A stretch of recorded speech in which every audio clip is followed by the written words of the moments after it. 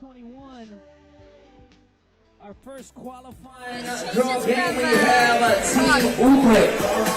Welcome to the capital of the UAE as FIBA 3x3 makes its return to Abu Dhabi for the 10th time, y'all. Only fitting that the race to the World Tour final continues in a city world-renowned for its Formula One races, but this ain't the Yas Marina circuit, though, y'all. This is the 3x3 Pro circuit, and we are going to be 10 minutes sprinting our way until we crown a 6th Masters champion here in 2021. What's good? My name's Kyle Montgomery, a.k.a. the voice of 3x3. Beautiful weather conditions. All the big dogs are here. They're at full strength. We got the top 15 players in the world. That's DJ Lads right there. Our official Olympic 3x3 DJ, the best in the biz. We got three MCs, MC Fadi, MC Vincent, and, of course, MC Noah Lazarus holding things down, keeping it lit up in the venue. Beautiful venue. Oh, just absolutely beautiful venue. The crowd is starting to pour in.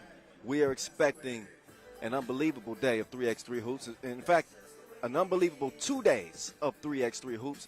We got the top 5 teams in the World Tour standings, the top 15 players in the world lacing them up over the next couple of days. And, of course, $40,000, 40 bandos on the line. You got to love that. So the race starting to heat up. This is our second to last regular season Masters of the year. So that means we got this one, and we got Mexico City next week. We'll talk about that when we get there. But before we move any further, I do realize there's some of you who are new to 3x3, and we don't mind. But now it's time to educate you a little bit and give you the rules of 3x3 before we get to the day's action. Check it out. Welcome to the world of 3x3, baby. It's an exciting new brand of basketball. You got 2 teams of 3 players on the court, and you got 1 player sitting on the bench here with me. Playing on the half court with 1 rim. With the official 3x3 basketball made especially for the fast-paced outdoor game. The first team to 21 points is your winner, or the team with the most points after 10 minutes. You have just 12 seconds on the shot clock, and the clock is ticking, baby. Anything inside the arc is worth 1 point, while anything outside the arc is worth 2. Woo! That's how I do, baby. And once you score, the ball doesn't stop. Offense turns to defense just like that.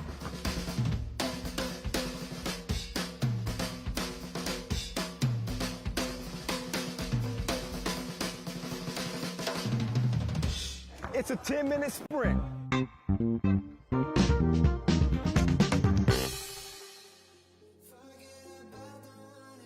All right, so you know the deal. It is a 10-minute sprint to 21. 12-second shot clocks puts the game in overdrive. First to 21 wins. Anything inside the arc is worth 1. Anything outside the arc is worth 2. 7 fouls puts you in the penalty. 10 fouls puts you in the double penalty. I hope I didn't go through that too quick. But you 3x3 vets know the deal by now. Heck, you should. It's an Olympic sport for the first time ever. You know, 2021 is the year of the 21-point game. And we made a huge impression on the world of sports at the Tokyo Olympic Games. And we just riding the wave onto the final stretch of this 2021 campaign. We got some extra hoop that we're going to start off with. Qualifying draw, we'll see Utrecht, Minakami, and Abu Dhabi all battle for a spot in Pool C to join Antwerp, Princeton as the top 2 dogs in that group.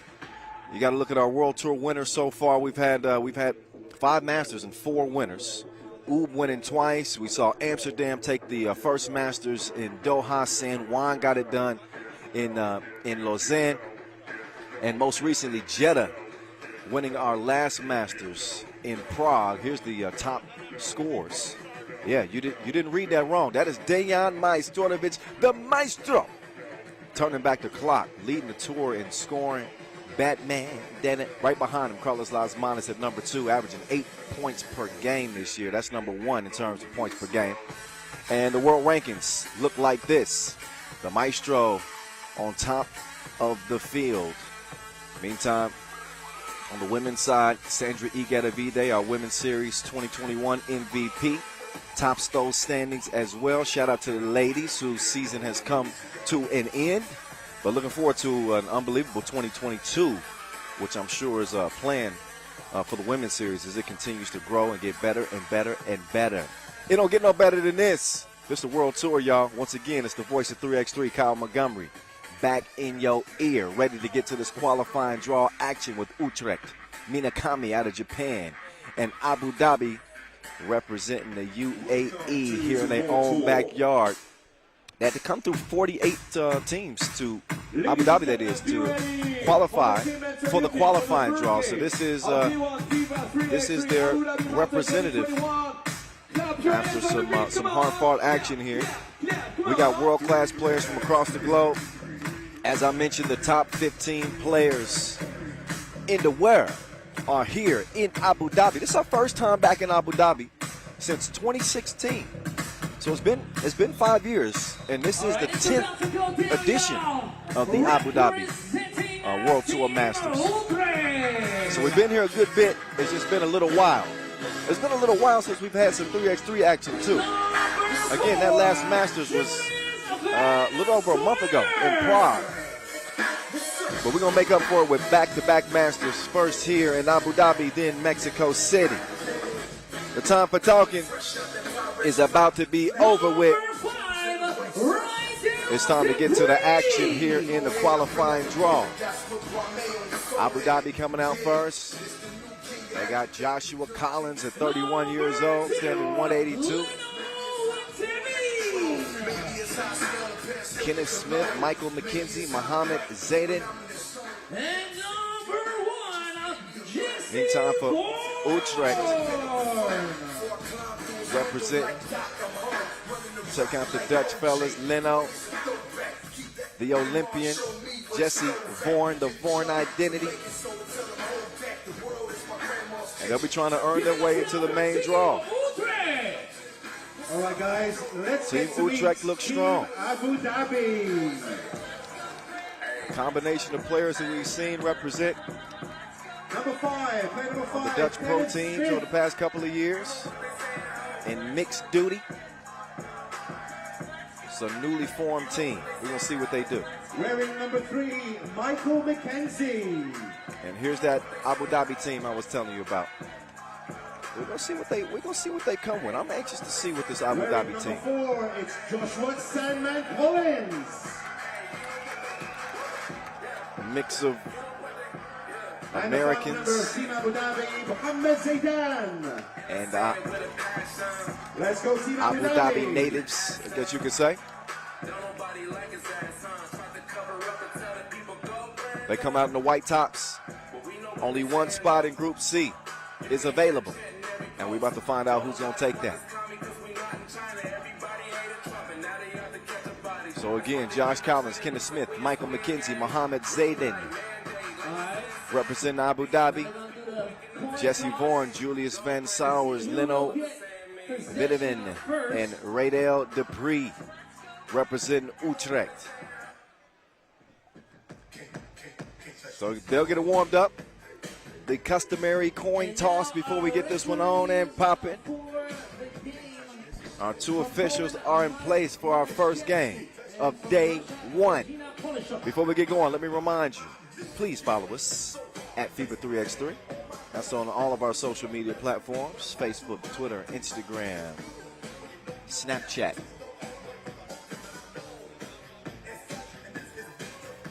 Twitch, all of them. I knew I was leaving one of them out. Should be a good matchup. We got some proven pros out here. When you look at Jesse Vorn and Leno, seen Radel Dupree representing on the Dutch national teams before, the youth national teams. Julius Van Sanders, there's some experience on this Utrecht team, without a doubt. And not to say that Abu Dhabi doesn't have any. Outside of Josh Collins and Kenneth Smith, and Michael McKenzie, you do have Mohammed Zayden. He's got some 3x3 experience. We're going to see if it translates here between the lines. 10 minutes on the game clock. The warm-ups are over with. And it's time to get to business. I want to thank our ball and apparel sponsor, Wilson. Our official timekeeper, Tissot. Not to forget our official suppliers, Elder Sports, Indio, Magic Sky. Can you tell? It's turn. It's turn. Can y'all tell? Abu Dhabi. It's loud.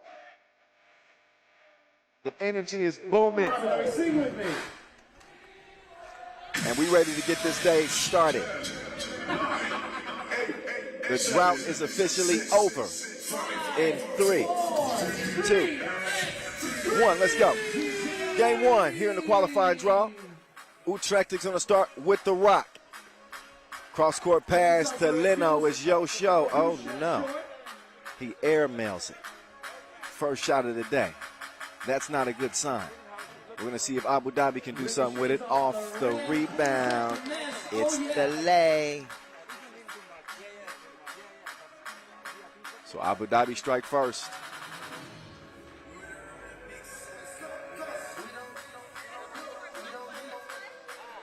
As Vidovin will take it out top of the key.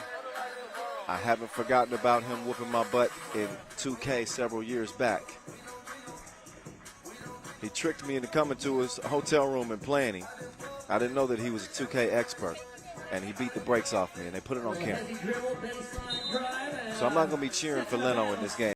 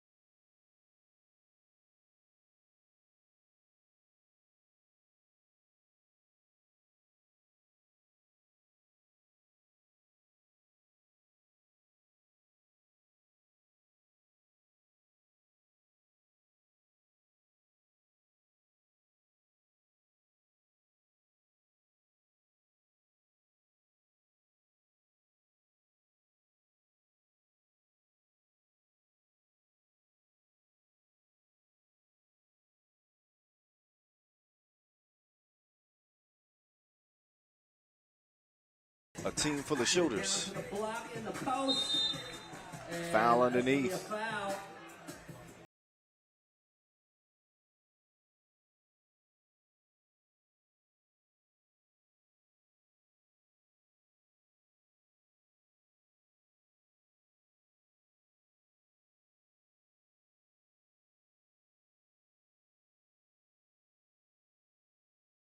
With the rebound. Out of bounds. Ball over to White. Again, this is the qualifying draw. We'll get 3 qualifying draw games. 1 spot in Pool C is at stake. They get it down low. The fader is broke. Ball back over to Utrecht. Speaking of Utrecht, they hosted an unbelievable challenger. Our last challenger of this 2021 season, by the way. Won by Amsterdam. We'll see Amsterdam, Talent&Pro in the main draw. But that venue was unbelievable. Unbelievable. I'll tell you, Netherlands always put on the show when it comes to 3x3. Bourne up top, floater. Too much float. Ball back over to White. McKenzie trying to set up something, a little pick and roll here. He got the pick, but he didn't get the roll. He did get the J to fall. Shoot the J. Shoot it. Splash. 2-2. Long ball. Off the glass, and it's a miss. McKenzie, high arc on the shot, but he missed it to the left as well.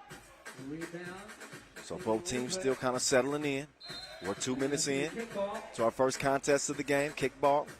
That'll be a fresh shot clock. As Utrecht will take back over. Jesse Juan, how good was he at the Olympic Games in Tokyo this year? He was a hired marksman. Unfortunately, did not lead Amsterdam to a medal. The Netherlands, I should say, for the Olympic Games. But a solid fifth-place finish in Tokyo. Nothing to hang their heads about. They were definitely one of the more exciting teams to see. And now they're still trying to find that right combination. There's a combination for you. 1-2 step. McKenzie, lefty. Oh, good feed to the inside. That's some good transition right there. But maybe not good enough because McKenzie stepped on the line. He's going to turn it back over to Utrecht. As Leno will start it again, top of the key. He receives the screen. He's on the move, and an offensive foul is called. You cannot be moving on the screen. The referees are being very particular about this year. Got to be set. That gets the whistle. In a 3-3 game, 2 up and 2 down. McKenzie feeling it like a masseuse. Leno, not that time. Vaughan skies for the rebound, goes for the scoop. It's a miss. Leno comes away with it back to Vaughan. Quick draw, McGraw. He went to art school. Count those. 2. Ties it up, 5 apiece. Good D. That contest is going to force the shot out of bounds. TV timeout, the first one. As you are the best fan And of the the TV world, timeout. Put your arm in the air like me. Come on, come on. Put your arm in the air like this, both. And you follow the rhythm all together. Come on. Come on. So a break of the action here. Our first TV timeout as we're under 7 minutes to go. Good game so far. Come on. Come on. 5-5. It's always a big question mark. Game 1. First couple of teams. Usually a little bit rusty. They're breaking the ice for 2 days of intense action. Again, in our second to last Masters of 2021. Mexico City up next, of course, before we get to that Jeddah final, December 17th and 18th. We got the reigning World Tour final champs here as well, Riga. The other top dogs in action as well, Leman, Antwerp, Princeton, San Juan, a Masters winner this year. Amsterdam, Talent&Pro. They're all waiting in the main draw. Keeping a keen eye on the action here to see who joins Group C. 6 minutes, 50 seconds remaining in the ball game. So jab step, in and out dribble, Hezzy. Oh, nice move. Using Oh, the body, reverse. he took him to spin class. What a move. Spent on him like a fidget and finished. Kenneth Smith.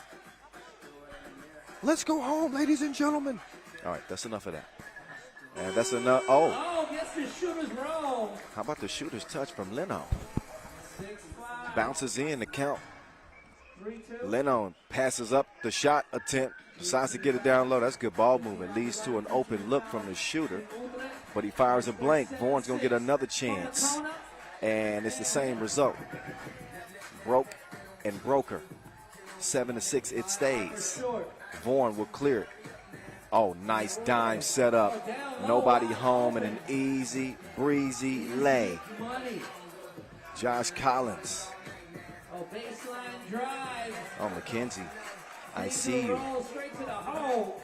They saw him too. He was a blur. Straight to the rack. Easy lay. Sidestep. Can't hit. Sidestep shot is a miss. Swung over. Leno all alone. But the stroke is broke. He's going to go again. That time he's got the right touch. The trajectory's on point as it splashes through. 10-7 Utrecht. McKenzie, he's got the green light. He's gunning. That was a brick, though. Vaughan. ISO game on the left wing. He'll swing it.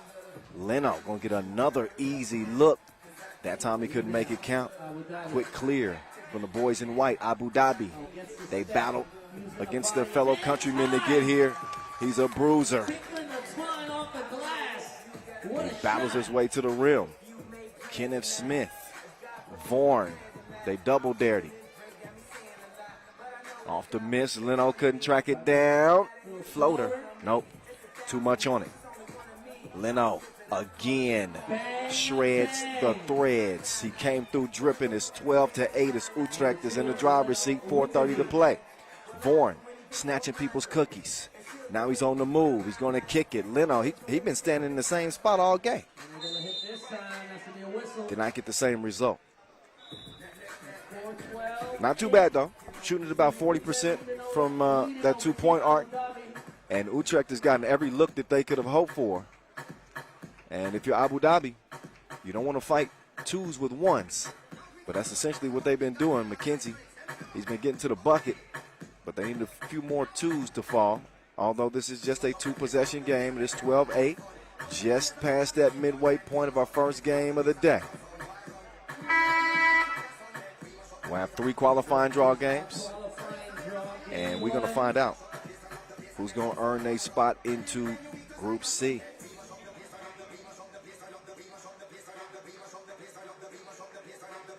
They got Antwerp,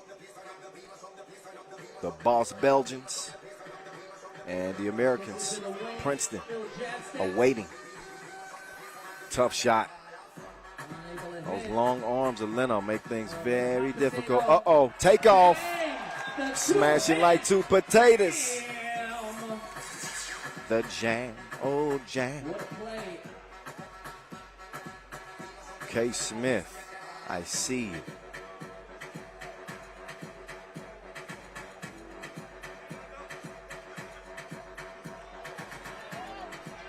Oh,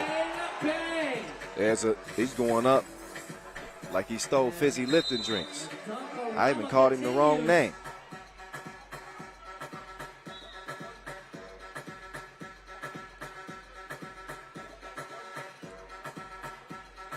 So Julian van Sars is Sarin here for Team Utrecht, 14-8.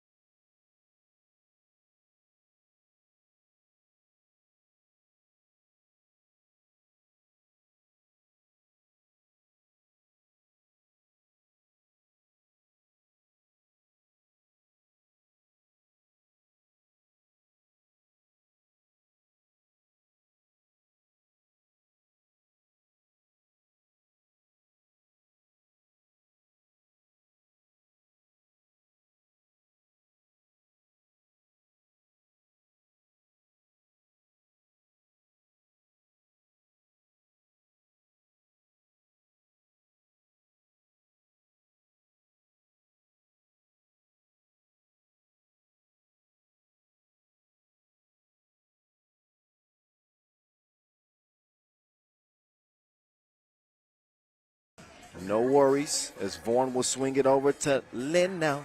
He's good. He's wetty. 16-9. Foul on the baseline.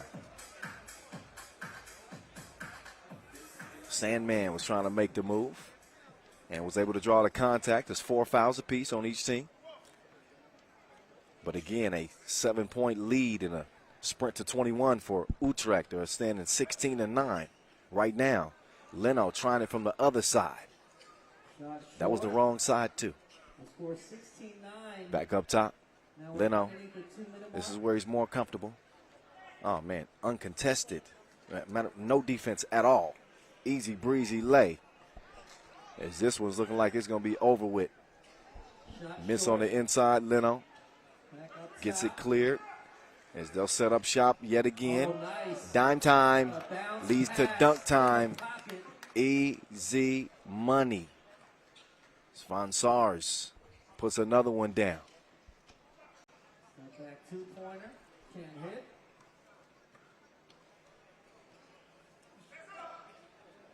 Not much defense to speak of.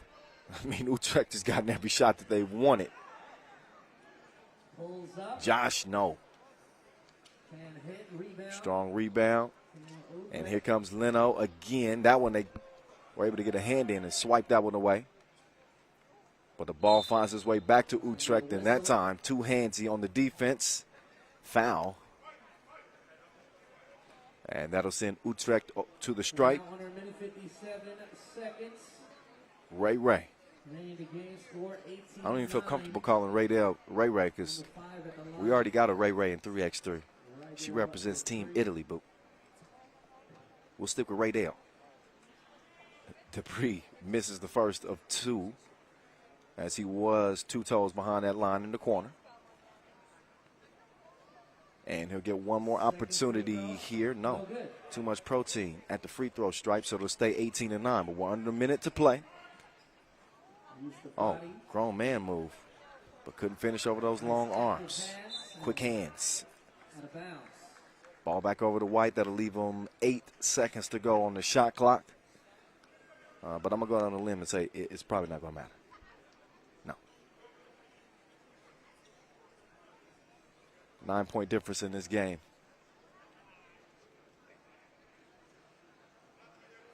The rest of this one's just a formality. Just depends on if Utrecht is going to get to that 21-point mark before the horn sounds. Abu Dhabi ain't coming back and winning this one. Much to the chagrin of the local fans here, by the way.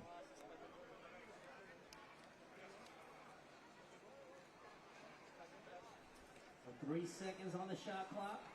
3.4 to be exact. 2.3. So they'll give them just over 2 seconds to get a shot up.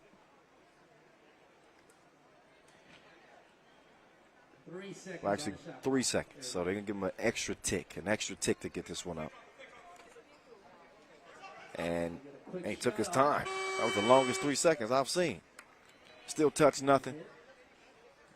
And they get to work down low. Swung outside, open, but couldn't close the deal from distance.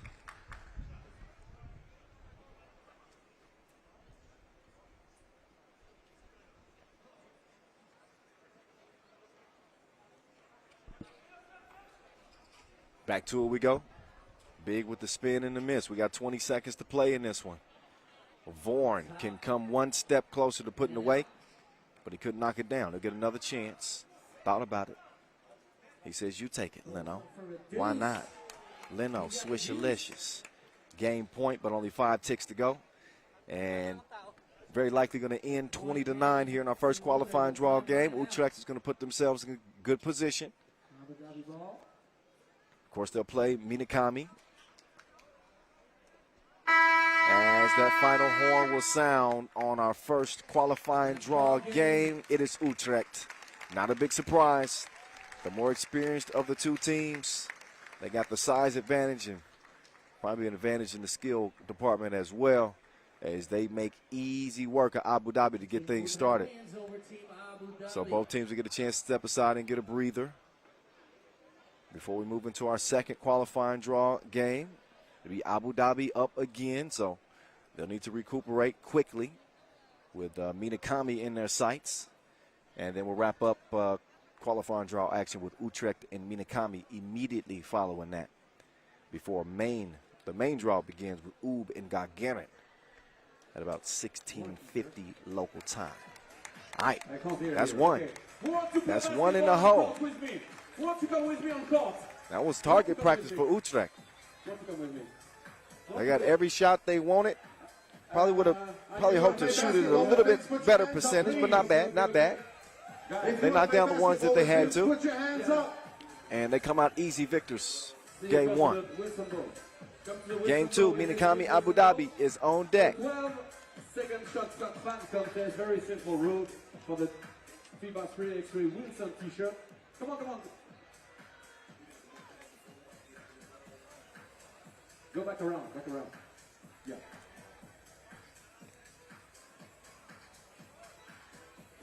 Maybe later, maybe later, maybe later.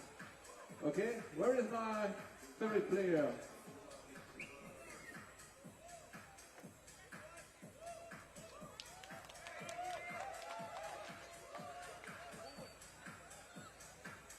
Come with me on the court. Where is my player?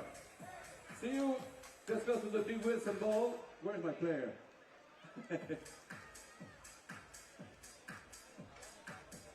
Okay, one more player.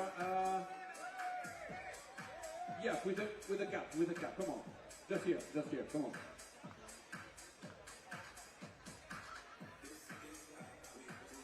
Come. I want to see you at the Wilson ball. Come on, come with me, guys.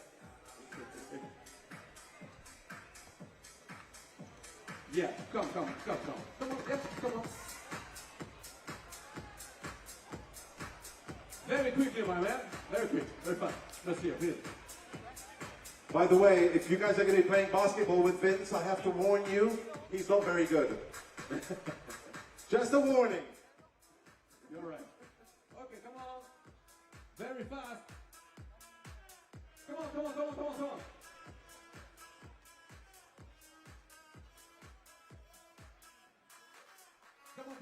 Come with me on court, my man. What are they playing for, Vince? What are they playing for? What's your name? Sorry? Ray. Ray, just Ray. Okay. Could you make some rays for Ray, please? Okay. Ray, I give you 12 seconds to make a basket, okay? If you score a basket in 12 seconds, just here, okay? Not here. You stay here, behind the line, okay? One basket, one Wilson t-shirt. Ray, are you ready? Okay. I'm going to give you Wilson ball. Can I have a 12 second? Perfect. Ray, wait 2 minutes. 3, 2, 1, let's go. Come on. The time is running. Oh, take your rhythm. Come on. Clap your hands, ladies and gentlemen, for Ray. Let's go, Ray. One more. One more shot. Keep going. Stop the music. Ray. On the free throw line. One shot without music. Okay, if you score the basket, the Wilson t-shirt is for you. Oh, finally. Make some noise for Ray! Ray, the Wilson t-shirt is for you. Congratulations, my man. Ray gets it done. Pinoy style. All right. Well done, Ray. Stay with us for the other gift, ladies and gentlemen. Do you want a t-shirt? Stay with us. Do you want a t-shirt? Stay with us.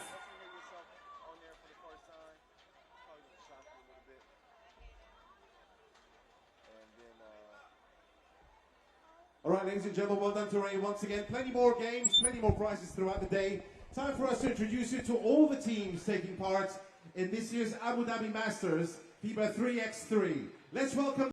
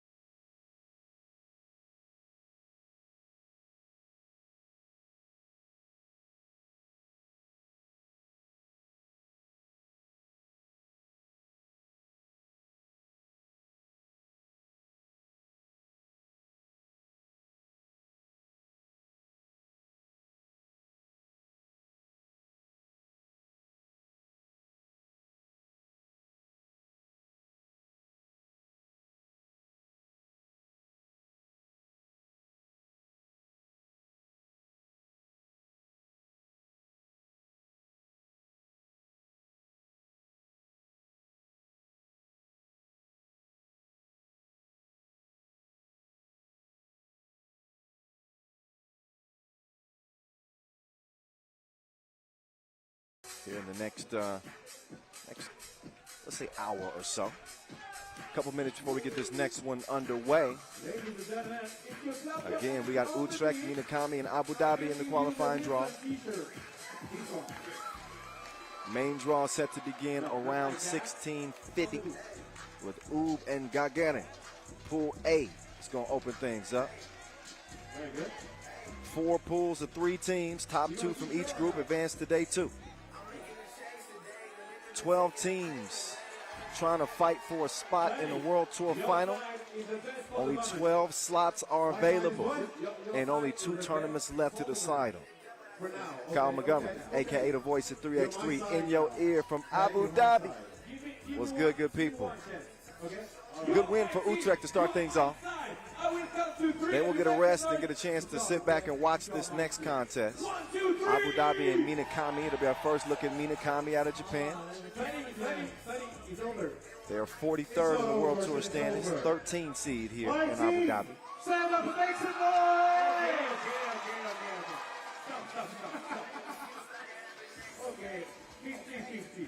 Already 60-40. All right, let's go. Try it one more time. Don't leave me alone. One more chance, one more time, all together. 1, 2, 3. MC Vincent Royer, one of the best in the biz. Noah Lazarus, DJ Fadi as well. On the mic, keeping it hype here inside the venue.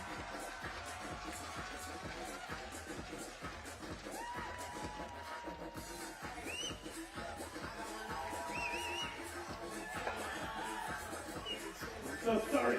I'm so sorry. One more t-shirt, one more t-shirt. Abu Dhabi, make some noise!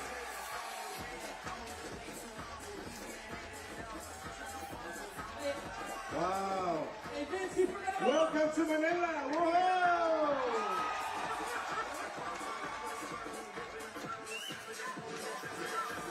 That's my side. The back side. No, it's your side. No, it's your side. Hey, but the back side is No, my that's side. your side. You got 5 people on your side. I Come on, can't guys, hear make you. some I can't noise. hear you.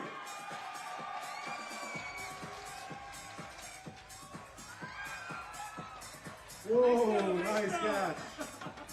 Don't forget, stay in your seats. Remember your row number and your seat number, because the prizes later on include iPads, iPhones, Huawei mobile phones, Apple Watches. Keep your seats and keep your rows handy, and we'll be doing the draw later on. Good luck, guys. Man, I've never wanted to be a fan so bad in my life. They're giving out iPads, Apple Watches, iPhones. Be ready for the team introducing. Somebody want to come hop on the mic for a moment and let me go sit in the stands for a minute? I need one of those.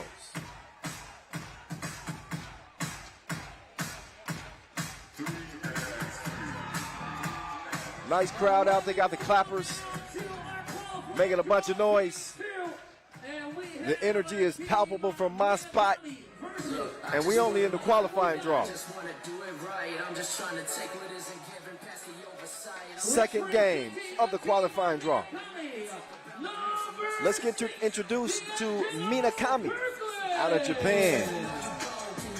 32-year-old D'Angelo Kirkland rocking number 7 or number 6.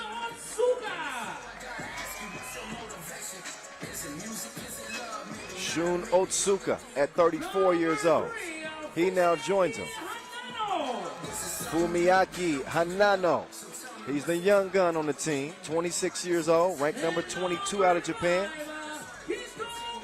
And the highest ranked player on the team, 14th in the nation, Kento Kusaka.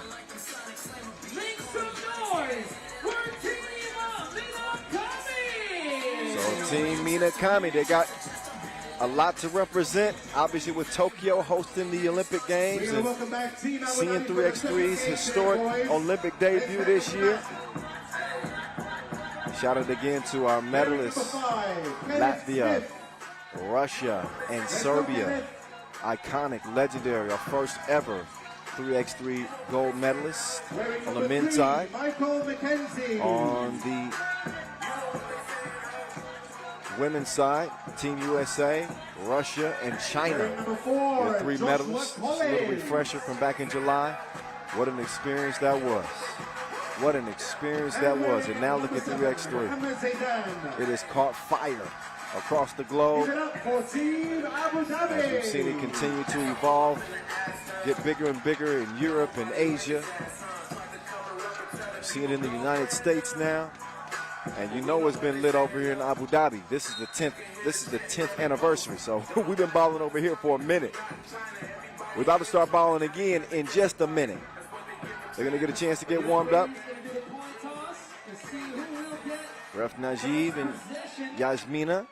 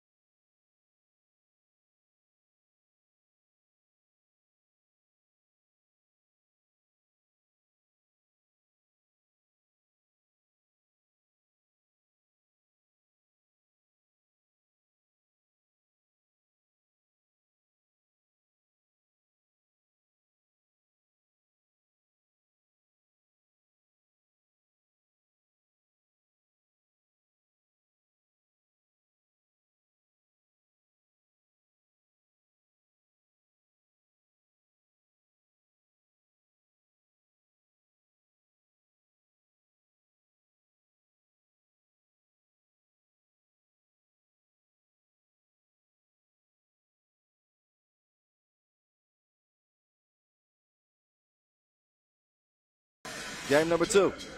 Here in the qualifying draw, the countdown is on. We're coming at you from Qasr Al Amwaj, opposite of the Marina Mall, on the Abu Dhabi Corniche, as the action continues. The floater, oh, soft touch, buttery, feathery, as it falls through. Fumiyaki got the scoring started. No answer from Abu Dhabi on their first possession. Second attempt from Fumiyaki is a miss, but cleaning an offensive glass, they're going to get another opportunity, and they're setting up shop from 2 range again. Laces. So Otsuka getting in on it. Skying for the rebound is Fumiyaki. Otsuka lost the handle on it. So here comes Jay Collins. Almost got his cookies took, but a reach-in foul is called.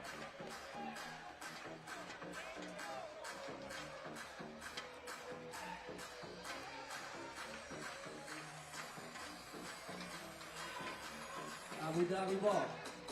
Oh, got him on balance. Oh, going to the spin move. No soup for you. I'm too big. Up top, now hand it on. And another look, same spot, all net, all wet. Couple of makes for Shun Otsuka.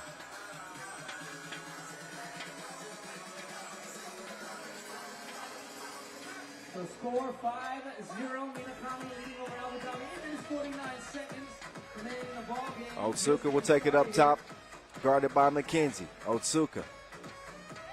Y'all probably don't even want to let that man get in his bag. He's got two pieces already. Oh, a near rebound. Oh, nice hustle. It stays with Gray. Man, quick move. Man, that dude is out of there. The floater, though, didn't have enough flow. Comes up short. Josh letting it fly. Too much sauce on it. Ball back over to Minakami. They lead this thing 5-0. They want some more. But his jumper was lagging. 2 is too long. All day long to shoot that, and it's still missed. Rebound goes to JC. He's going to swing it over for a broke shot from the left wing. Can they make good on the possession? No, they can't. No, they can't. And neither can Hanano. Other side of the court, the twos are flying. They just ain't flying through the rim. That would be the objective. Oh, spinning through the teeth of the defense, ran into a little bit of trouble, but he's an international banker. Off the window, it goes. So that's 5 points early for Shun Otsuka as he's carrying the load for this Minakami team. To the corner it goes. 2 up and 2 down. Count those. Kenneth Smith.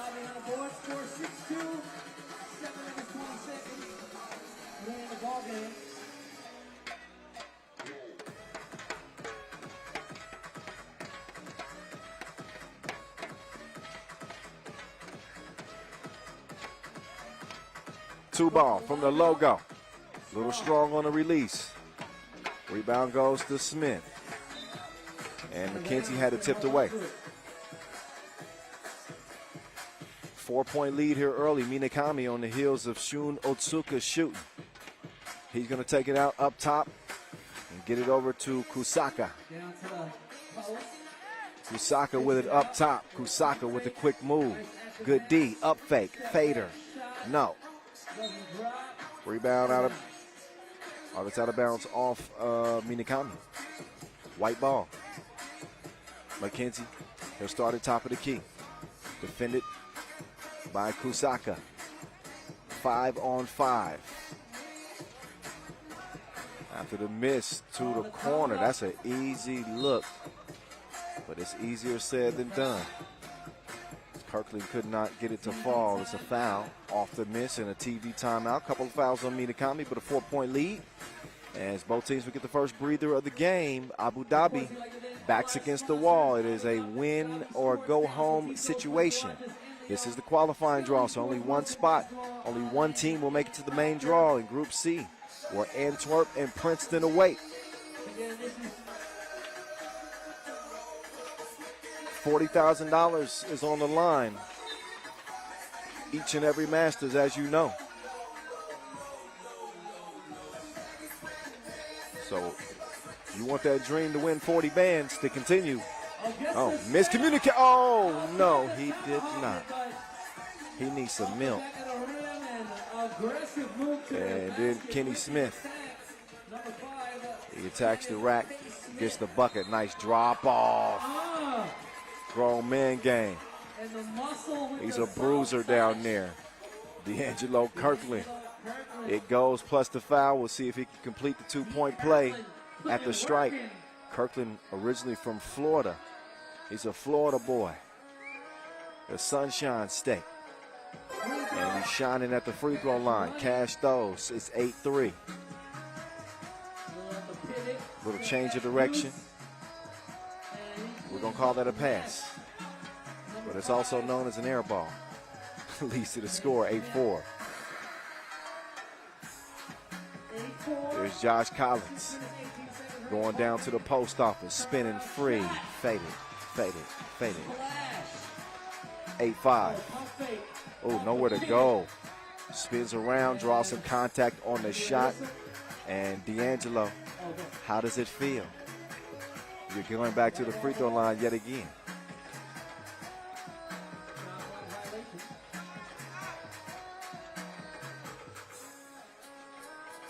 Collins will give it up. Kenneth Smith. Oh, no. Ugly shot.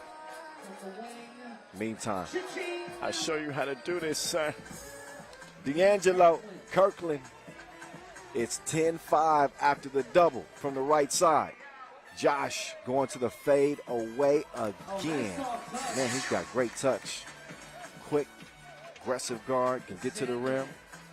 He's fighting on this Abu Dhabi team.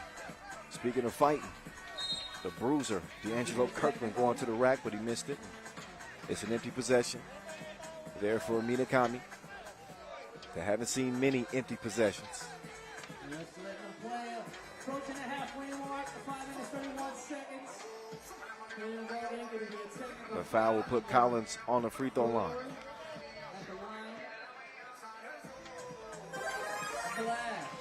He's going to knock it down. Joshua and Collins.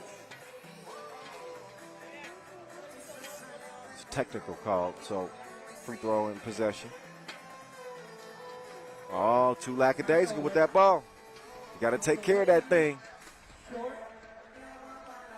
Kirkland couldn't knock it down, so his other teammates will get a chance here. Step back. Good D. And the activity from D'Angelo Kirkland on the inside is a problem. He's a problem. So he's back up to the free throw line yet again.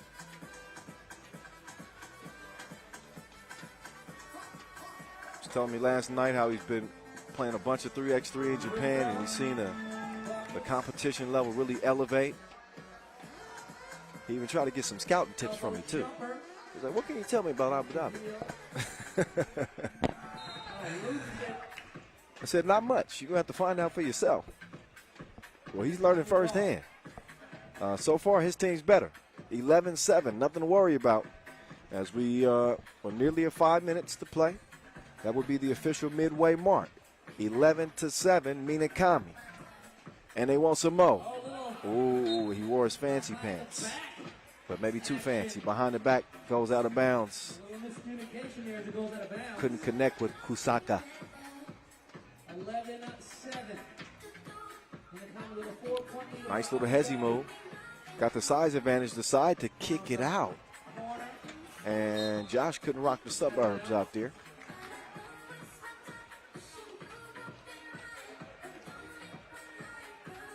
So Minakami will take it over at the top of the key.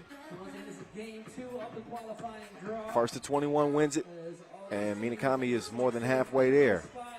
This will help their cause. No, it won't. It's a miss. Kusaka couldn't get it to go down. Here comes Collins on the move on the baseline. That is beautiful ball movement. Unselfish feed on the inside leads to the easy lay, but the transition defense was porous. Cash, 13-8. They traded a 1 for a 2. And they're going to get another one on the inside as Collins is all over the place. This dude's like a toddler. 13-9. It's kind of small, too, so it fits. 4-point game. Just wreaking havoc everywhere.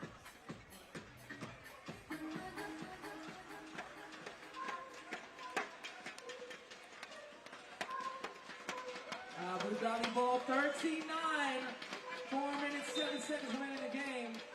And we got a timeout. In a 13-9 contest, Abu Dhabi playing in front of the hometown fans. They want to give them something to cheer about. They haven't had much to holler about to this point. They got beat down by Utrecht, and now Minakami is having their way with them.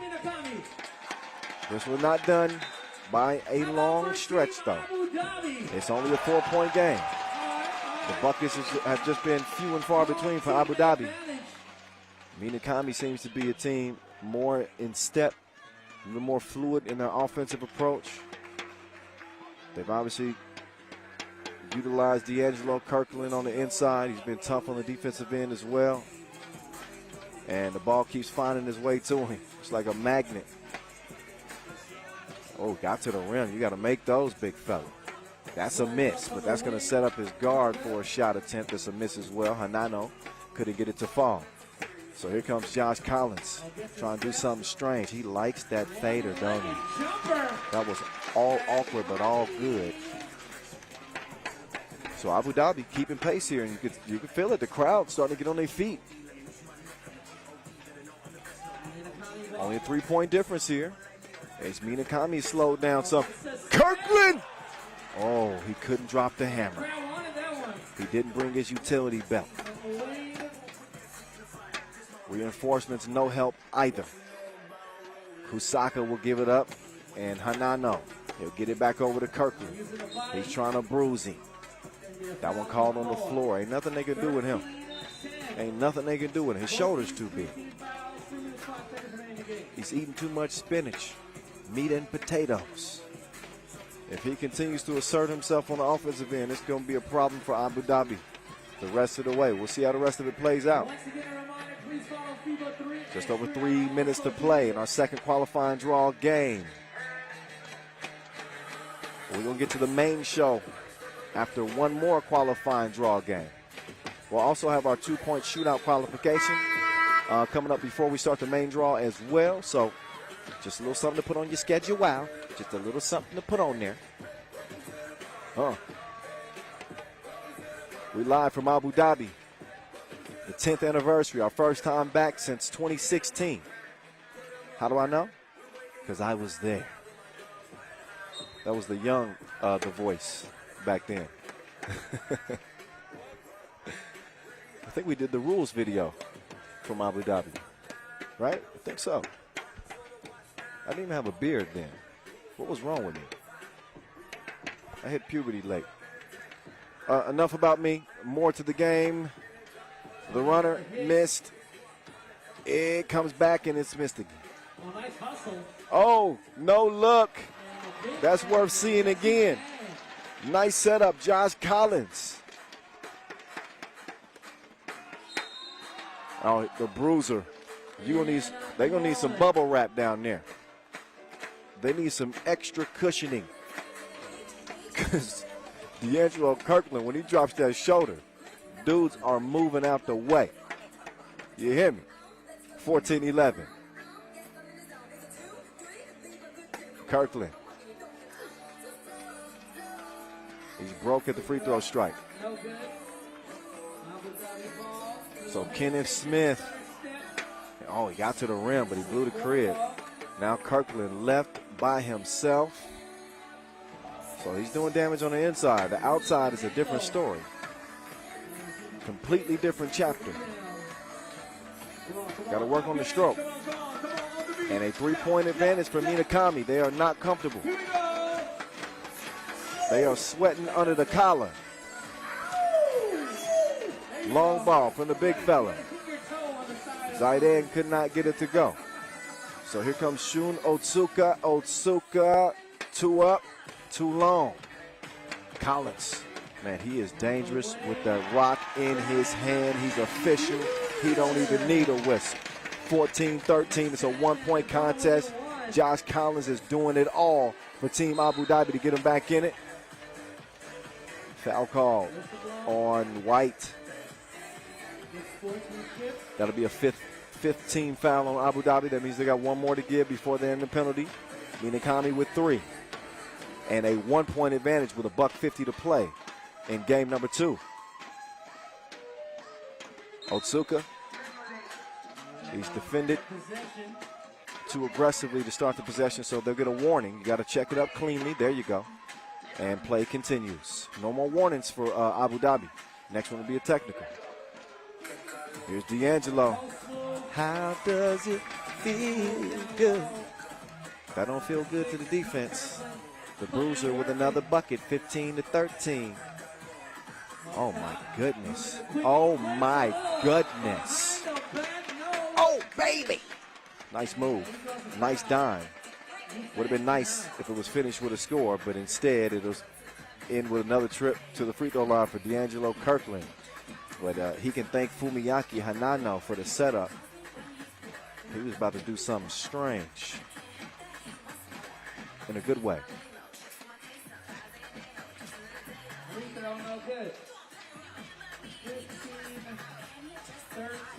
They go down to the post office.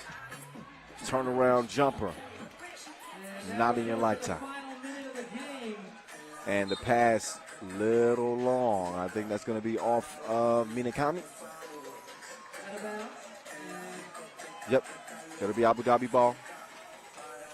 Just a 1-possession game, 2-point game. Abu Dhabi can tie with a 2-piece. Kenneth Smith. Oh, man. He got the nice move, but he didn't have the groove at the rim. So under a minute to play, and Otsuka's going to take his time. Franklin is not. He's going to rush to the cup. And he's got another lay. 16-13 now. Collins trying to answer back. Look at the body control. He is saucy. No marinara. There's some sauce for you. A double dip. Extra sauce from long range. Big 2-point strike from Hanano to answer right back to make it an 18-14 game. 36 ticks to go. As Joshua Collins is valiantly as he's been fighting on this Abu Dhabi team. They're going to need some more heroics out of him in the final 35 ticks if they hope to come out victorious. Oh, that's an air ball. And save to the wrong team over to Minakami. They got an advantage here on the move. Oh, they had an advantage. But Otsuka stepped on a line. That's no good. Turnover. Ball back over to Abu Dhabi.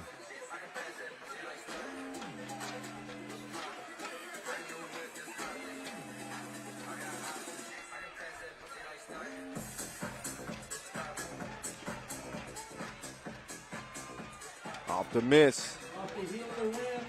10 seconds to play, and Minakami's going to just let the clock wind down.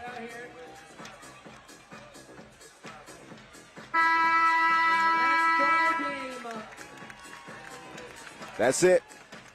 That's all. It is over with, and unfortunately for Abu Dhabi, they are unable to make it to the main draw in front of the home crowd. Their journey ends here in the qualifying draw. It's going to come down between Minakami and Utrecht in a play-in final qualifying draw game. But again, this one goes final 18-14.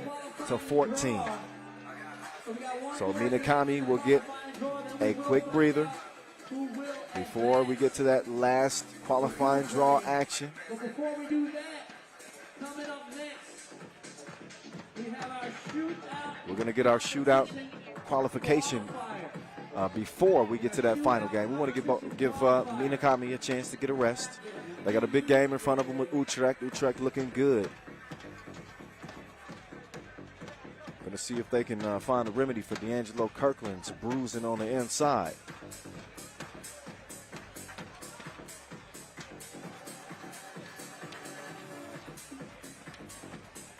Top 4 shooters. Top 4 make it to our 2-point shootout final coming up tomorrow. That's when the money's on the line. This is where you earn your way into the final. We're going to look back at some of the highlights from that last contest as we get our shooters in place. Right out of the gates, Abu Dhabi was on their heels. It was 5-0. Minakami was all over them. Shun Utsuka. He had a couple of 2 balls and a layup drive to have 5 points early to kind of provide that catalyst spark for Minakami. And while Abu Dhabi was able to fight back, they got some strong play out of Josh Collins. They ended up pulling up a little bit short. Big shots late from Hanano. We saw Kirkland just the absolute terror on the glass and in the interior. And that's how they pulled away. In terms of the shootout qualifier, each shooter will get 10 shots total.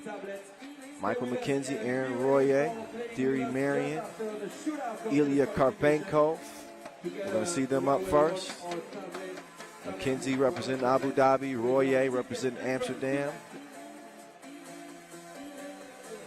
Also going to see Navoisa Kilian, Mark Tayo, of course Dejan Majstorovic, TJ Fernandez, Carlos Lasmanis, Craig Moore. These are some of the sharpest shooters in the game. Singu Bayar Gotov of Team Ulaanbaatar. And maybe favorite, Jesse Vaughan of Team Utrecht, who we're going to see again in that last qualifying draw action.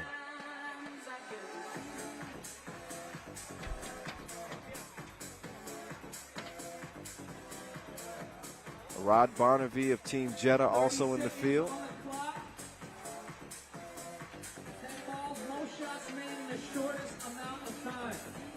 So 10 balls, top 4 scores in the event of a tie, the shortest time wins out in the event of a tie. I got a feeling, yeah. It is the ones with the faster time that will rank higher. And it's going to be the top 4 shooters who will advance to the finals, which will happen tomorrow. Day 2 of the Shout out DJ Noah Lazarus, World Tour Abu Dhabi Masters. our MC Noah Lazarus, DJ Laz, the Olympics official DJ. We about to get MC started. Fadi, Are y'all ready? MC Vincent Abu Dhabi, Royer. y'all ready? Let me hear you. We're trying to turn up one time. Abu Dhabi 2021. Shooter, representing It's time for the Abu 2-point Dhabi. shootout qualification.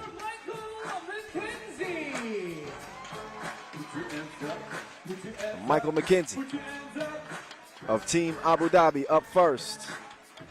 He'll get us started. And let's see if he can catch fire here early. I've never seen anybody make all 10. I do think I've seen 9. Oh, Dan Majstrovic hit 8 of 10.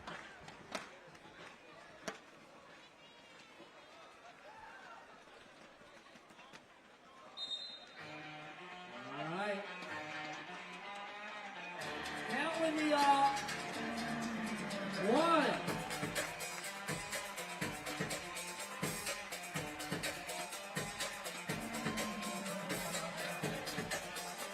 So McKenzie not too efficient on that first rack. On to the second rack. On to the next one. And he splits the first 2. Okay. He's starting to get into a groove a little bit. Okay, maybe not. Maybe so. So he alternates, makes and misses on the second rack. And McKenzie will finish with 4. 40%.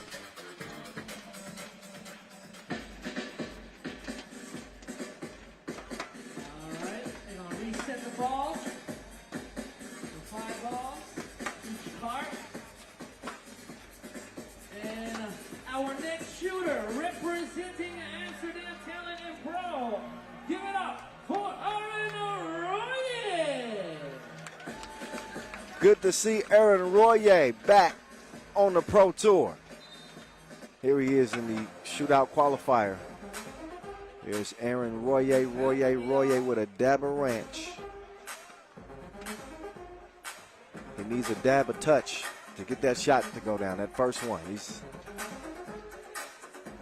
bank account empty. He was broke on the first rack. On to the second rack. And there he goes. Oh, lost the handle on it, got it back. Maybe that's the way to go. He's going to end up with 2. That's going to be difficult to get through. You usually need more than 2. We'll see Royer and Amsterdam Talent&Pro, our inaugural World Tour winners in Doha this year to start 2021 off. Give it up for Thierry Marion. So Thierry Marion, the Martian. Sometimes when this dude plays, he's out of this world. That's how he got the nickname. The name of the game is shoot in this one. And he is going to get his first to go. We got 1 on the first rack. Didn't shoot it great on the first rack. Oh.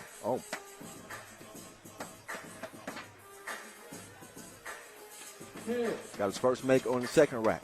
3. Okay. And the last shot attempt goes begging.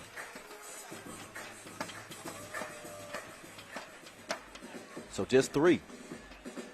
So our first 3 shooters are heading in the wrong direction. We went from 4 to 2 to 3. Now Gagarin's big man and Olympic silver medalist Ilya Karpenko We'll see what he can do.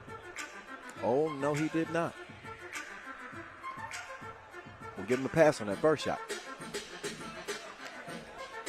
We ain't give him a pass on the third shot. Come on. First rack. Karpenko to the right side.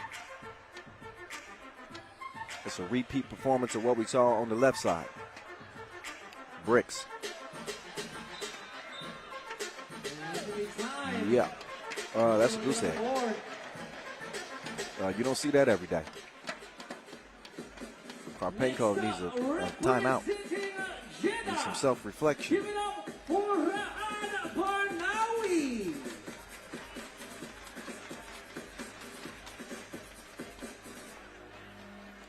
So here comes Rod Barnawi of Team Jeddah. New addition to the Jeddah team that we saw win in Prague. One.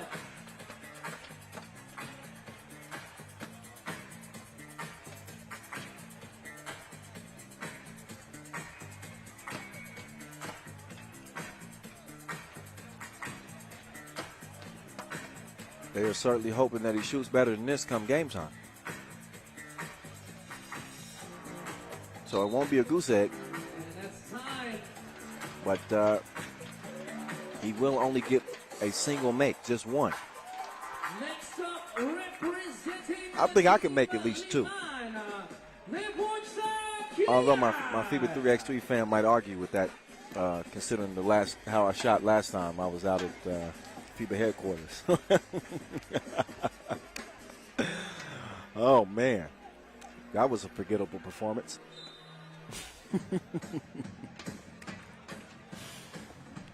All right, Kilian, former member of Team Jeddah, now a representative of the Serbian team, Leman. One. And he gets one on that first rack. On to the second. Two. At least he's got two. Three. Oh, three? Whoa, four. Are we going to get a new pole sitter? No. Four. Close. Tie at the top. It'll come down between who has the shortest time again in the event of a tiebreaker scenario. Shortest time wins out. Next up, representing ManilaChooks TM, give it up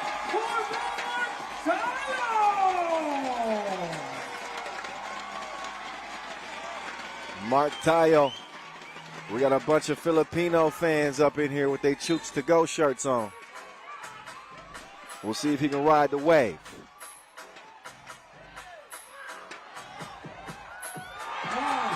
First make, he hears the screams from the crowd. He got a good looking form. The shot result needs to duplicate the form. So we get our second and third, loud cheers. Oh, but a miss. 30%.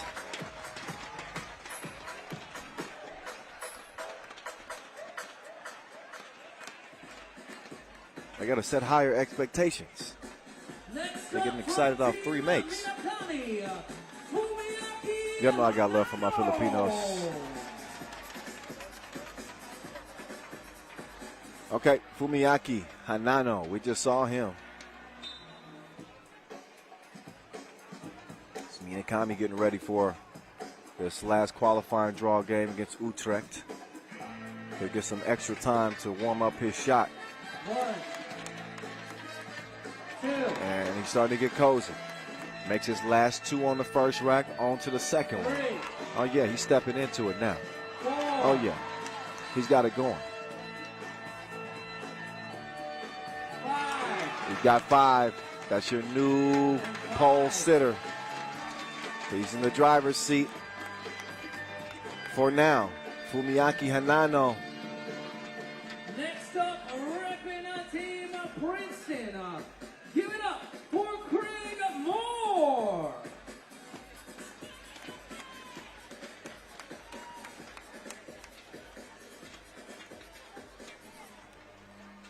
Craig Moore buckets.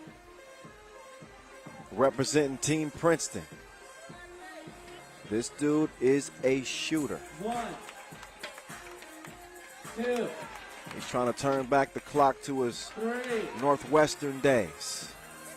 4. Oh, cash money. Let's go, let's 4 go. of 5. He's shooting it like a pro. Now he's shooting it like a rookie. 5. Oh, now he's getting back. Oh, 5. 5. Did he step on the line? They had to wave one of them off. But I do think that his 5 is probably going to be in the shortest amount of time. So he's got a good chance of being in the number 1 spot. Next up, representing And as of now, you've got a good chance to move on to the 2-point shootout final tomorrow. Again, top 4. Top 4 will be who moves on. Here's one of the biggest stars in 3x3, Olympic gold medalist and Latvian hero, Carlos Lasmanis, a.k.a. Batman. He's a lethal lefty. Second on the world tour in scoring this year. 3. And he be stroking. He's got 3 on the first rack. On to the second one. 5. He's got 5 makes. And he's also got the lead. And 6. He's going to end with 6. Oh, he's feeling himself. Expect a big day from Carlos Lasmanis. He's got a different energy right now. Next up, from He's feeling good. PCI, Number 1. give it up I think Craig Moore's going to be right behind him. Fernandez.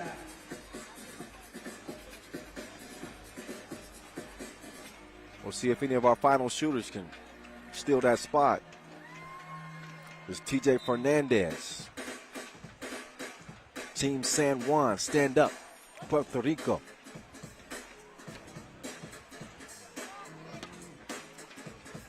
He gets 1 to drop. And now, bang. Count those. 2 of them.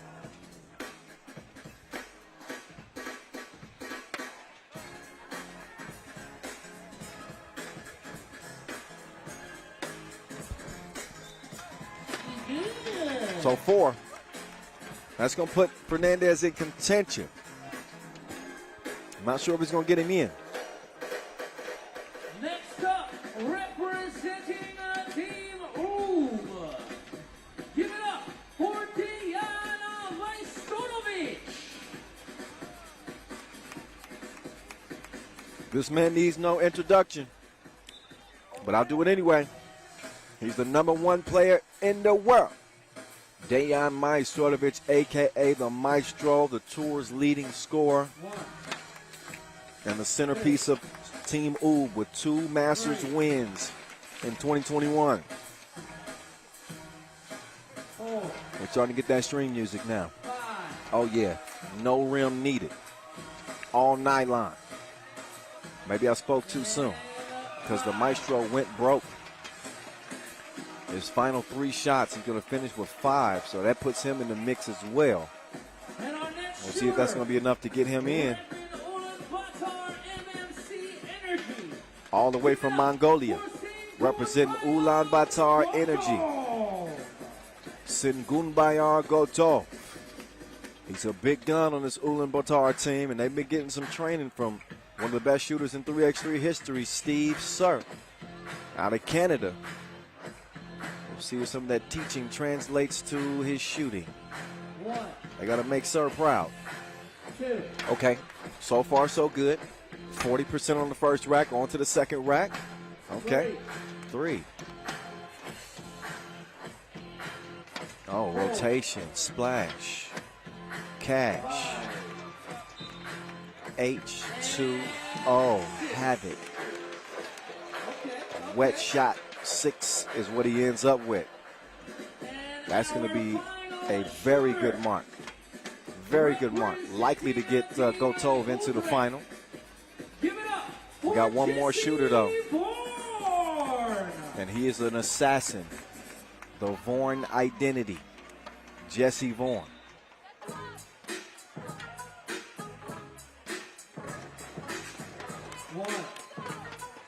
He's kind of got that slingshot release. Oh, whoa. Yeah, he shot that one far too far. and that one far too short. We might have to start identifying the Vaughan identity in a different way. Okay, there. He's going to end up with 3. And that wraps up. Well, he's got bigger fish to fry. He's got the last qualifying draw game against Minakami. He is not going to be competing in the 2-point shootout final tomorrow.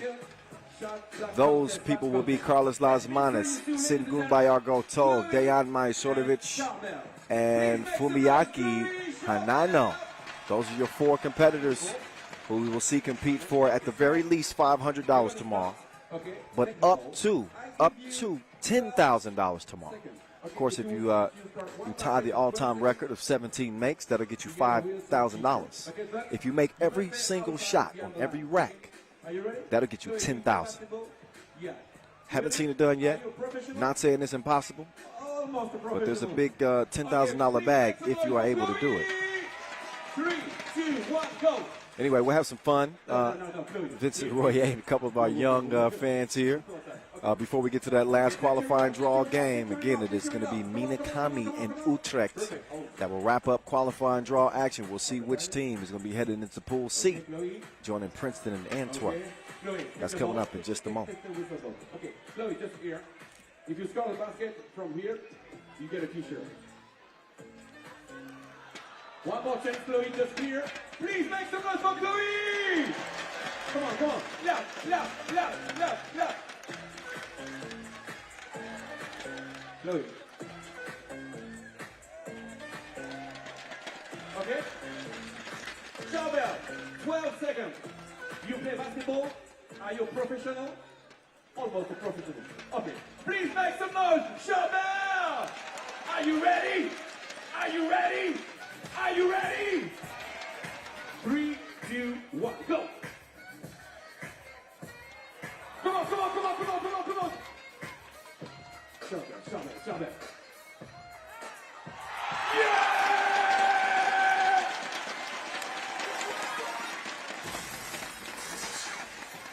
Abu Dhabi, shove.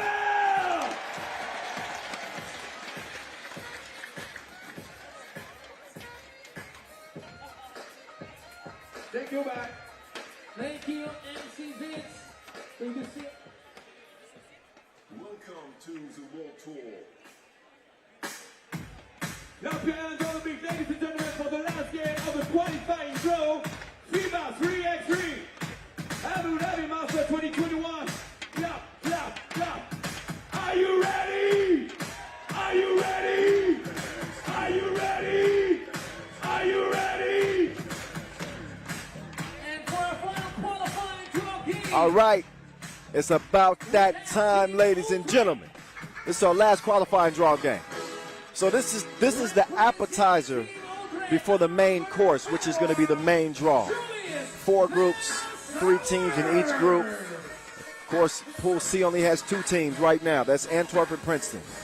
That 3rd team is going to be decided right now. Minakami representing Japan, Utrecht representing the Netherlands. Will they be the 2nd Dutch team into the main field?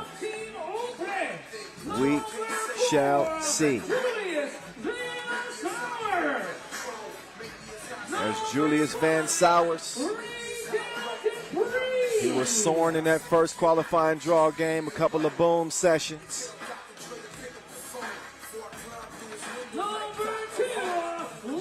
He's joined by Ray.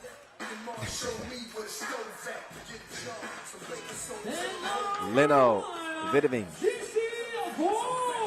And Jesse. Come on out here, Jesse. The Vaughan identity. Make some noise, y'all, for Team Utre. So there's Utrecht in the gray. As we welcome back from Japan, back on the court, Team Minakami. Your Japanese representatives come out as well. Wearing number 6, D'Angelo Kirkland. It's D'Angelo Kirkland. He is a bully on the inside. How will Utrecht contend with him, the Florida boy? They're going to have to also contend with the quickness of Shun Utsuka. He's a good shooter, too. Found a stroke early in that their first qualifying draw action. Again, Abu Dhabi is eliminated. Suffered L's to both of these teams. He got red hair, and he's been a man on fire.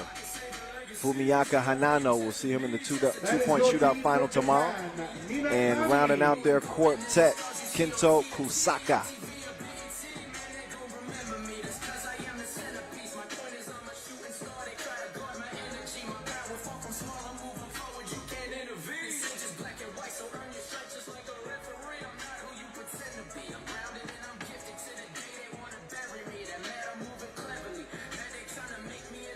Shout out DJ Lass, the official Olympics DJ,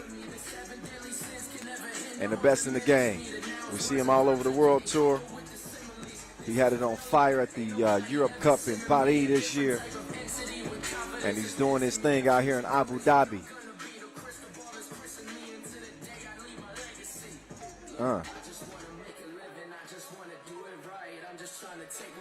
Shout out Q York, DJ Flavor Maddox, Noah Lazarus, giving us some of the musical stylings as well.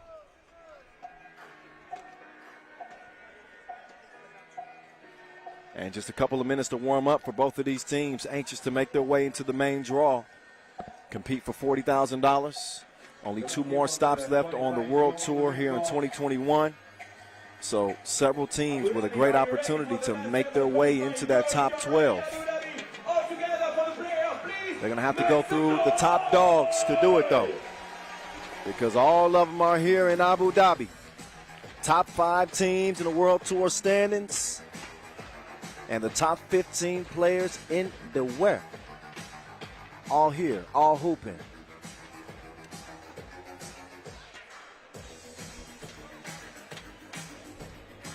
So a few more moments to get a couple more shots up.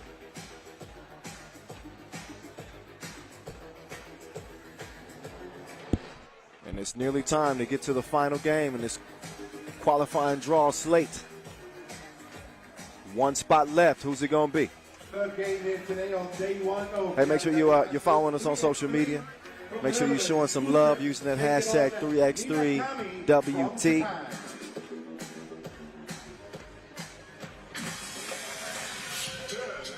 And that's at FIBA 3x3 on all social media platforms. All right, it is on now. Utrecht are going to start with it. Leno will hand it over to the Vorn identity. Vorn on the move, drops it down to Leno. Gets it back, short on the baseline floater. The alligator armed it. So the ball back over to White. Oh, Kirkland. Man, bully ball personified. That man is strong. 1-0. Minakami on the board. Leno, pocket pass. Easy money.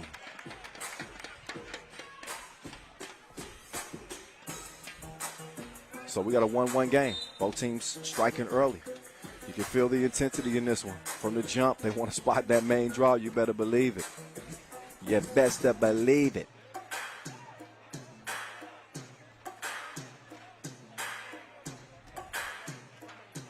Here come Utrecht. Oh, Vorn. Get snatched. Get snatched. 2-piece, no biscuit. Utrecht leading 3-1. Back over to Kirkland. Kirkland putting up the 2. He probably should step in a few feet. He has struggled with that 2-point shot to this point early in the day. Here's Vorn. Oh, lost him. Step back. Swung it. Leno is broke. Von Sars is going to, I thought he was going to take the package. Caught the pass just a little bit off the mark. So on comes Hanano. Hanano, it's a no. Rebound cleared. Julius Von Saunders, a 26-year-old, to Leno. No. Couldn't finish on the reverse. Vaughn will take it top of the key, back over to Leno. Leno on the move to the right. He did not have the right touch on the layup attempt, so it's back over to White. Here's D'Angelo. There's some brown sugar for you. Brown sugar, babe. I guess that's a throwback for you youngins right there. Y'all need to look up D'Angelo. 3-2. Vaughn. Oh, almost got his pockets picked, but he comes away with the rock, elevates, shoots, and bricks. But the leftovers are cleaned up and finished. Van Sars doing his thing on the glass. It's 4-2. Spin move. Gets him nowhere. Foul on the drive that's on the floor as Hanano was making his move. First foul on Utrecht as they lead it by a couple here in the first couple of minutes in this last qualifying draw game. Utrecht leading over Minakami. 7 minutes, 37 seconds remaining in the game. Doesn't it feel good to have 3x3 back? It's been too long. That month off, it was excruciating for me. 3x3, oh, how I've missed you.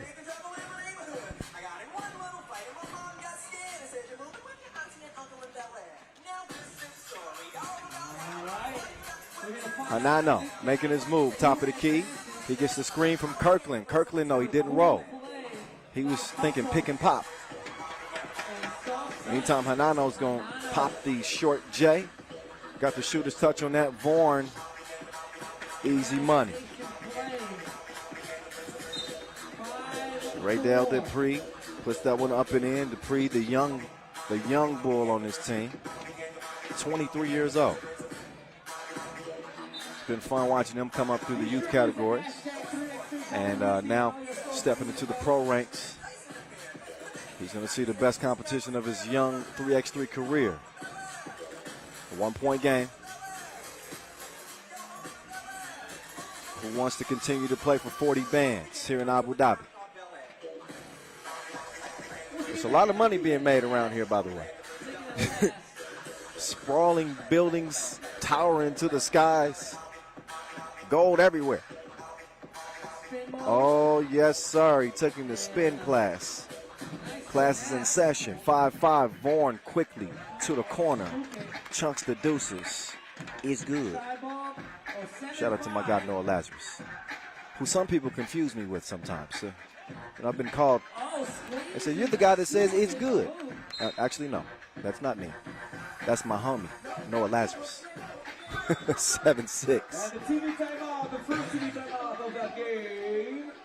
All right, first break into action right here. It's tighter than aerobics clothes. 7-6, as you would expect.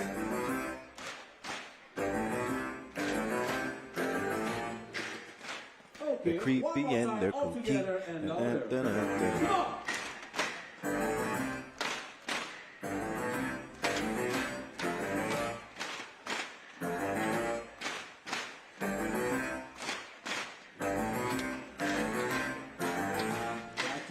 Jesse Vaughn. I like the Adams Family backdrop. That was nice. Vaughn. We're going to see how nice that J is looking. Yes, sir. His J is money. Oh, bang outs? Okay. Shun Otsuka dropping the hammer. He's bouncy. Otsuka. He's going to give it up after facing the double team. Hanano gets some space, but he couldn't give him a taste. Now it's time to D up. Leno, he's on the move. He drops the dime off to Ray Ray. It's a Lele. 11-7. Now Ray Ray with the cookie in hand. He's going to swing it to Leno. Leno says, get over here. I want a screen. Or a foul. I'll take that too. Couple of fouls on Minakami. Nah.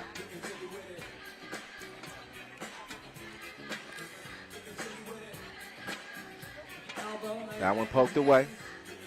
I like this battle between these two right here. Kirkland got a hand in there, deflected it. That's going to leave 4 seconds to shoot for Utrecht.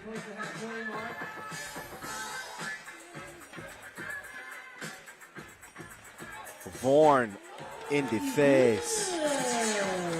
Face time, 12-7, 14-7. My bad, I didn't give him his 2. Kirkland taking him down to the basement and punishing him. 13-7 contest. Vaughan, left to right cross, fakes the pass, then makes the pass. Ray kicks it, and it's swished.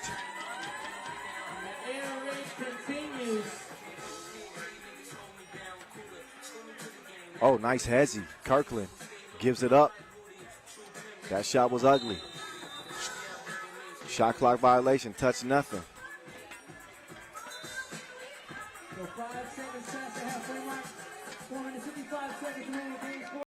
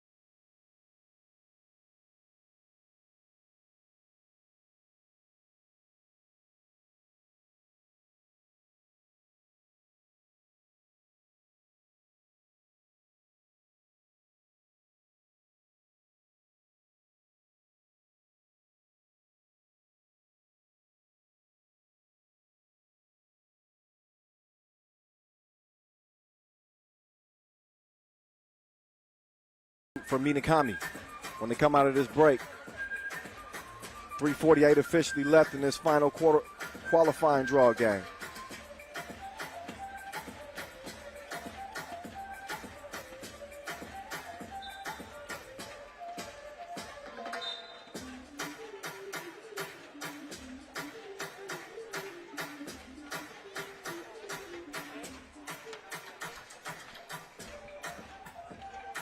So with 4 ticks to get one up, they got to get to it quick. And they nearly run out of time, and that nearly went down. But it doesn't. Almost doesn't count. Leno, pocket pass, good ball movement. Oh, leads to a 2 look, but it's too strong, and even the rebound, Julius Van Sowers, is tipped away. So not quite a fresh shot clock for Utrecht, but they do have 11 ticks. Oh, and the technical is called after already receiving a warning, as they didn't give a clean check at the top of the key.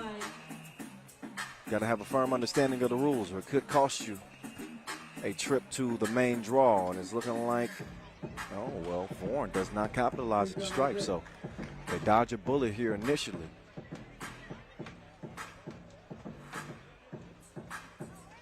Leno to Ray Dale to Vaughan. Does his dribble move and put it between the windows of his soul. In his face like the Avon lady. 18-11. Hey. Hey. Oh, he crossed deep. Oh, but you got to finish that.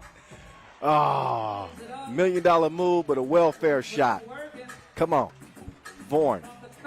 No, sir. Kirkland's going to keep it alive in an 18-12 game. Utrecht sitting pretty comfortable here, just 3 points away from nailing down a spot in Pool C in the main draw, joining Princeton and Antwerp. They need 3 more. Minakami is not dead in the water yet. The 2-ball is the great difference maker. That was a great big brick. Ball back over to Utrecht. Leno, hands off. Vaughan trying to utilize. Oh, man down, 11:32. 2 is missed. Otsuka took you to the deep end, but he couldn't splash him. Oh, nice play there. Radel Dupree with the layup. Kirkland, iso ball, sidestep, pull up. Stroke is broke. Leno trying to give him something. Leno decides to drive. He misses at the rim. He's going to kick it out to Vaughan. Vaughan, quick on the trigger, bottoms up, and that's ball game, ladies and gentlemen. 21-12 as the final horn will sound. It is a blowout. Utrecht over Minakami and into the main draw, Pool C, where Princeton and Antwerp await. A valiant effort from the Japanese representatives of Minakami and the local representatives of Abu Dhabi. But only one can come out of the smoke in the qualifying draw, and that is Utrecht's. So we'll see 2 teams representing the Netherlands. A lot of talent in the Netherlands. That's how they can split a couple of teams up like this. And we'll see if the odds are in their favor. Here at our 6th Masters of this 2021 season. It is the voice of 3x3, Kyle Montgomery, in your ear. I can't wait to get to the main draw. I can't wait to get to the main draw. Once again, that main draw is going to start here in a little less than 10 minutes. 16:50 is our official start time, and it's going to open up with Ub, our 2-time World Tour Masters winners this year, #1 ranked team, against the Russians out of Gagarin with 3 Olympic silver medalists. That will start the main draw. Following that, we'll see Riga and Ulaanbaatar. After that one, Antwerp and Utrecht. That one should be good. That's Pool C action. Leman and Manila. And those will be our first 4 pool play games. So a few last looks at the highlights in that one.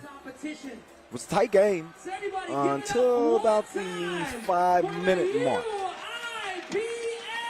I think Utrecht was the more balanced team.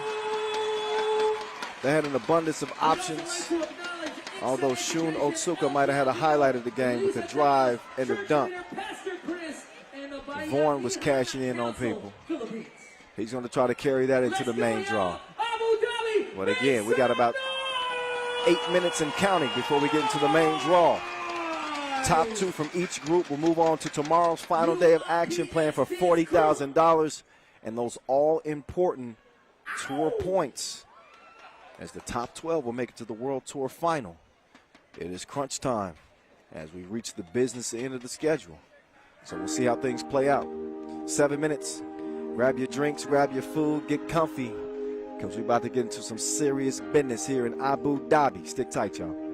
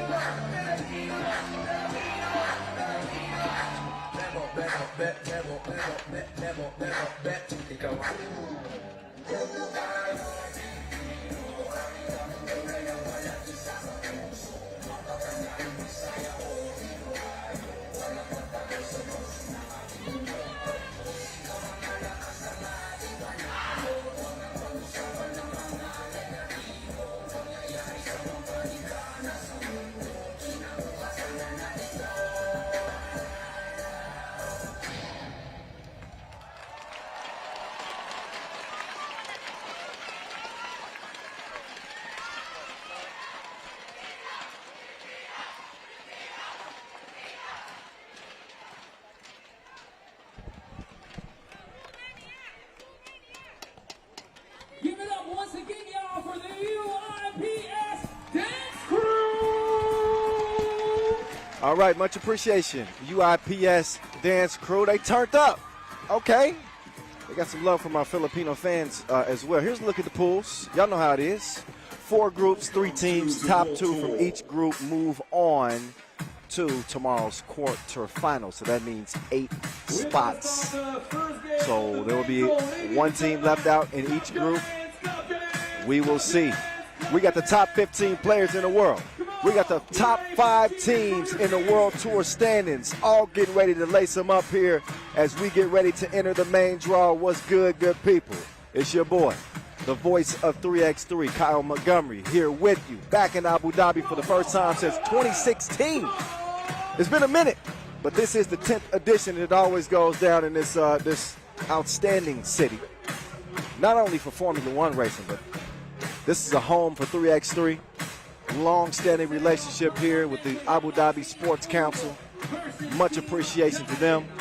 Much appreciation to our ball and apparel sponsor, Wilson, our official timekeeper, Tissot, as well as our official suppliers, Skelter Sports, Inleo, Magic Sky. We appreciate you.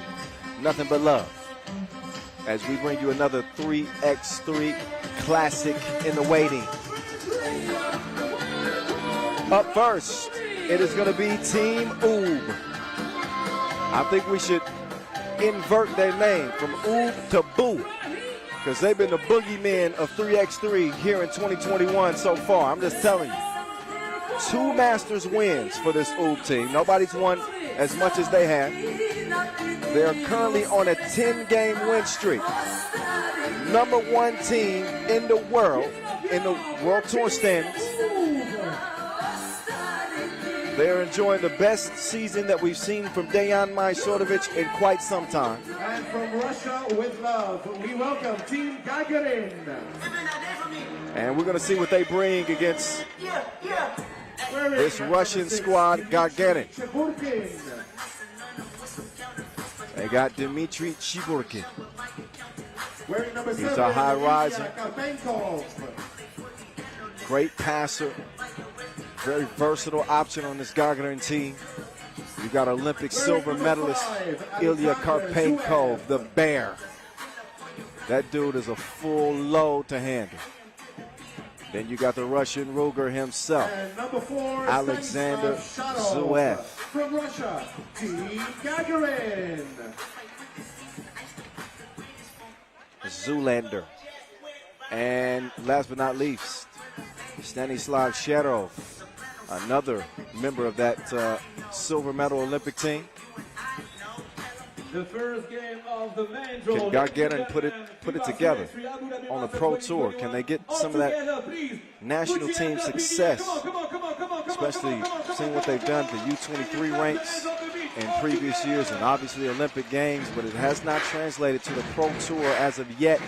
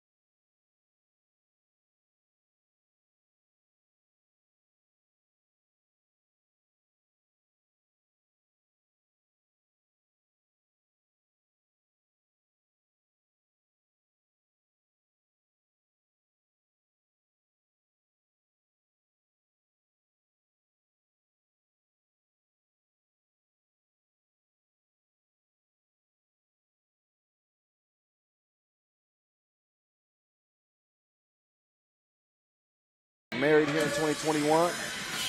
Stanislav Sherov getting some endorsement deals and all kinds of good things happening for the members of this Gagarin team. But now they face the #1 team and the #1 player in the world in Ub, and they hit him on the back door to start things off. Sherov with the easy lay. What you see from this Ub team is great ball movement and apparently player movement too. It's the maestro with the quick step and the layup. 1-1 it stands. The maestro down low. That bucket is wiped off or wiped away. Foul on the play. First on Gagarin. I didn't hear the whistle at first. I was wondering what was going on. Brankovic is going to hand it off to Pajsic. No. Pajsic long on the shot. Can he defend on Chiborkin? Not cleanly. He's going to get the foul. Interchangeable parts on this UB team. We saw Pajsic win MVP. We saw Strahinja Stojicic. We start calling him Dr. Strange. He's got a very unorthodox game, but he is a straight killer. Oh, Zverev, he missed the bunny. Point blank range. You got to have those. Here's Strahinja driving and kicking. Oh, Brankovic. He's a monster as well.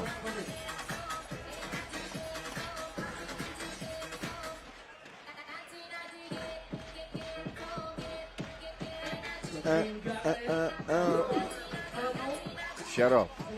He'll make his move. Gets to the cup. No. Karpenko cleans up the mess.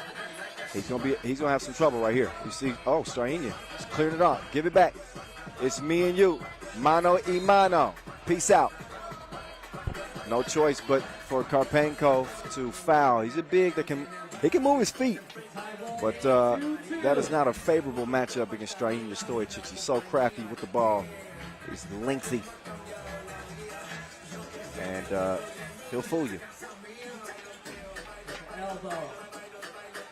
Here's Pajsic dropping the dime. Brankovic off the glass. Sherov, no. Pajsic, did he get a hand on that? He was saying that he didn't.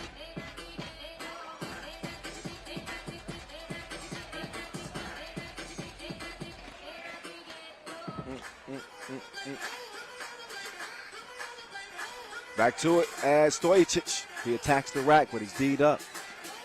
Chiborkin, he stopped short on the baseline. Zverev got the step, left him in the rear view. but he left his layup skills at home too. And be ready for the first TV timeout, ladies and gentlemen. We will offer you the So 2 minutes in, we got a 1-point game. 3x3 Wilson t-shirt, one t-shirt, one t-shirt. Abu Dhabi, make some noise! Okay, stay with us and be ready for the first TV timeout. There's the maestro. The two-piece does not fall. Now he's got a hell of an assignment down low. What a crafty defensive play there for the maestro to slap that one away. 33 years old. He's looking like a spring chicken here in 2021, leading the tour in scoring, the #1 player in the world. This isn't his first time as at #1. Even when he was on Novi side and those iconic teams, he spent some time, I think 17 weeks, as the #1 player in the world. The ball goes into the stands. He will now get a seat with his Oob squad leading by 1. #1 team in the World Tour standings. And there's Strainia getting in for the easy lay. Miroslav Pajsic back over to Strainia.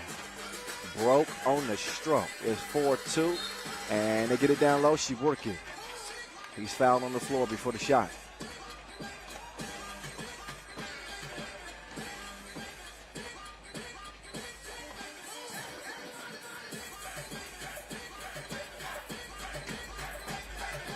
Oh, good idea on the pass, but a little too hot. I think Shootout wanted a bounce pass. I see you, I see you. Gagarin come in 21 in the World Tour standings, the 9 seed here in Abu Dhabi. The Beast, Brankovic, no. Couldn't get that one to fall.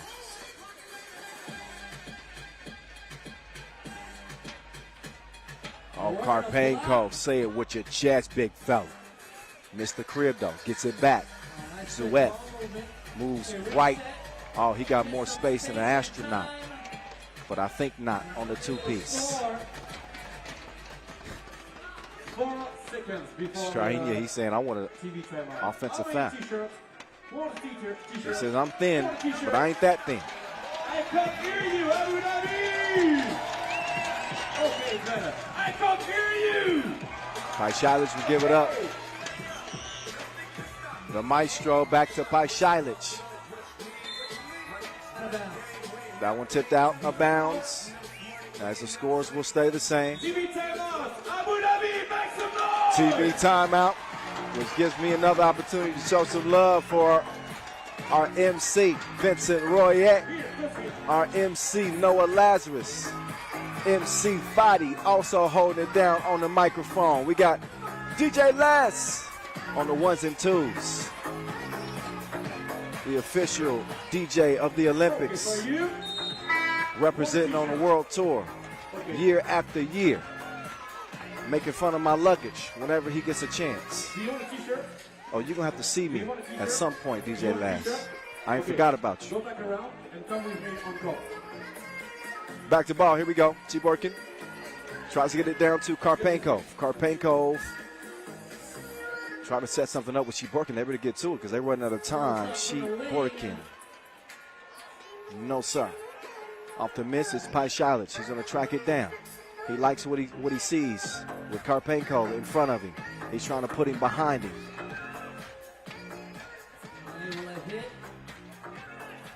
Almost thrown away. Good save by Karpenko, and they end up throwing it away anyway.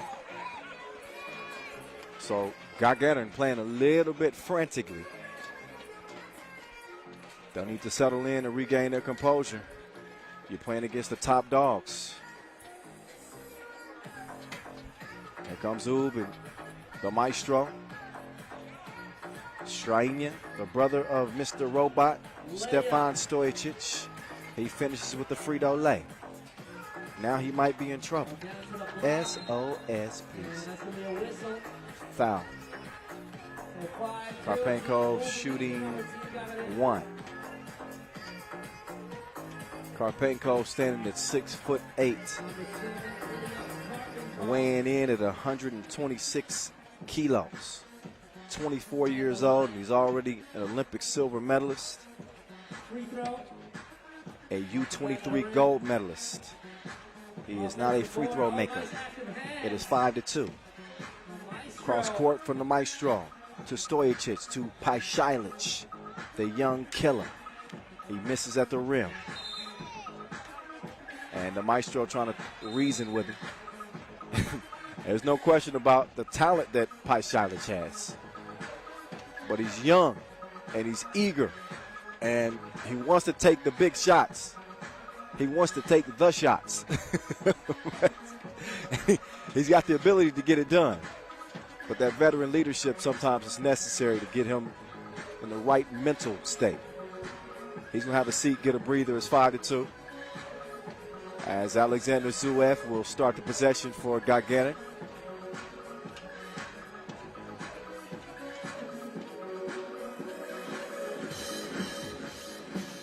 Zuev, a two-time World Cup, U23 World Cup gold medalist. 2018, 2019, back-to-back. It's been a pleasure watching his evolution in 3x3. And really all these young Russian players. I can remember 2018 when we first started to see them dip their toe into the Pro Tour. And some of the noise they started to make even back then, that was 3 years ago. They're better now, that's without a question. But the competition has always has also gotten better. More on that later. For now, we got a game to play. Shootout. His jumper is still pending. Brankovic runs into the bear. You don't want to run into the bear's den. You can get hurt. Karpenko will check out. Shiburkin will check in. So they only sacrifice a little bit of size. Shiburkin's not a small dude himself. He stands 200. Down to the beast. The beast. Oh, yeah. He spun on him like a propeller and finished on the right side of the rim. It's 6-2. Zuev. His range is anywhere. He's walking Wi-Fi. 6'4". As Gagarin is right back in it. 6'4". 5:23. Drops it off to Brankovic. Fader missed. Strainia tips it out of bounds off red over to purple. So the Raphaels will give it to the Donatellos. That's for you Ninja Turtle fans coming up. All right, I won't use that one again. Karpenko. He's going to hand it off at the elbow.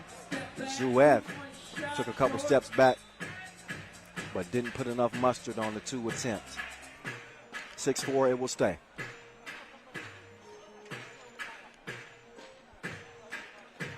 More handoff. At the top. Strainia. Nope.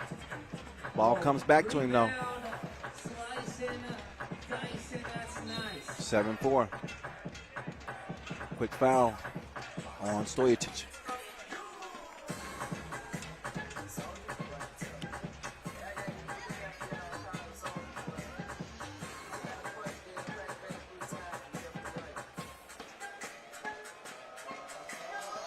Karpenko, Maestro not letting him get comfortable. See the activity defensively. Conditioning is everything in 3x3 in a game where that physical attrition really begins to wear on you as the game progresses. A lot of components are staying fresh. Smart substitutions. Oh, flipped it over his back. Nice setup. Pajcilic. He got stripped.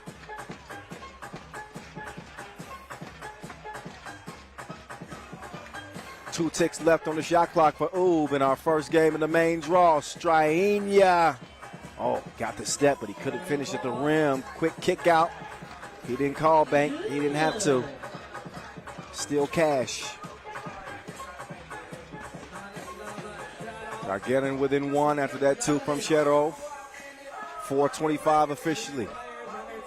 Make sure you're following us on social media at FIBA 3x3. Use the hashtag 3x3WT. The Beast hands off to Pajcilic. Young killer. Young killer to the right. It's a pull-up. It's missed. The cleanup is missed, but then Paishalic is in there to clean up the mess that he made. Karpenko, that's barbecue chicken. Bully ball. Get your weight up, kid. 8-7.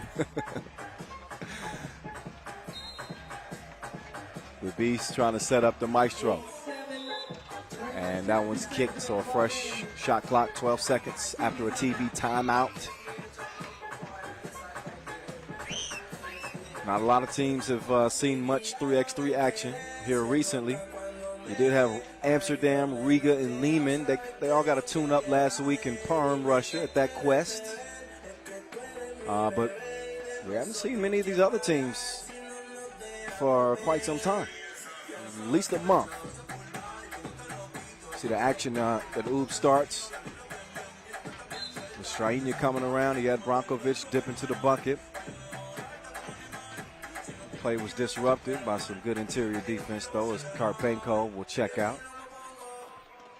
And Strainia will start at top of the key with 6 seconds to go. They give it to Paishalic, back to Strainia. Couldn't finish it on the right side of the rim. Here comes Gagarin. 3, and the key is called on Chiborkin. He was camped out, and ref Matic was all over it.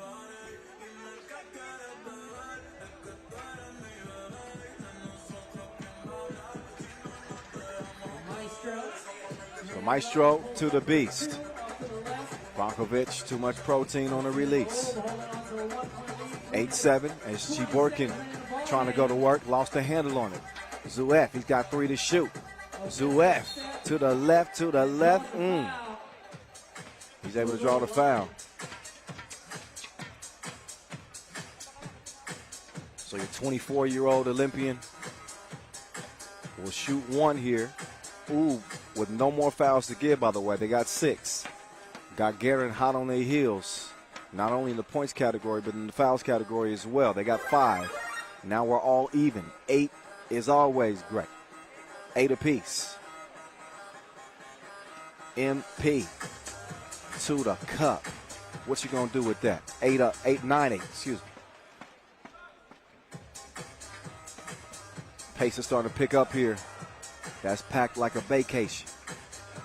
Strainia making his move, swings it. Maestro thought about it. He's got a birdie. Drives. Strainia. Oh, couldn't finish with the scoop. But the Maestro will come away with the offensive rebound. They quickly get it over to Strainia again. He's got the step. And he's bouncing. Bang outs.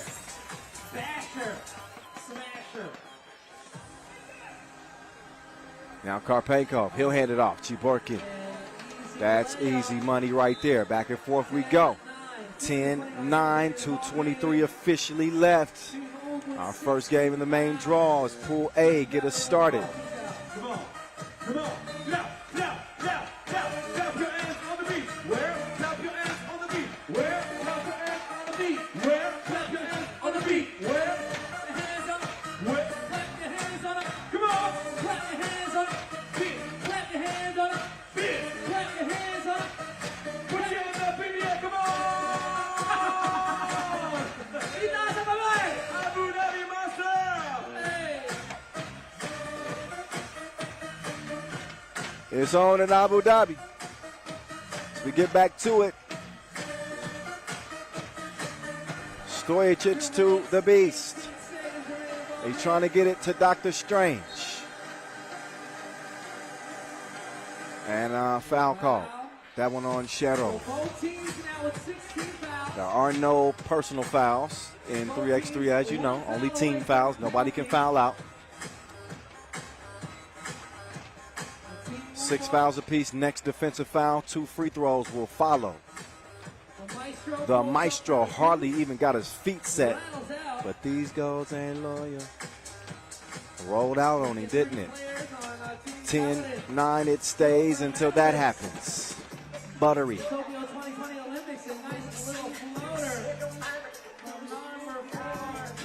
Zuev does the honors of tying it, and let's see if Brankovic can break the tie. No, he nearly broke the backboard.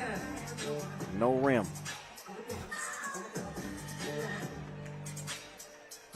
Here's Strainia. Down to the beast. Ain't nothing buddy-buddy down there. That's where the grown men play at. 10-11. Karpenko, he spins free. And he puts the maestro on his bucket list. 11-11. We got a game here, ladies and gentlemen. It is 11 up, a minute 20 to play. But the kid is not my son. Oh, Paishilas looked off the defense, but he didn't see that one go through the rim. Let's see if Ube can lock up here. Karpenko, he likes this matchup. Going to the drop step, lefty, hook, just a little strong on it. Maestro will clear it himself. So Majstorovic, the #1 player in the world. Oh, Paishilas. He was unaware of his surroundings and he stepped on the out of bounds line. Timeout on the floor. We're under a minute left. 47 ticks officially in an 11-11 contest to start Pool A action off. 11. What you call crunch time, baby. No, this is exciting stuff. 47 seconds left. It's 11 apiece.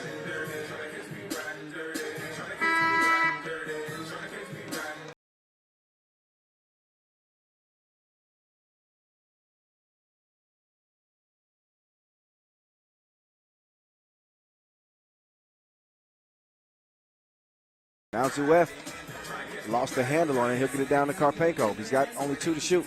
Got to get to it quick. He had a collision with the Maestro and was unable to get the bucket to go. Now they got to try to stop Strainia. I got some oohs and ahs from the crowd as he hit the deck. Took a hard foul and he's going to shoot 2.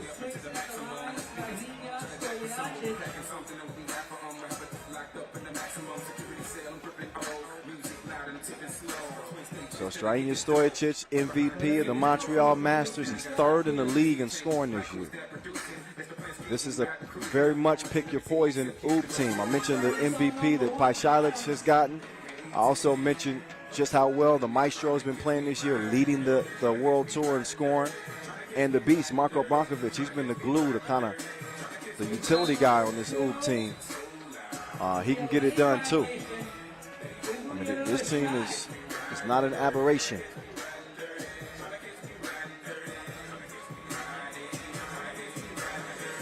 They are the real deal. Oh, but Strainia only splits a pair. Oh, Zuef left him in the rear view. Goodbye.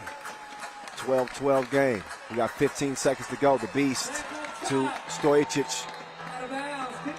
Kick ball, fresh shot clock, so it'll come down to this. Ube can hold for the last shot. They don't want to leave any time in a 12-12 game. More time on the shot clock than there is on the game clock. So let's see how they handle this possession. They got Strainia Stojicic with the getting ready to start things. Top of the key. Basket wins it, guys, I think. 11 seconds left.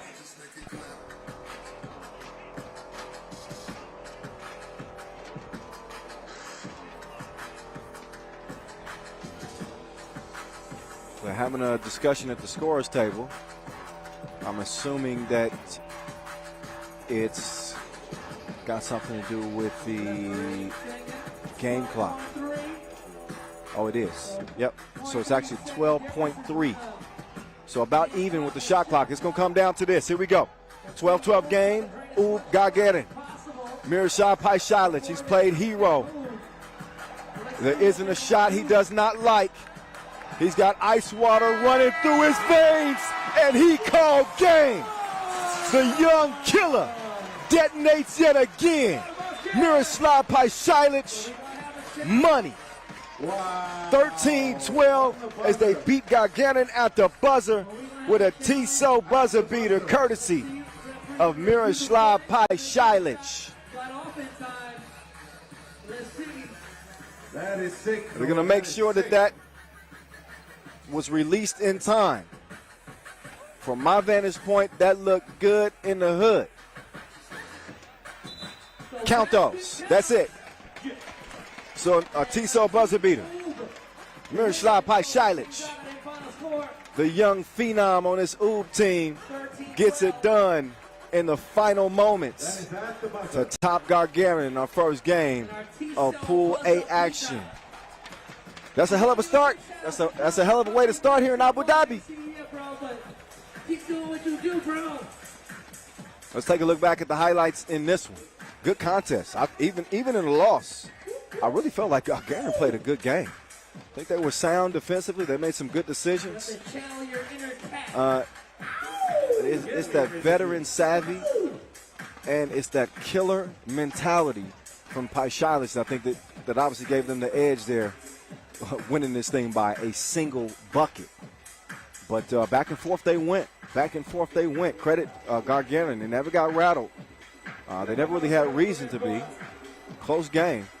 As they took full advantage of their advantages on the court. You saw Chiburkin really getting into his bag in the interior.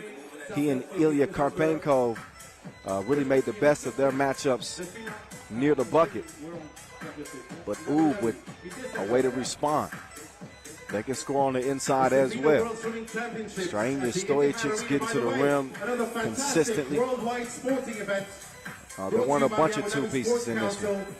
December 16th to the 21st. Come and join us. But we did see a couple. But more than anything, gritty play, back to Abu Dhabi. Attacking the rim. Amazing event. Everybody's welcome to attend. December 16th to the 21st. Some great sharing of the ball for both teams. So this is one of those games where somebody had to lose. And it happened to be Gagarin in this one.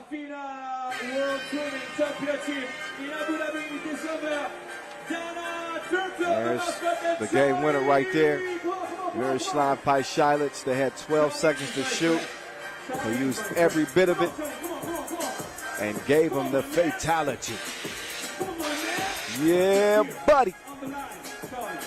Yeah, buddy. We're going to have a brief break for some entertainment before we get to our next game. But it is on the way, trust me.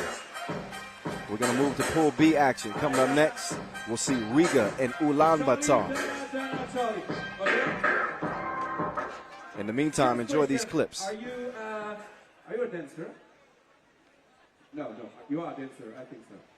Okay, give me the vote. DJ Las, could you play some music for Janat? Just to know if okay? Come on! Okay?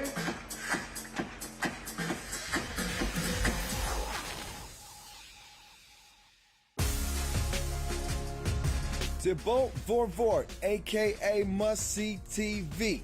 We're still working on that nickname, but he's lived up to his temporary nickname in a meteoric rise for the 23-year-old.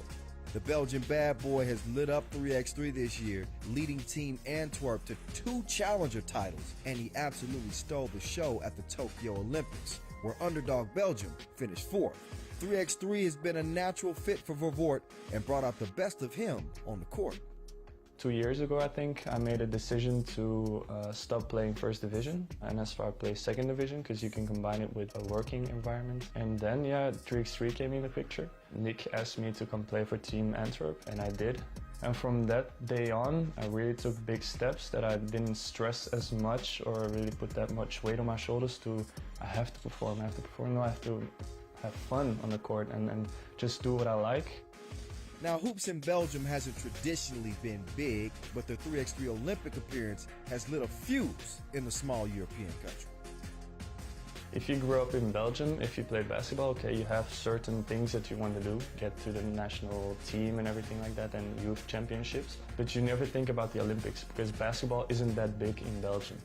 But now, after playing the Olympics, you see how much impact it has because it's such a small country. Almost everybody now knows about 3x3 basketball.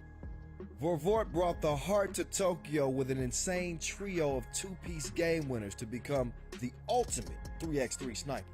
The first game, we won against Leman. It's like, we can do something here. against the Netherlands, and then yeah, for sure the game winner against Poland. Making 3 game winners in one tournament at the Olympics. I will never forget these moments in my life.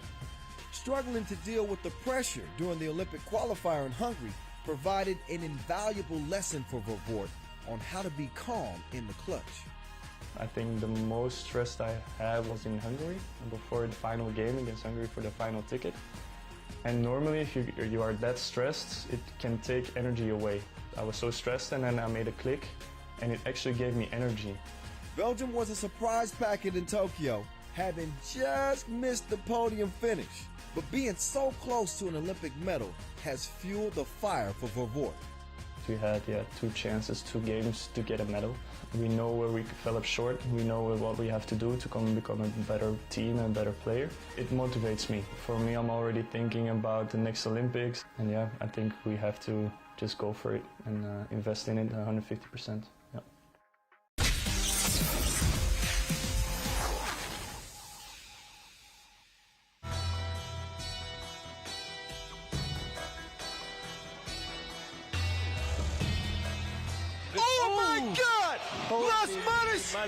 Put him in timeout. That might require some counseling, Zakwila. He put him in the rim. Come on, man.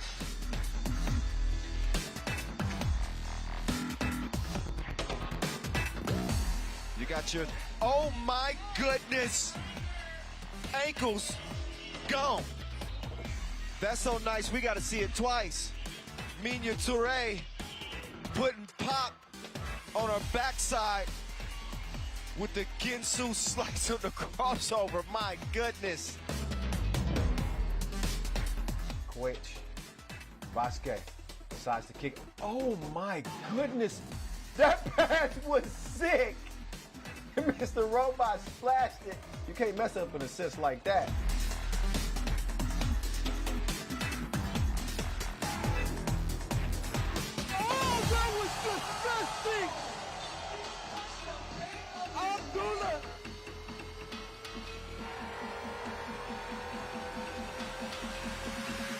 Under 10 seconds to play.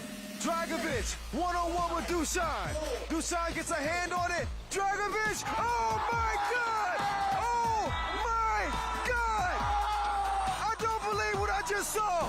Bogdan Dragovic with the fireball of his life. And he beats Novisada Wanda in an unbelievable comeback here in Beijing to win it. Samoon Master. How in the hell did they do it?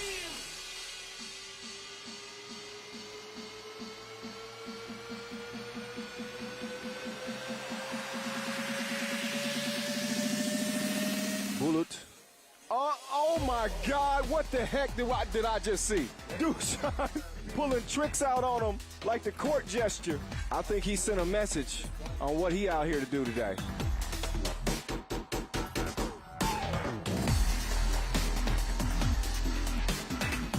Oh, her ankles will never be the same. That was disgusting. Anastasia Shusik. Now Hannah says, let's slow it down a little bit. Oh, no, he didn't. No, he didn't. Oh, stop it, Team USA. Oh, just stop. Through the legs, alley-oop to McKinney.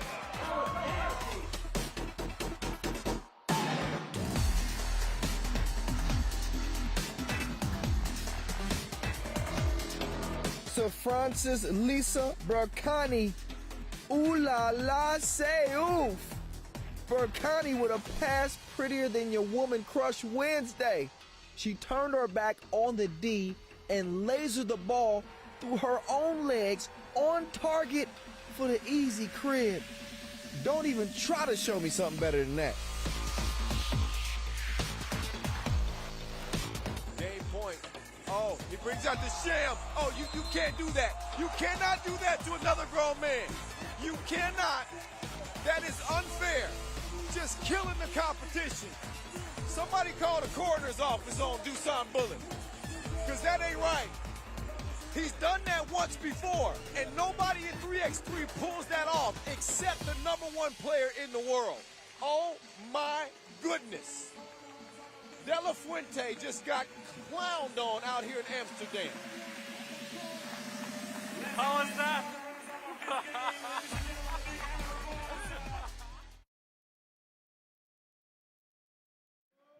World Swimming Championship in Abu Dhabi. The game is tied, 1-1.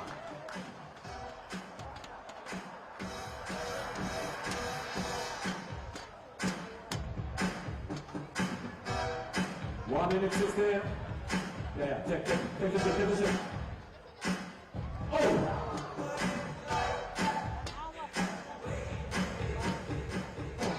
Okay, Jana, good to Screen.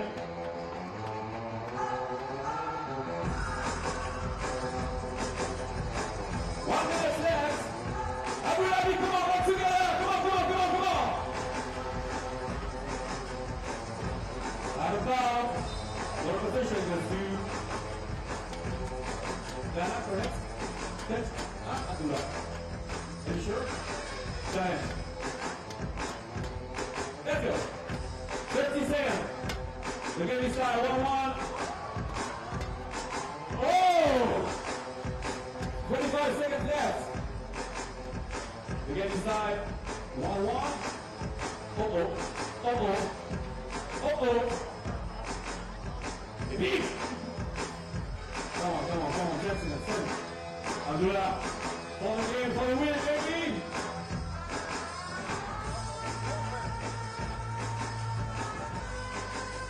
At the buzzer. Okay, all time. Bet. The winner is Abdullah. Do you want a t-shirt? Yeah, follow me. Please make some noise for that. Ladies and gentlemen, the official mascot of FIBA World Swimming Championship in Abu Dhabi this December. Thank you so much. And make some noise for Abdullah! Hey! Just another quick reminder, by the way, December 16th to the 21st at the Etihad Arena on Yas Island, the FIBA World Swimming Championships. Open for everybody to come. Make sure you get your PCR tested before you get there. December 16th to the 21st. To the World Tour. All together for the next game, ladies and gentlemen, push your hands up in the air and clap your hands. Come on. Clap. And we're going to keep it moving. Representing Team Riga. Representing Mongolia. Riga. Representing Latvia. Nobody's representing like Riga has in 2021.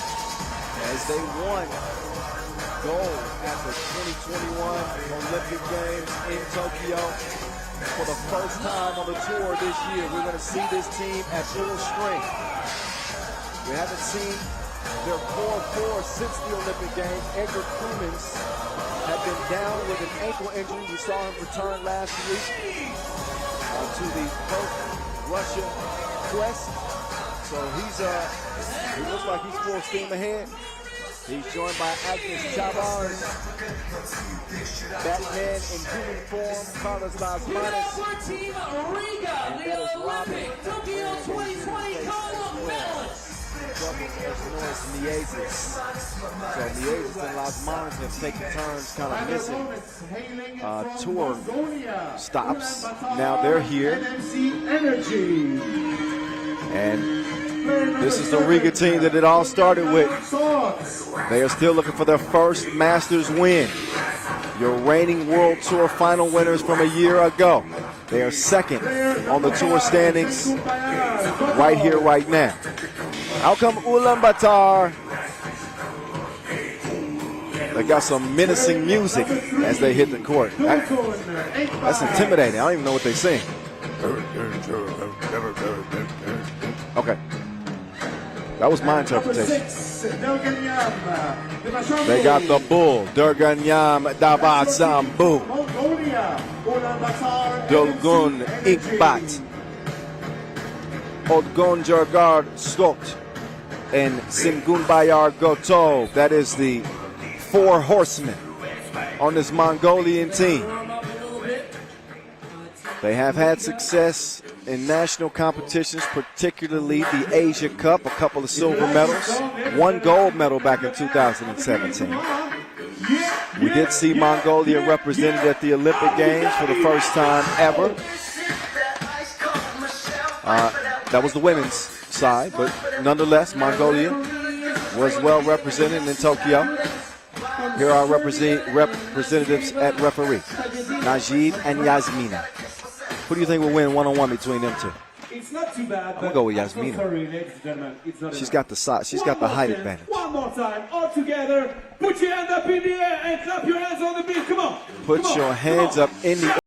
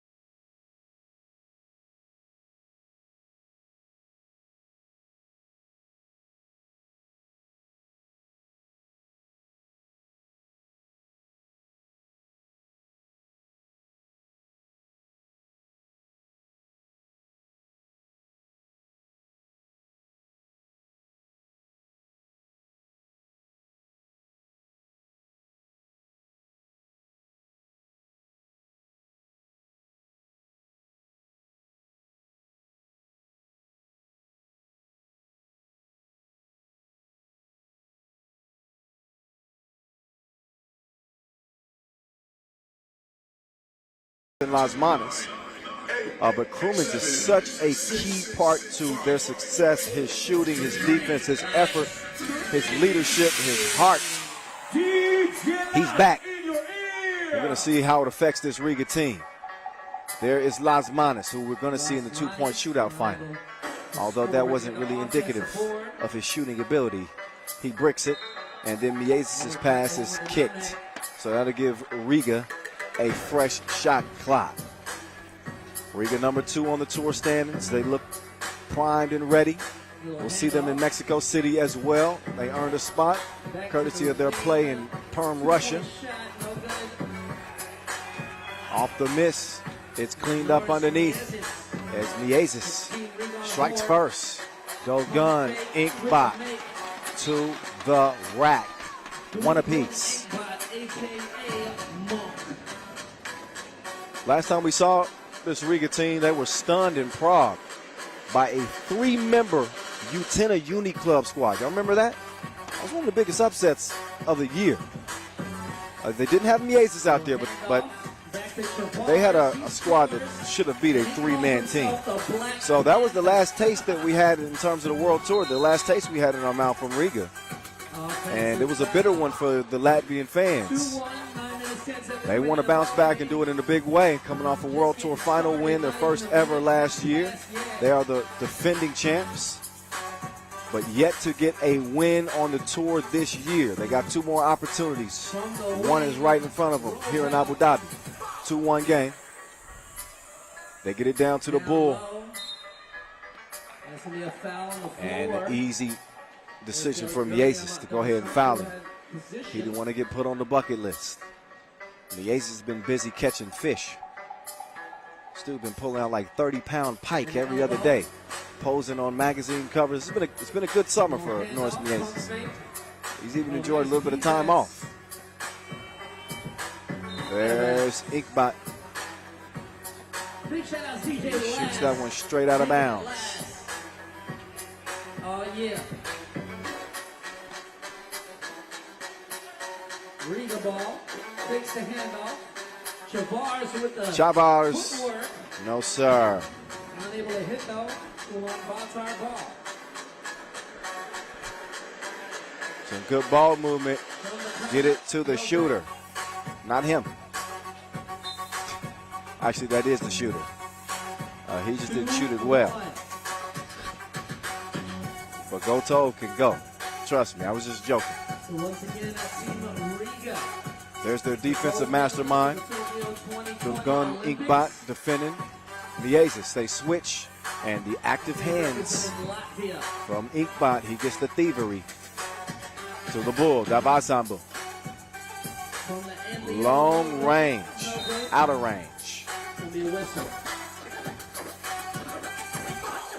So after the whistle on the inside, that'll be Ulaanbaatar's second foul. And Riga take over top of the key. Here's the menace, Miezis. No.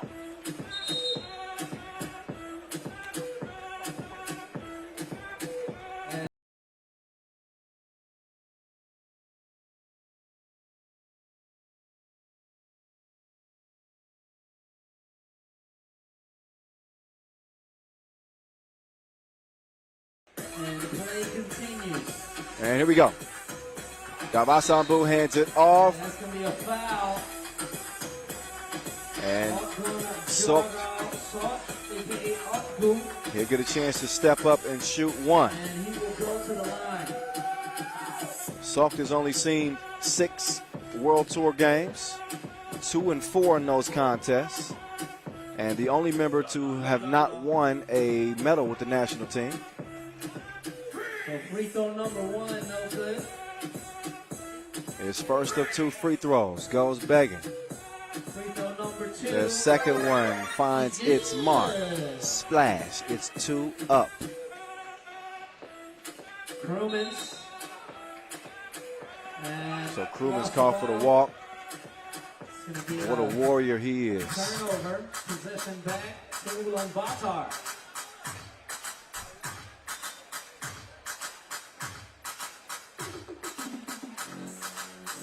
Krumens, the ultimate warrior. That's a new nickname for Crew. Oh, nice move, but got to finish with the shot. Goto couldn't get it to go. Liman is trying to turn the corner, but he's held up by the bull. He hit him with a hoof. Gets called for the foul, and that is now 3 on Ulaanbaatar.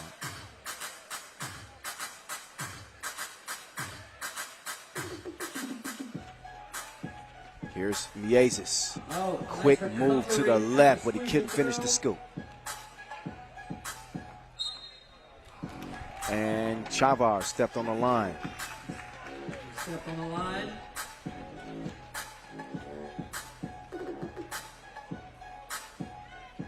That's an elbow.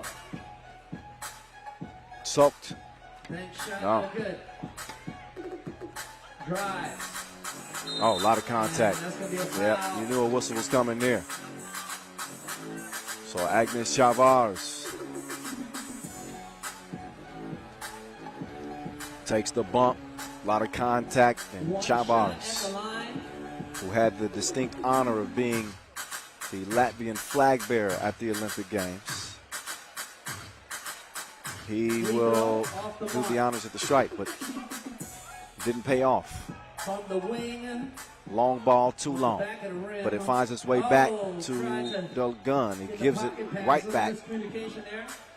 They were not on the same page. Ball back over to Red.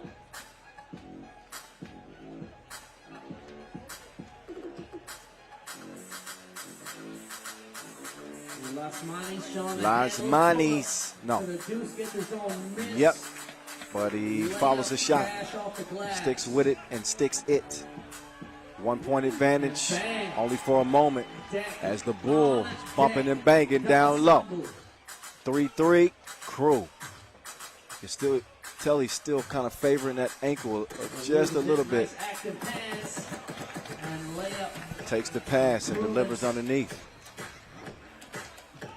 And that's going to be an unsportsmanlike foul. Oh, Krumens called for the unsportsmanlike foul. 4-3 the score on the game. So a couple of free throws. Krumens just, while he's healthy enough to play, he still doesn't move quite as well as he'd like to.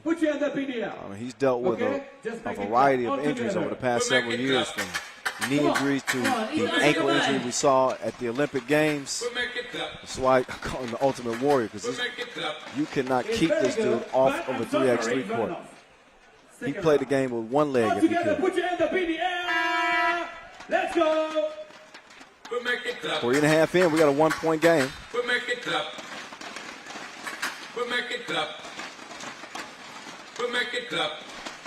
You are so perfect. DJ, that's in your ear.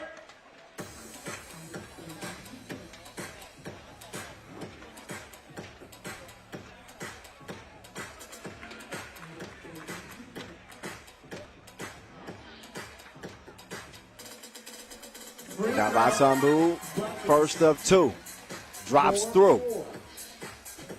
I'll try to convert on the second here and take advantage of that unsportsmanlike foul. Called on Edgar's Crewman's second one, no, but they stick with it. The bully ball, 4-4 as he makes up for the miss at the free throw line. Now Batman, not this time, the tip.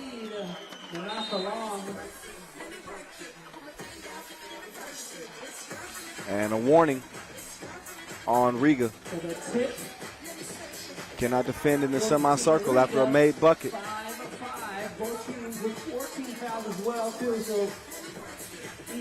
Jab step, tried the dime piece. It's tipped. Mieses to Chavars. Back to Las Manes. This is the same four that won the Europe Cup back in 2017. That was back when Norris Mieses had braces. 5 minutes, 50 seconds.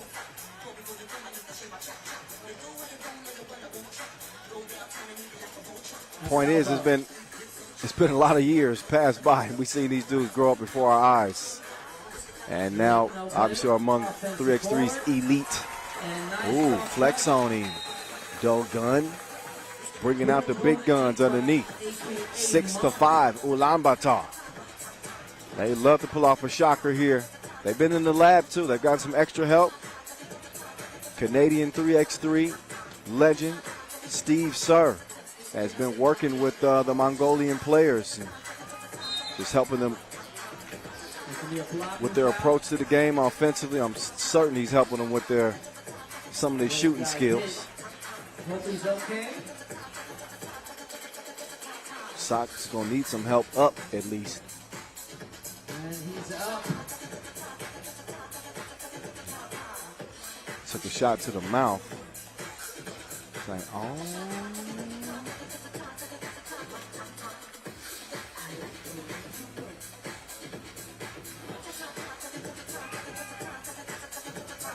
Crew with the move.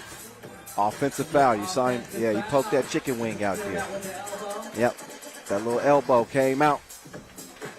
They're not going to miss that. Take another look. Oh, yeah.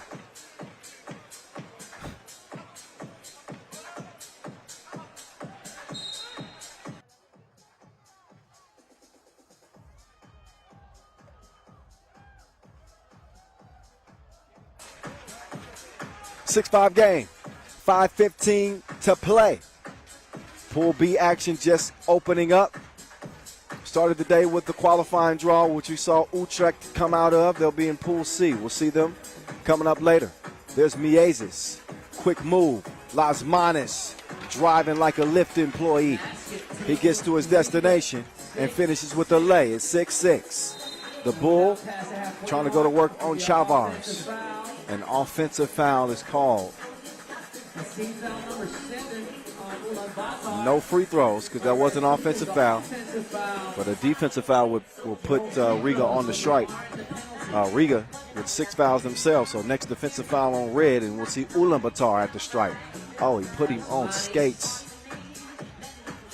Couldn't finish from two-lane. Soft. He's making his move. Taking it right at the chest of Chavars. He misses the crib out of bounds. Off of Ulaanbaatar. Las Manes will check out. Mieses will check in. So Riga never without a superstar on the court. Here's Crewmans. And that time he's held up. A little bit of a silly foul right there. Didn't have to have it. It's foul number 8. Number 4. 10 fouls put you in the double penalty. So that equates to 2 free throws and possession. So Ulaanbaatar with only 1 more foul to give before they are in the double penalty. Right now, the lesser of the 2 evils, which is just the penalty, shooting 2 free throws. And Crew is going to make good on them both. Breaks the 6-6 tie as Riga are in front by a slim margin. That's a strong move right there. Big boy move. Soaked is able to get that one to go up and in. Liasis is trying to do something strange to his knee region. That man is down. He just broke him down like a mechanic, but he couldn't finish it off. And Crewman's though will get the score. Nice roll. There's Davasambu. Try to hook it up there with one hand. Couldn't do it. Here's Crew. Hezzy got the step. Tacking the rack. He's going to get the foul on the way to the rim. That is a 9th on Ulaanbaatar. 2 free throws after the TV timeout. And this is where Riga can potentially start to get some breathing room here at the free throw line. Getting Ulaanbaatar in that foul trouble. It could be their Achilles heel, could be their bugaboo in this one. We'll find out. We got 3:51 to play. Both teams getting a breather. For now, it's a 2-point lead for Riga. That's pending this trip to the free throw stripe for Edgar's Crewmans.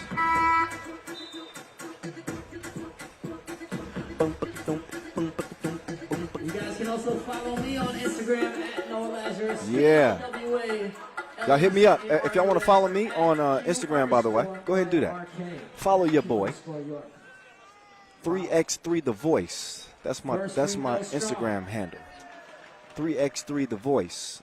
I will be checking my notifications at some point. Second free throw. So hit your boy out. Second free throw is missed. 3 minutes, 50 seconds remaining in the game. Score stays where it's at. 9-7. That's a big missed opportunity there for Riga. Could have extended the lead to a 2-possession game. Instead, it stays 9-7 as the bull, the running of the bull. Well, nobody going to step in the way of that. Full steam head to the rim. 9-8 Chavars. No, sir. Now, Doug Gunn, excuse me. And no, Chavars says, excuse you. I don't want no company. Not in my house. Miezis. That was deeper than a diver. Splashing 11-8. AKA Robin. From the wing. Go Tove, it's a no-go. And go Gun. Strong rebound right there. That's going to be 7 on Riga. So 2 free throws for your former Asia Cup MVP. Dogun Inkbat. AKA Monk. Some of these free throws. That's 2 shots. Free throw number 1. Offline.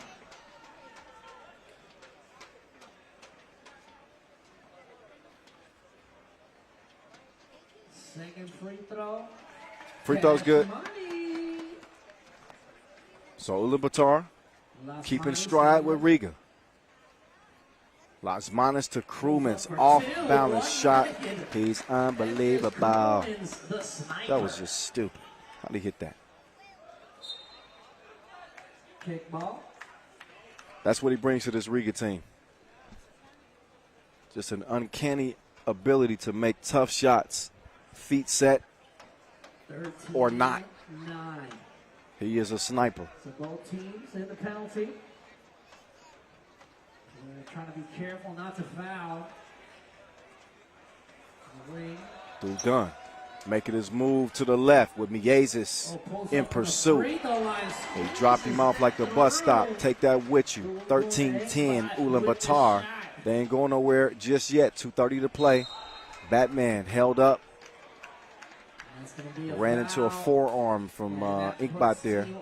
And that is foul number 10. There's the double penalty, as I said. And this happens when you're not as disciplined defensively as you should be. Shooters roll. Now can they capitalize at the stripe? First of two is good for Lasmanis. And it is Lasmani at the line, 15-10, as Riga's lead is starting to swell a little bit. 2.5 to play. Miezis will open the possession.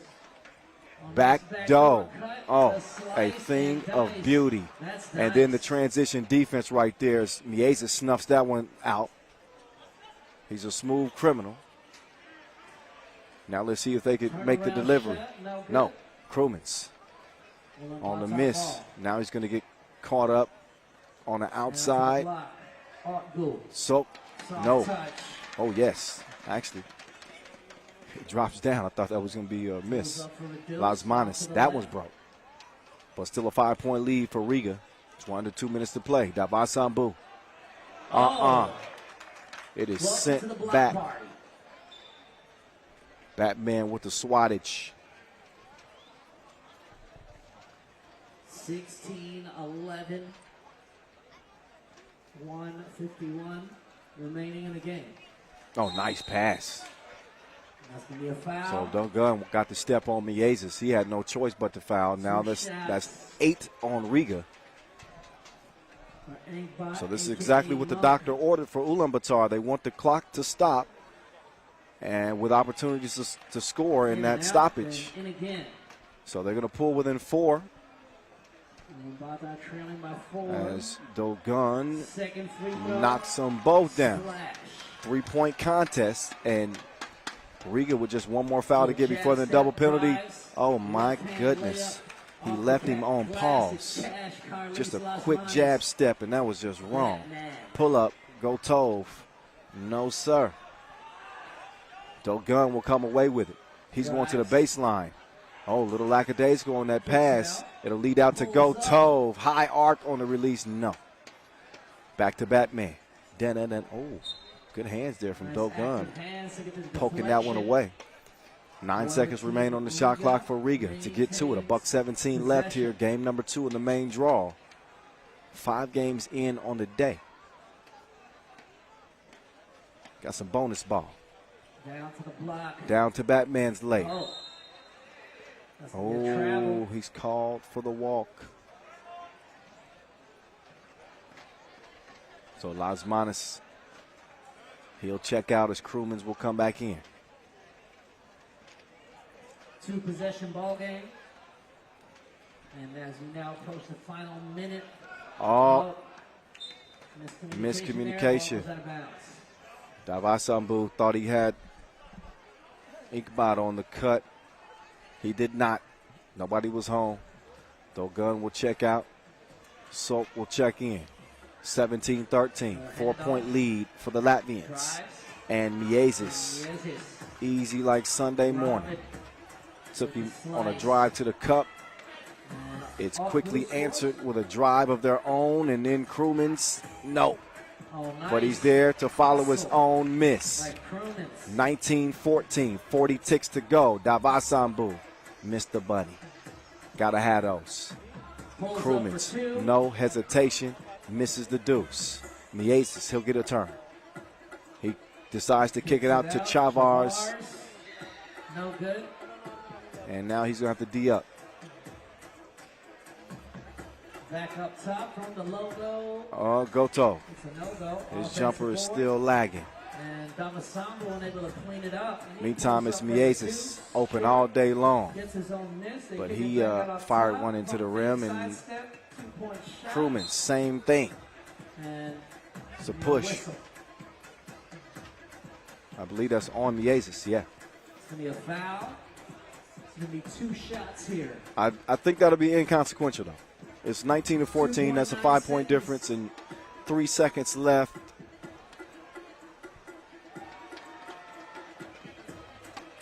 Even if they got possession after this, still be a wish in the sky. It does make them both. Oh, right before the buzzer. I'm loving the crew. I'm loving the crew. Edgar Krumens puts it away at the buzzer. A 20-14 21-16 victory. It must have, okay, 21. I thought that was a 2. Okay. I had to get on the same page with our scoreboard operators. There we go. It appears 19-16. Okay, so that's not going to count. Or is it? Oh, my God. 21-16. All right. There we go. 21-16. First they said no, then they said yes, then they said 20, then they said, okay, 21-16. This is important in the event that we see a tiebreaker. Most points wins in a tiebreaker scenario. So you want to get to that 21-point mark if you can, when you can. 21-16 is how that one ends. It is Riga, it is U that get the first 2 wins in the main draw. Guess what else we got for you? Highlights. In case you missed some of that game, here's how it went down. Mongolia was very game early on, but we also saw the fouls starting to really add up, and they put themselves in a tough position. They were in the penalty with more than 4 minutes to go. Riga was able to take advantage of the free throw stripe. They got some re-energized play from Edgar's Crewmans, again back on this team for the first time since the Olympic Games. Lasmanis off the miss there, but he was a beneficiary of some great activity underneath from Agnes Chavars. The credit to Ulaanbaatar, they really battled. They really battled in this one. Riga a little bit more talent on this team, 1 through 4, and they were able to pull away there late. Crewman's still able to move, although he's dealt with knee and ankle injuries. Davasambu fought like a warrior like usual. There's that one-legged release we've seen from Edgar's Crewmans here recently. A lot more. And even though Ulaanbaatar was able to get Riga also in foul trouble, Riga was the more efficient team from the stripe. And here was the final shot. Shooter's roll. Edgar's Crewmans, 21-16. Game time. All right. Now, we will get a chance to see Antwerp and Utrecht. Utrecht coming out of the qualifying draw to land a spot in Pool C with Antwerp and Princeton. So they'll get their first shot at the big dogs. To introduce the first team, make some noise for Team Antwerp. Number 4,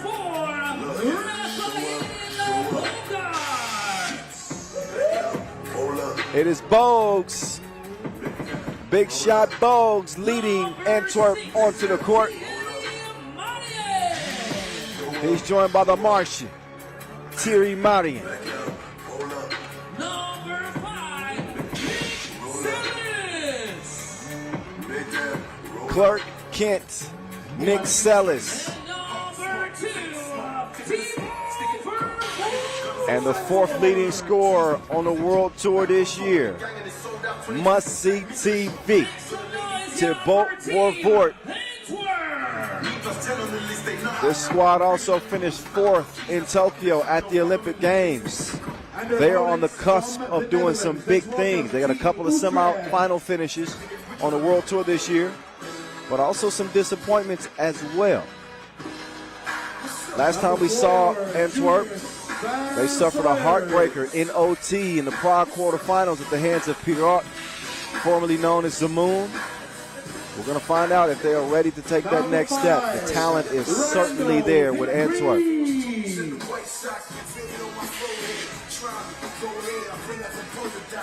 Meantime, representing the Netherlands, it's Utrecht.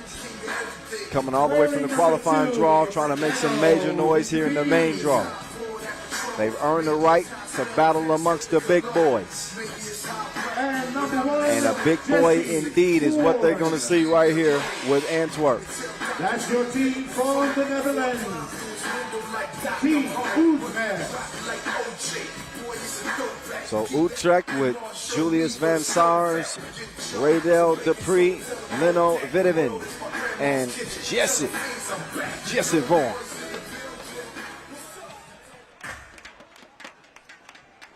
I just like saying Jesse like that. I know you probably won't. Why is he saying that? Come on. Come on.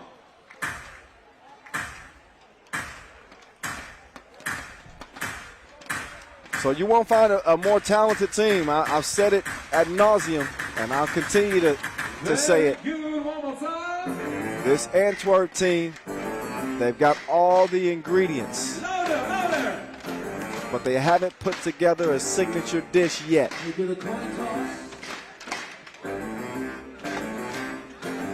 Shooting, defense, quickness, length, strength, smarts, passing. They check all the boxes. Experience, though, is the one that you sometimes comes back to bite it. OTs, late game situations, we've seen this team let some games kind of slip through their fingers that they should win. But some of that poise comes with more experience. Every tournament can.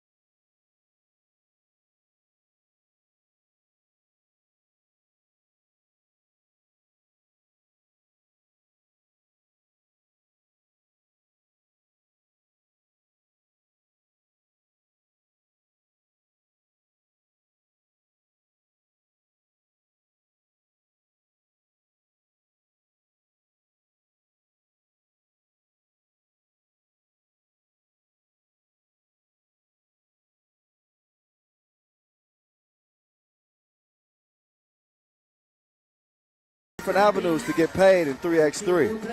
$40,000 on the line in each Masters, $30,000 to our runner-ups, $20,000 to third place, $12,000 to fourth, $8Gs to fifth.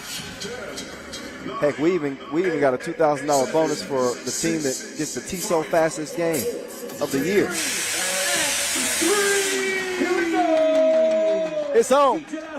Game number 3, Pool C play, opening up.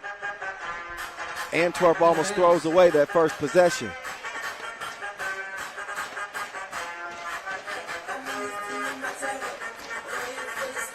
Off of Utrecht. There's a couple of Olympians going toe-to-toe, top of the key in must-see TV. Getting the step on Leno. He says, it's my show. Step aside. Here's the Vaughan identity, trying to get it down low. He kept his passport on him. Called for traveling. Ball back up top to must-see TV. Dude had 3 TISO buzzer beaters in Tokyo. Oh, the little hezzy and an easy lay.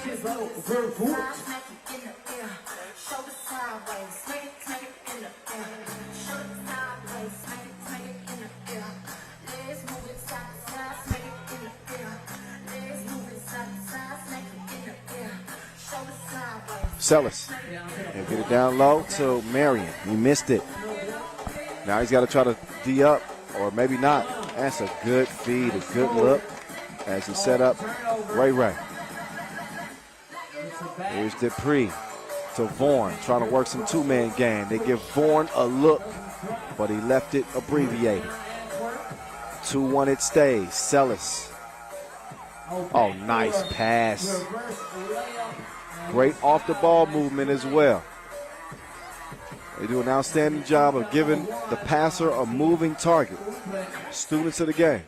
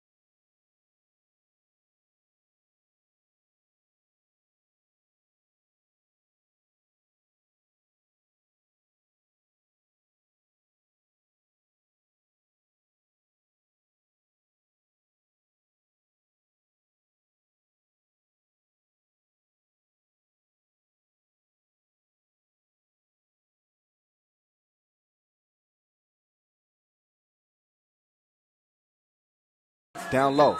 He's fouled. Vaughn says.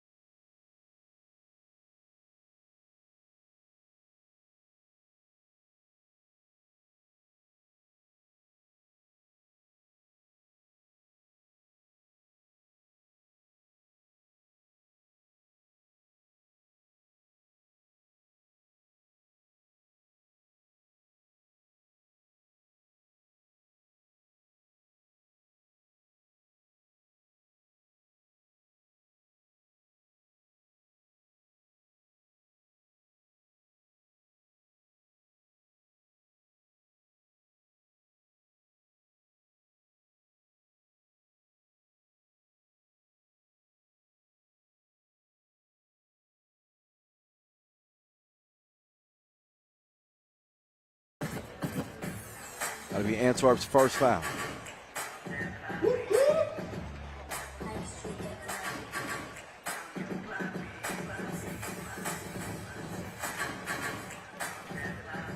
Vaughn elevates. Nope.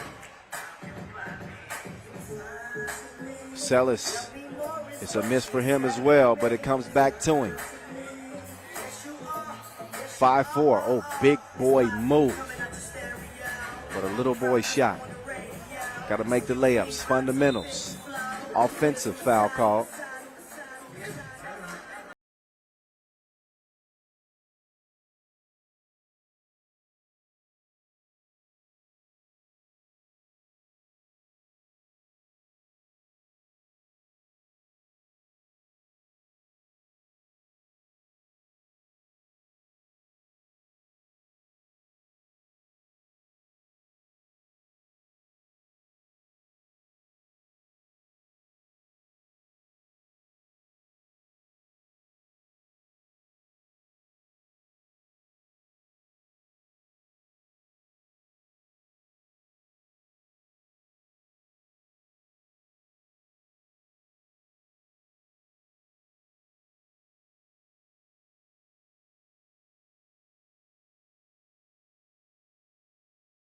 You want a t-shirt? Abu Dhabi, make some noise! So our first break in action, TV timeout. Hear you. One more time. Make some noise! Under 7 minutes to play in a 6-4 game. Okay. Utrecht playing pretty well here with a 2-point advantage over Antwerp to start. They did have the advantage of playing 2 games already today. And it depends on how you look at it, whether that's an advantage or a disadvantage. There's a little bit more wear on their bodies from playing those 2 games to make it to the main draw, but they're probably also a little bit more loose. They're used to the contact. So we'll see. Vaughn, Hezzy through the legs, step back. I'm not over there. Pull up, no good. 6'5". We approach the halfway mark. Sellers from the elbow, trying to use that size. Instead, he goes to the fadeaway. I thought he probably should have took that right at Vaughn. Might have been able to draw a foul. In any case, Sellers lost it, gets it over to Bogues, and Bogues, he's in a rush to the cup. He got places to go and buckets to get. 6'6". Good thievery right there. Bogues using those long arms to get a hand on it.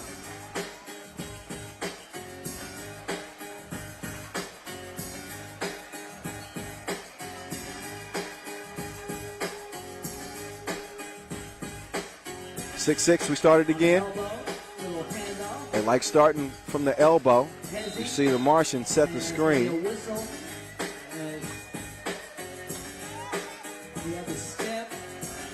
Team Utrecht with no more fouls to give as they have 16 fouls now. Next foul, going to put them in the penalty. Oh, little jab step. Oh, easy, breezy. Right. That's nice. Number 7-6 is Vervoort doing it again. Again, I mentioned earlier, he was 4th on the scoring charts here in 2021. Must-see TV has been a sight to see. At several moments, he's been the lone shining star on this Antwerp team. The team started to focus in on him. They figured if they, he met him at the rim, inspected and rejected. It didn't pass the test. Unable to hit the bunny, and he's not happy about that. Sellers, he wish he can get that one back. That was an easy, easy layup. Off of a beautiful pass, too.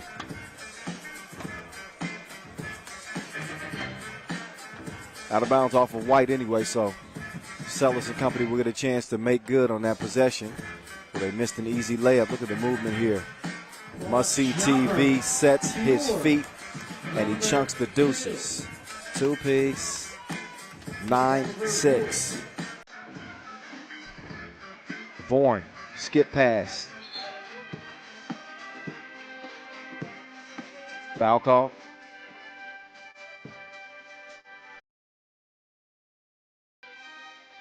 Only 2 fouls on Antwerp. Utrecht have 6.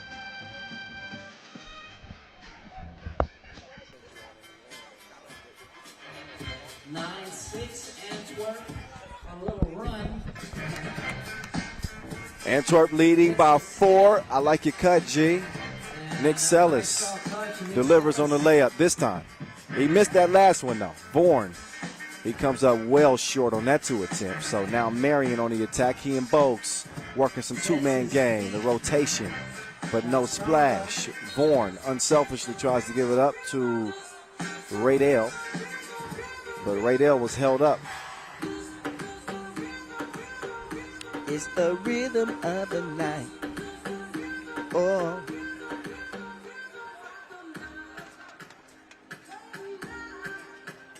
Oh, no. Okay. Good hands there. Making things tough on Vervoort on that baseline. Yeah, you got to clear it. He thought about it. Leno, he's down. They got 4 to shoot. Got to do something and do it quickly. Julius Von Sowers, no. Vervoort gives it up. Sellers moving left, going up through the contact. Get your weight up. Hold this now. It's going to be a whistle.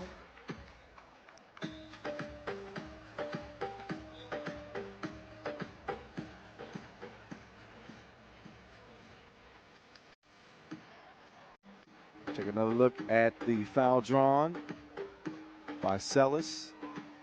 Contact draw by Celis. FIBA 3x3 on all social media. Facebook, YouTube, Instagram, Twitter, Twitch. You can also follow me at Noah Lazarus, KNOWALAZARUS, and at Q_Europe. So we got an 11-6 game. Utrecht not only trailing by 5 points, but they have no more fouls to give. Raphael Bogarts going to the fadeaway. Not this time. Rebound goes to White. Vorn, step back. Van Sars gives it up back to Vorn. Vorn sees a double team initially, but he lost that one out of bounds.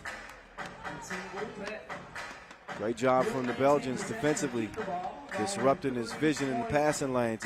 He didn't see the kick out.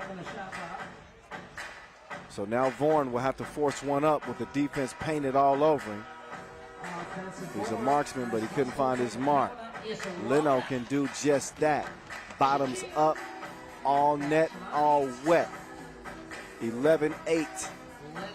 There we go. Nice distribution of the ball there. Leads to the easy Frito-Lay. 12-7. And there we go. There's some touch right there from Julius Van Sals. But they answer back quickly. Nick Celis gives his team a 13-8 lead. And another foul on Antwerp as they're slowly but surely catching up to Utrecht in terms of the fouls. Utrecht with 6 fouls, Antwerp with 4, and a 5-point lead. Utrecht back on the attack. Oh, Van Sowers making a move on Celis. Drops the shoulder, could not finish it. Celis will pass and pick away. Will slip to the bucket. Pass was just a little bit too long. 5-point lead over Team Utrecht. 13-8, 2 minutes 21 seconds remaining in the ball game. Here's Vorn.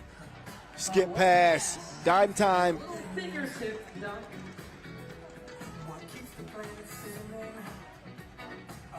There's Marion. You can tell he was thinking about that two-piece. Instead, they want to get it to a more consistent shooter. There's a two-piece with a side. So must-see TV giving us a show. Take another look at the 2-ball. Contested. Hands up. So what? I thought it was a campaign. Hands up, don't shoot. Must-see TV ignoring that.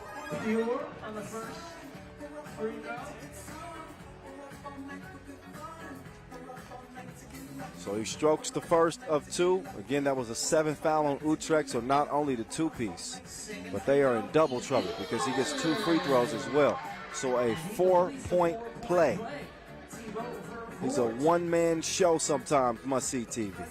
17-9. Down to the block and the post. Unable to hit. Good defense there. Quick shot. The Vorn identity fires a blank. Oh, what a touch pass, but way too strong. Vorn, not in his lifetime. 17-9. Oh, We got 90 seconds the Martian couldn't get the handle on it. Leads to a late look from Bogues. Oh, what a way to finish it. Look at my one hand. 18-9 as Antwerp has blown this thing open. This thing has gotten uglier than Uncle Festus right now. 1 minute 15 to go. Antwerp keying in on their first win here in Abu Dhabi.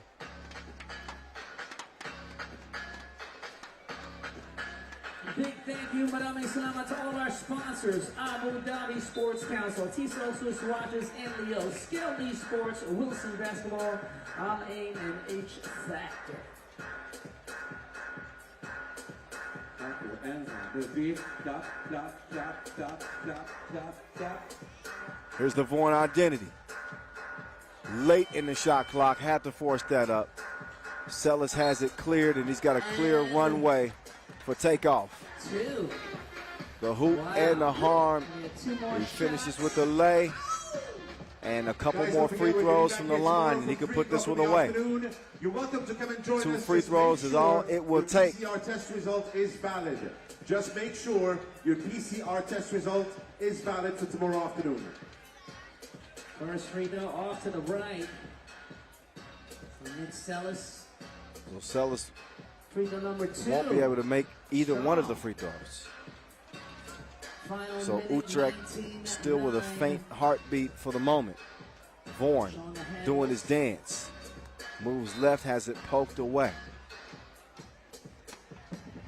And only 0.8 ticks left on the shot clock. So we'll see a desperation heave here from Jesse Vaughan. On the shot clock.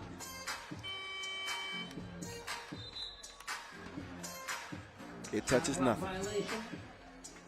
Possession. Antwerp.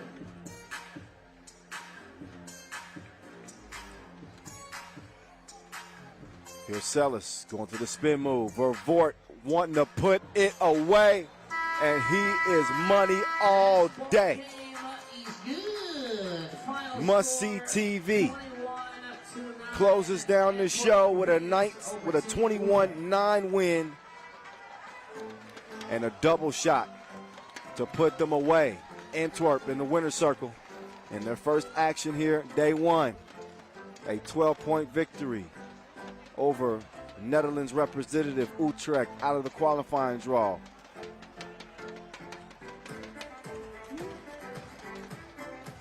The last t-shirt for the day 1. I'm so sorry, this is the last t-shirt. I'm kidding you. Take a look back at the body of work from this Antwerp team in this win. It always starts off competitive, but the best separate themselves from the rest as you get towards the meat of the game, the midway point, 5 minutes or so. And we saw Antwerp really sharpen up in their decision making and their shot taking, and obviously they had some shot making as well. High percentage opportunities open up via the pass and the drive, and once you got that going, then the shots are going to come as well. So another prime example of how they share the ball. Still on the dial screen, 94.8. 94.8.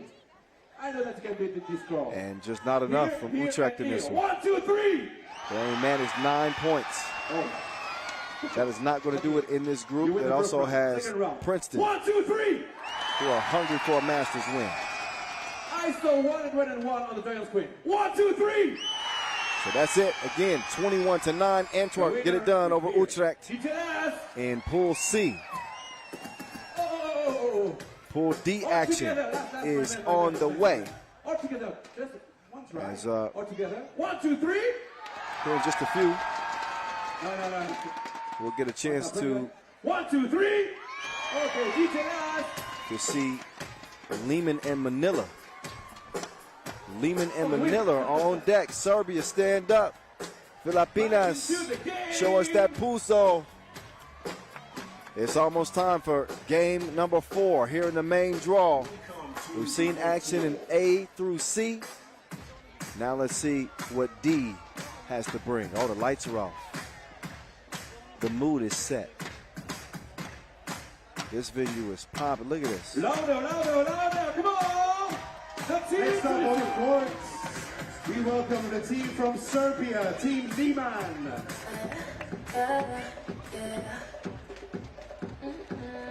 Number 2, Leboya Patito Pimian. All right, so here come Leman. Third on the tour standings. Number 3, Stefan Koye. They should have some momentum after winning the Perm Quest in Russia last week. They looked good doing it. They went 5-0. Perfect. Alexander Radkov. They got Stefan Kojic back in the fold. And player number AKA 4, Lethal it's Weapon. the animal, Mihailo He missed the runner-up finish in Prague. Liman from Serbia. But he's good now, and he's joined by a couple of Olympic bronze medalists in Mihailo Vasic and Alexander Ratkov. But there they are, the voice of Kilian, Stefan Kojic, Ratkov, and Vasic. Those are your Leman 4.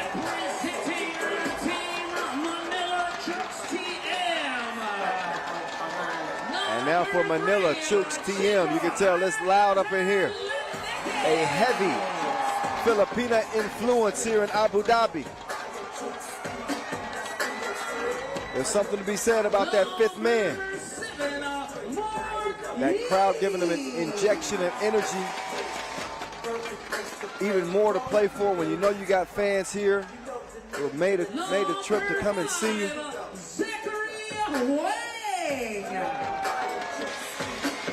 But a different looking ManilaChooks to go team.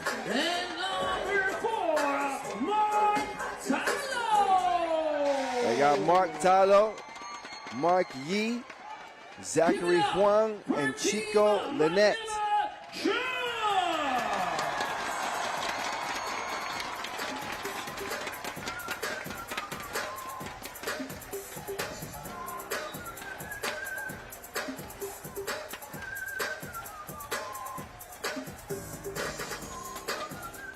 DJ Lass in the mix.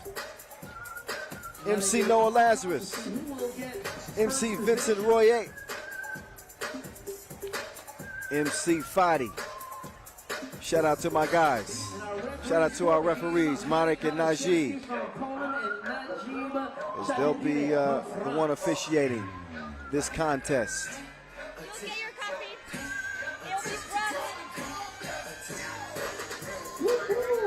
There's Mihailo Vasic. What a year it has been for both he and Alexander Ratkov. Bronze medalist at the Tokyo Olympic Games, 3x3's historic debut. Gold medalist at the Europe Cup in Paris in front of the Eiffel Tower just last month. But what they haven't done is get a World Tour win. They finished second, they finished third, they finished fourth, and they finished fifth in 2021. That was Mark Tayo of Team ManilaChooks to go.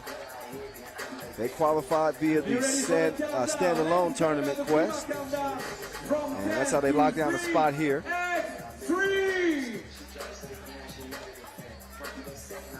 They are 1-2 against Leman dating back to 2019. They got a win over Leman in the Doha pools phase. None of that matters now. All that matters is what's in front of them, and this game is now on from here in Abu Dhabi. Let's get to it. Leman and Manila. Manila in the gray, Leman in the red. Talo pulls up. It's a brick. Missed off the rim. But Manila's still on the move. Oh. Quick hands from Ratkov.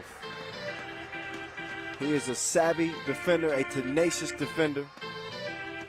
A guy that's not afraid to do the dirty work for you. Vasic taken to the deep end, but no stroke. Vasic. Oh, the manimal. He's feasting and beasting. And gives Leman their first bucket. Quick drive with the step past Kilian.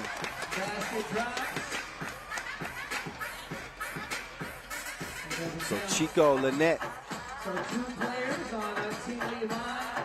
Look at Lynette. All up in his personal business. Stefan Kojic couldn't knock it down out of bounds. For the first ever 3x3 basketball in the Olympics. Tokyo 2020.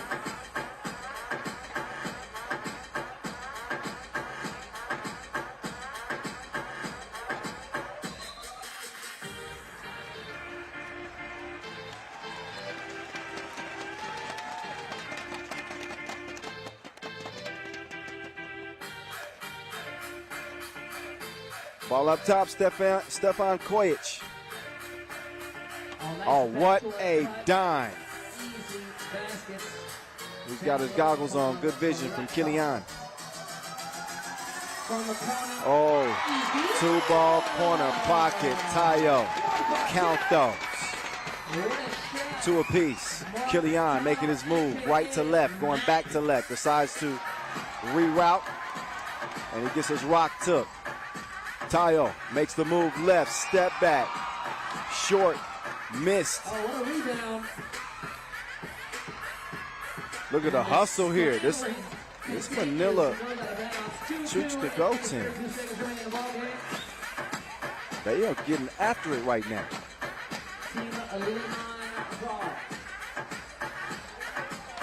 Quach will give it over to Vasquez. The Manimal, jab step, taking him down to the torture chamber. He's going to do something strange to you. Just get ready. 3-2. Put him on the bucket list. Oh, skeet skirt. Skeet skirt. Way to keep his balance there. Chico Lynette. Lynette. My bad.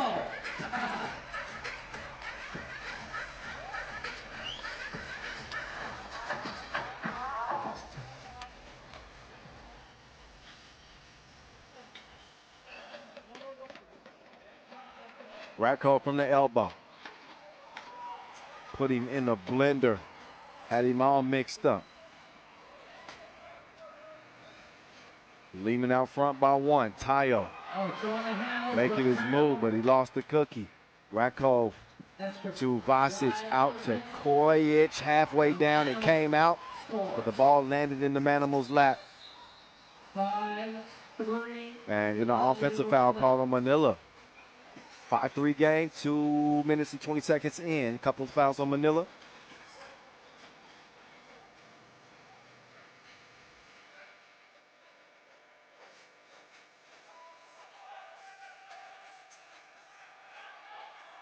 Long ball, count those. Two-piece, 7-3. Stefan Kojic might be one of the most underrated players in 3x3. The dude is absolutely lethal. He's got all the ingredients. Good size, outstanding shooter, a proven winner on the World Tour. Oh my goodness. He had the moves, but he didn't get the score. Killian follows his miss with a make. So 8-3. Leman has assumed a 5-point advantage. Nice move. The floater, though, too short.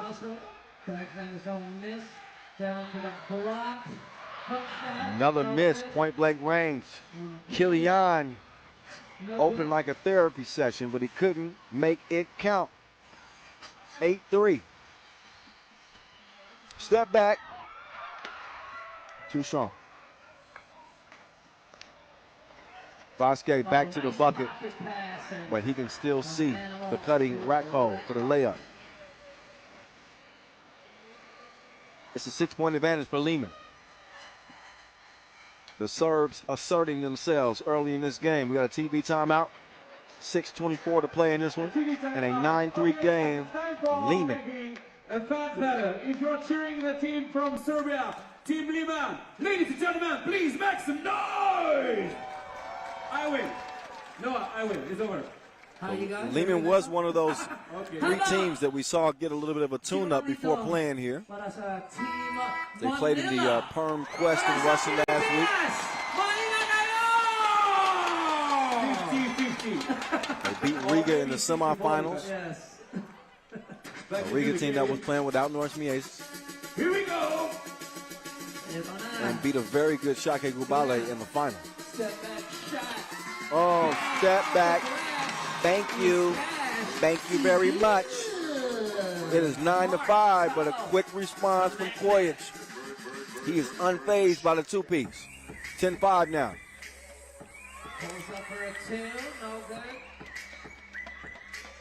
Kojic, quick clear, quick pass. Everything in this Leman offense is in sequence. They aren't going to overwhelm you with athleticism, but they will overwhelm you cerebrally.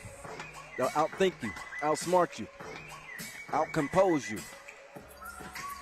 Ratko going to the hole, halfway down, came out on him. The pull-up from 2. That one's too short. What's my favorite word? Okay, enough of that. Nearly thrown away. Kilian, Kojic, turn around, no.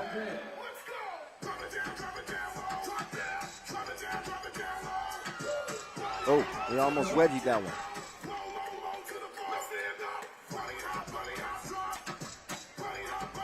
Kick to the corner. The lethal weapon. Kojic, no. Kilian, no. He's there for the follow.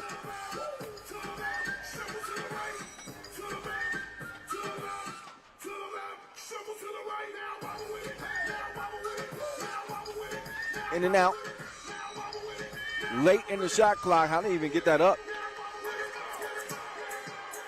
Kilian. Oh. Easy setup for the fillet.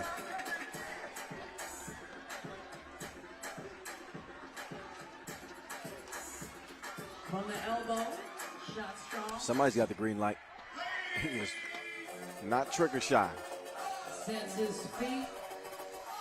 Shot no good though. Get the ball to Tayo. Tayo this time, he connects like cable. It's 13-7. With the attack. Kojic up top. Kilian. No good. Jay is still pending. Pass tipped as well. And another TV timeout. And a 6-point advantage for Leman. At the last break, it was 9-3. Each team has scored 4 points since that last break. 13-7 is where it stands. Leman trying to become the next top dog. Remember the top 5 ranked teams to get a win. It has been true to the rankings to this point. And also a very special withdrawal. Riga, Antwerp, all getting wins to start things off. SK Auto, double dip from the left wing. 15-7. They want some more. Vasic. Kojic slides to the left. Misses to the right. Out of bounds. Out of bounds.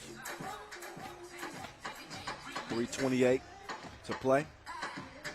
10-minute sprint to 21.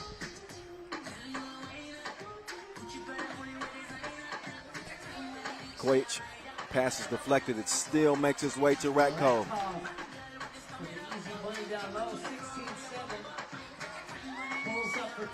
Good look, but not a good-looking result. So Leman still chasing their first title this year. People forget this team was on the brink of winning the World Tour final last year. They had Riga down 20-15 before Batman led one of the most improbable comebacks in 3x3 history. And that bad luck kind of continued here into 2021. We'll see what this tournament brings for them.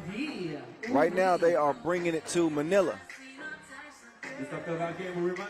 The Manimal to Kilian. He hit that one from the parking lot. Off the glass, saved behind the back like an informant. 19-8. 2-ball corner pocket. Manila's going to go down swinging. You better believe that.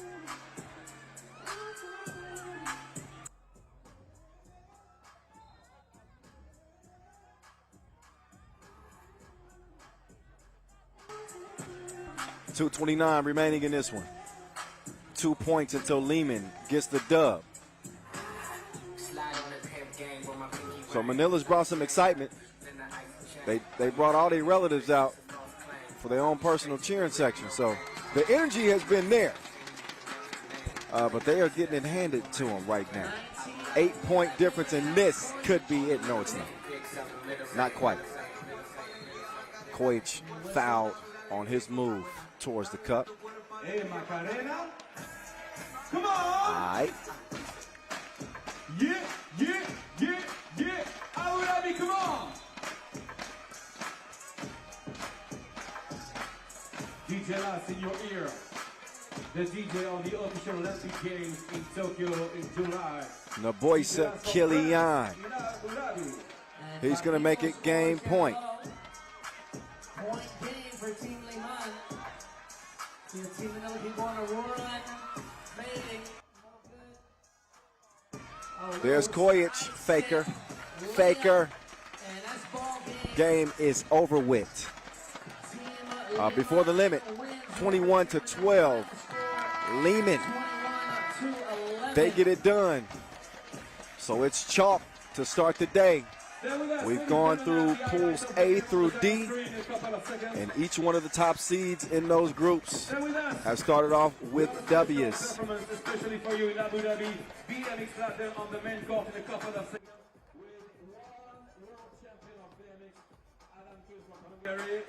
So a 10-point victory for Leman as we are off and running here day one. Pool play here in the main draw is it's been pretty exciting, I would say. For now, though, we're going to get a chance to step aside in a moment. First, we're going to show you how this game went down. It was a dominant performance from Leman. They got the bruisers on the interior, with the Manimal pretty much having his way. He can get whatever shot he wants. But how about Mark Tayo? He really provided a spark for this Manila team. I think they were just undersized. What you going to do with that?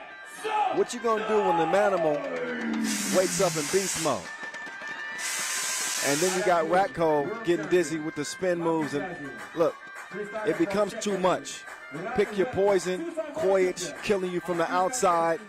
Even you got Naboisa Kilian getting rebounds. That usually does not spell victory if you're on the opposition, if you're playing Leman. So while Manila did have some ooh and ah moments, the more seasoned team, the more rounded team proved to be just that, with an easy win. A few more looks at some of their body of work.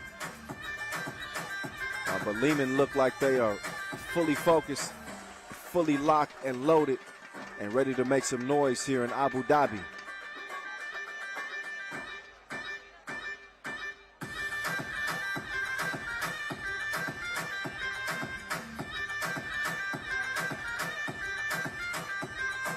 So there it is, the final 21-11. Who knows what classics we were going to have in store here in Abu Dhabi. But I know we can take a look back on some of the greatest plays we've seen in Abu Dhabi. Let's take a look at that, as well as San Juan's mixtape from Lausanne and U versus San Juan highlights from that Lausanne final. Check it out.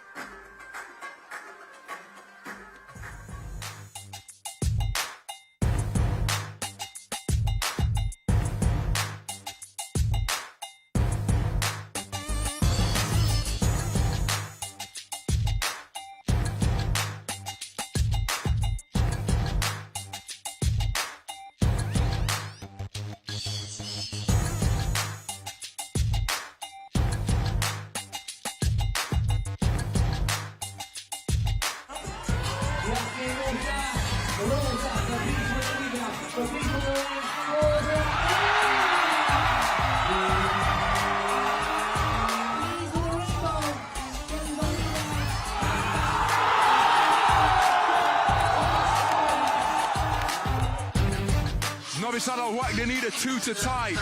They skip. It's Majstorovic from beyond the arc, and he drains it. We are tied at 14 points apiece. As the maestro, Dejan Majstorovic, had ice water in his veins. We are going to overtime. Or do they try and secure victory right off the bat, which is what Bullet's done, and he's done so! Dusan Bullet comes up big for his team by draining a 2-pointer in overtime.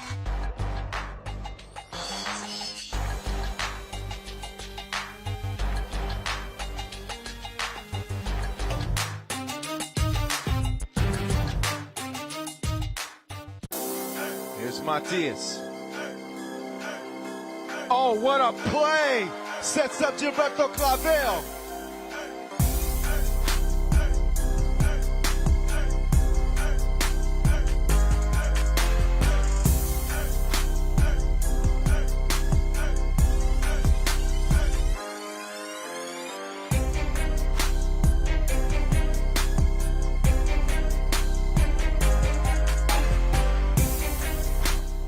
Bang, bang, bang.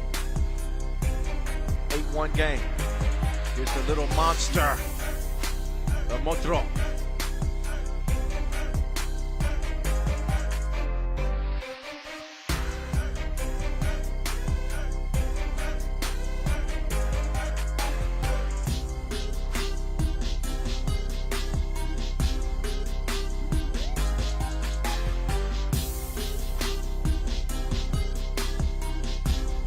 Get down to Gilberto Clavel. This is a good matchup between he and Carrington. The little monster. Trying to come up big for San Juan. What's he giving out? Because he...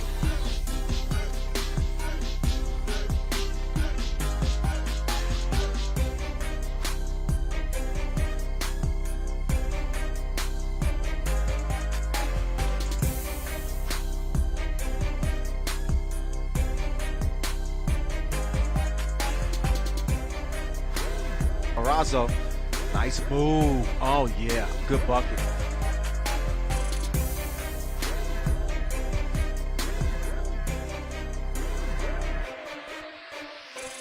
Matias, you got, oh, Maddox in the air.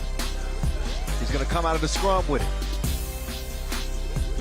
He's got the green light. 16-17. Oh, the little monster is going crazy. 17-17. He ties it up to send it to OT in a game that Princeton very likely should have been coming out with a victory. Matias for the win! Thank you very much. That is it. It is over with. The little monster is going to haunt Princeton in their dreams tonight.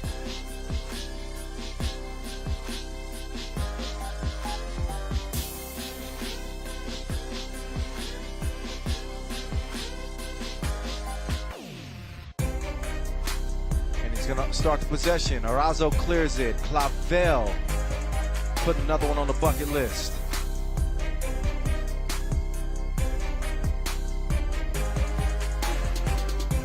Nice shooter's touch. It drops down. Deadlock at 7 apiece. 5 to shoot on the shot clock. And Clavel. This dude is balling.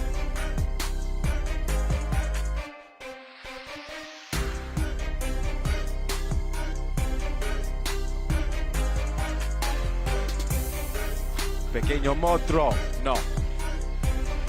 Oh, nice pass. Good look from Arazo to the cutting Matias. Matias puts his head down, steps through. Excusez-moi.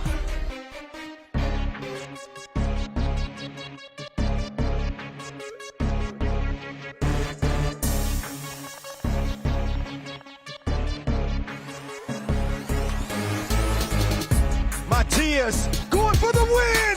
That's the shock of the year! OMG emoji! Matias Pequeño Motro! Riga is done in the quarterfinals. Your Olympic gold medalist.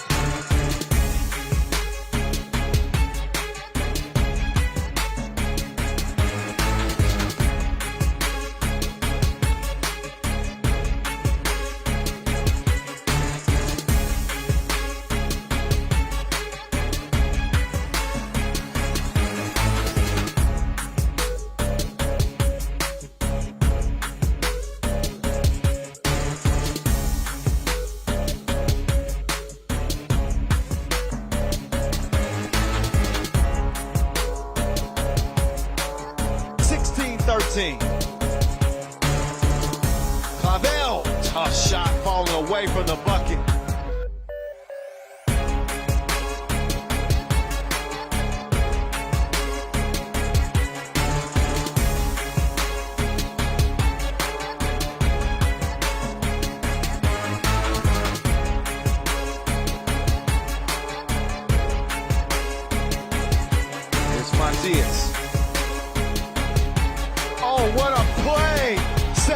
Gilberto Clavel. Oh, he missed the balance it. And Clavel finishes with the exclamation point. And this win tastes better than a mofongo. Puerto Rico does it again. Are you ready? Are you ready? Are you ready? 1 point contest. Here's Gilberto. Clavel.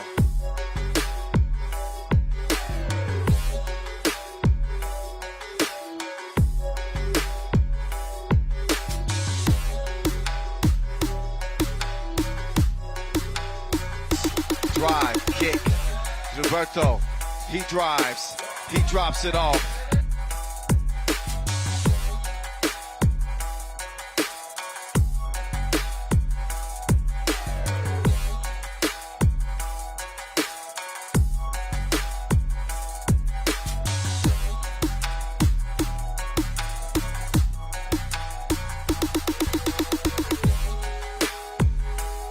Five-point lead. Clavel going up and putting it down.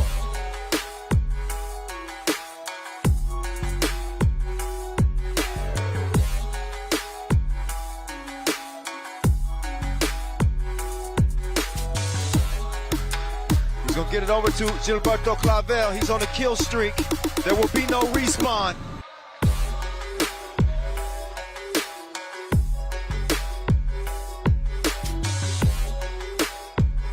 Matias can end it. Rolled out. Arazo, his turn. No. Clavel is over with. San Juan, Puerto Rico. These dudes are better than Bunny.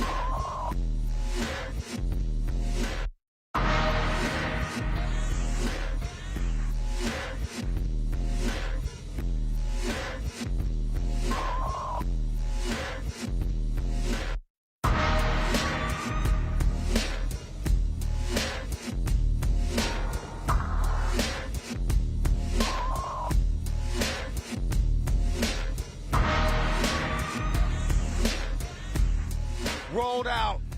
Arazo, his turn. No. Clavel is over with. San Juan, Puerto Rico. These dudes are better than Bunny. Your 2021 Lausanne Masters champions reside from Puerto Rico. What a performance here from San Juan as they'll get their first Masters title since winning it all back in 2012. What a tournament, what a moment for this team.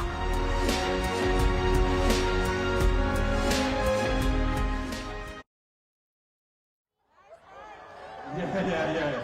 5 wins up. Where we take the gift? Where we can take the gift, buddy? What's that, sorry?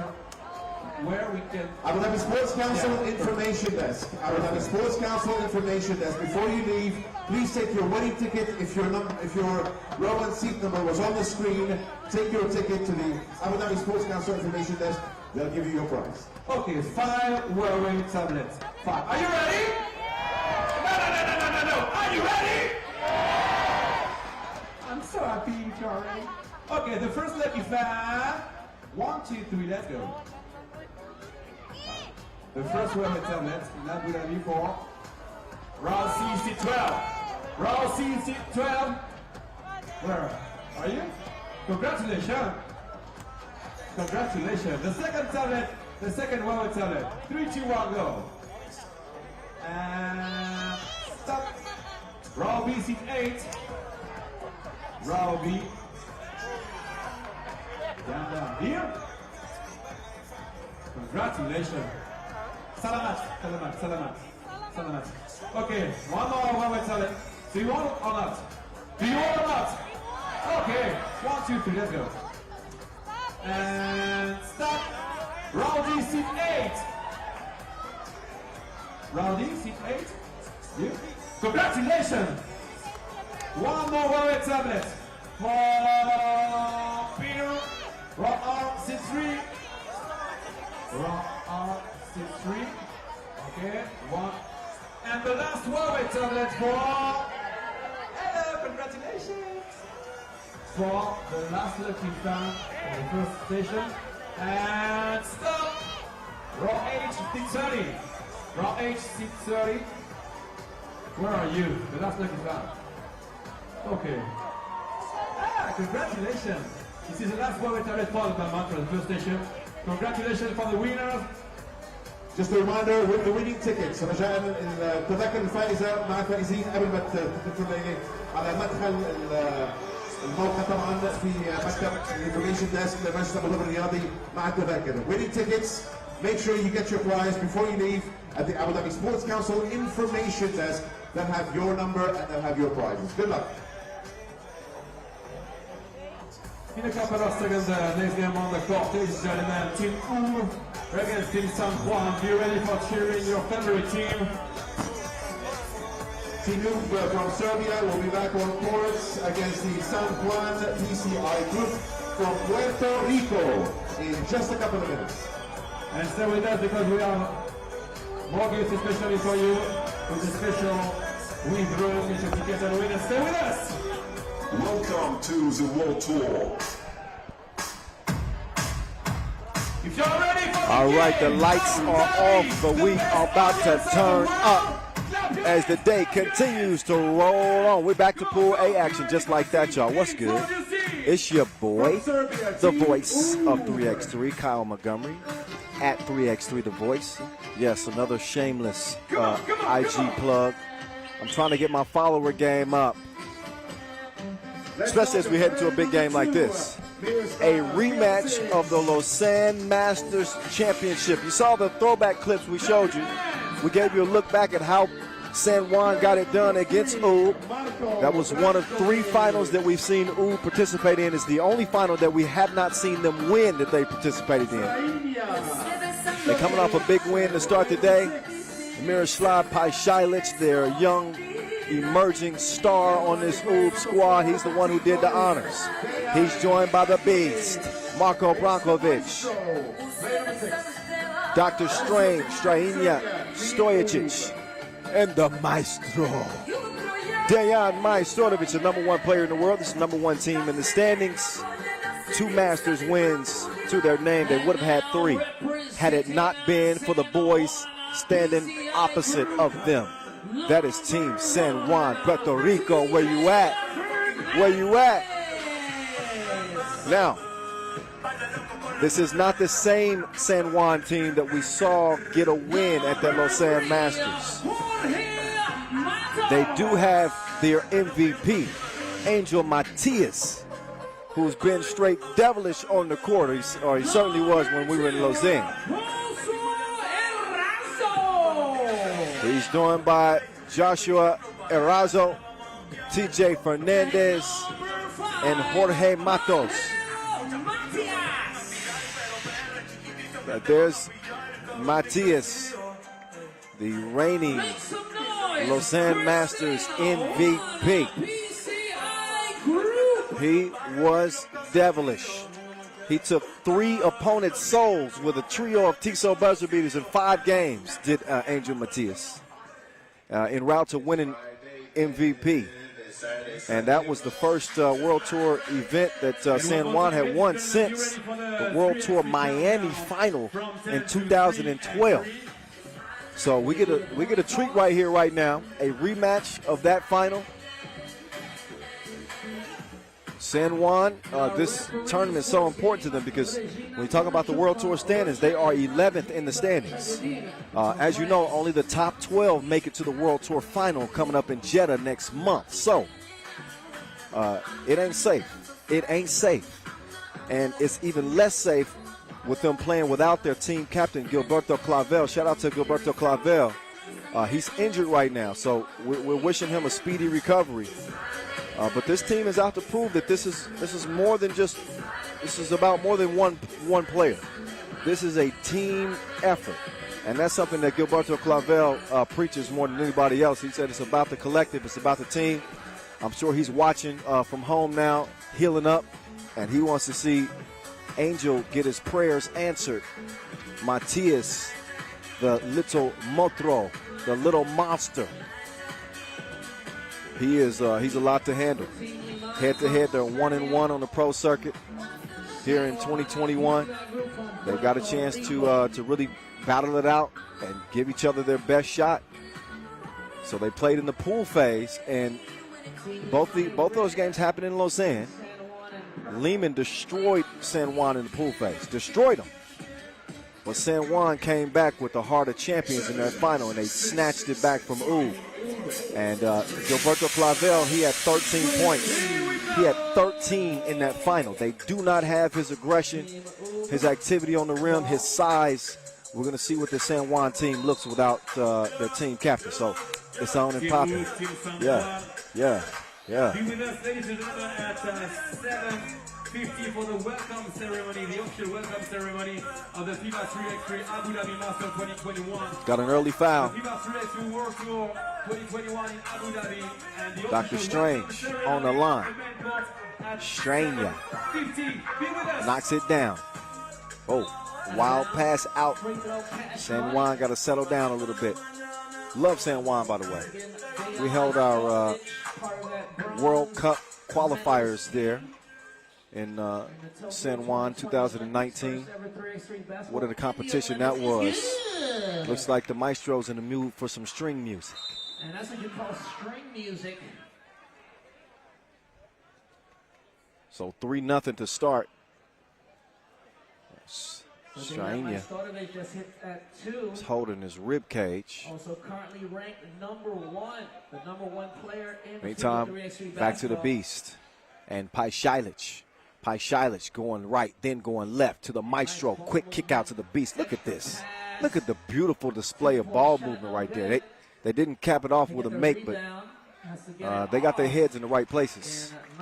And a feathery touch there from Paishailich to make this a quick 4-zip lead for Utre as they want to break that 1-1 tie in the win category between these two teams. So we'll look at the 2 World Tour winners in front of us right now. The number 1 team in the standings and the number 11 team in the standings as Matias. Oh, did he have a foul? Yeah, he did. That's a whistle. For a moment, it looked like he might have stepped out of bounds, but he was fouled. And San Juan need a spark right here. Down 4-0 here in the first minute. And a quick foul. That one whistled on Stojic. And some are debating whether or not who the better player is between Straina and his brother, Stefan Stojic. Former World Tour regular season MVP, Mr. Robot. He's one of the greats. Former world number 1. I don't know. I wonder how that debate's going in the Stojic household. I'd say here in 2021, though, it's been Straina's year. He's really come on. And a unique skill set. That's why I call him Dr. Strange, because he's one of those awkward players, very difficult to guard, quick, kind of unorthodox with it. Anyway, he swings it over to the Maestro. He fires up a big break. The Thievery, Strainia. Give me that. Remember the Chris Brown joint? Give me that. All right, enough of that. Pashalich, pump fake. Oh, he froze him, but he missed the crib. Out to Strainia. And it's too strong. Foul on the inside. Pashalich, no argument. San Juan is at least on the board. It's a 4-1 game, minute and a half in. There's your Lausanne Masters MVP. Angel Matias inbounding to Arazo. Oh, TJ had him all off balance, but he couldn't put the cookie in the cup. So the ball back over to Red. The new boogeymen of 3x3. Minutes, 25 seconds remaining in the game. About a minute 30 plus has passed. Get it down to the block. Oh, yeah. Oh, no. Matias was not having it. Denied. Packed it. Couldn't get the rebound, though. Yeah. That's going to be a whistle. And he gets whistle for the foul. Score 4-1. Team Ub with 4 team fouls. Team San Juan with 3 team fouls. No handoff. Oh, Strainia left wide open. Tried to follow the miss. He's saying that's off of purple. And I think they do say off purple. And Matias.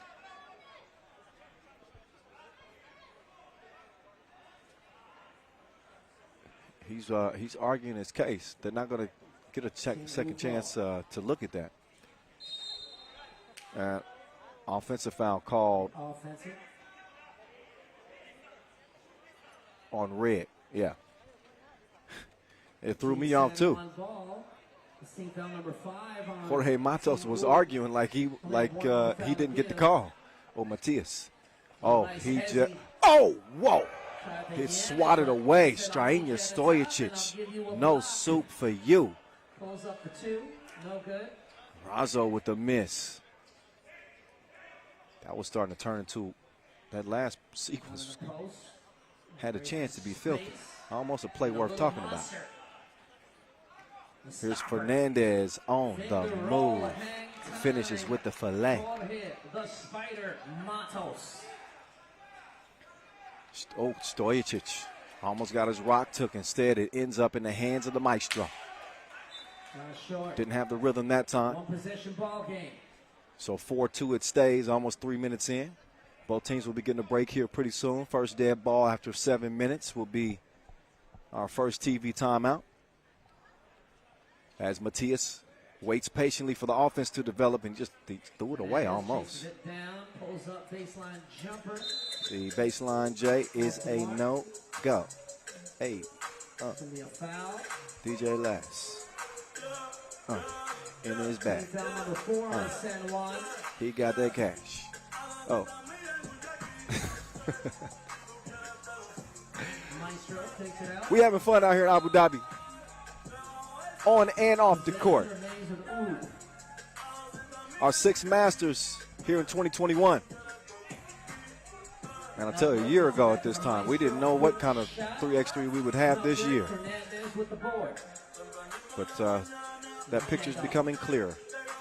Next year's going to be even bigger. Oh, nice patience. Good finish underneath. Came through with some finesse. Now, that's the opposite of finesse. That is flat out aggression. Oh, nice. 2 strikes. Jorge Matos. 5-5. Young killer. No.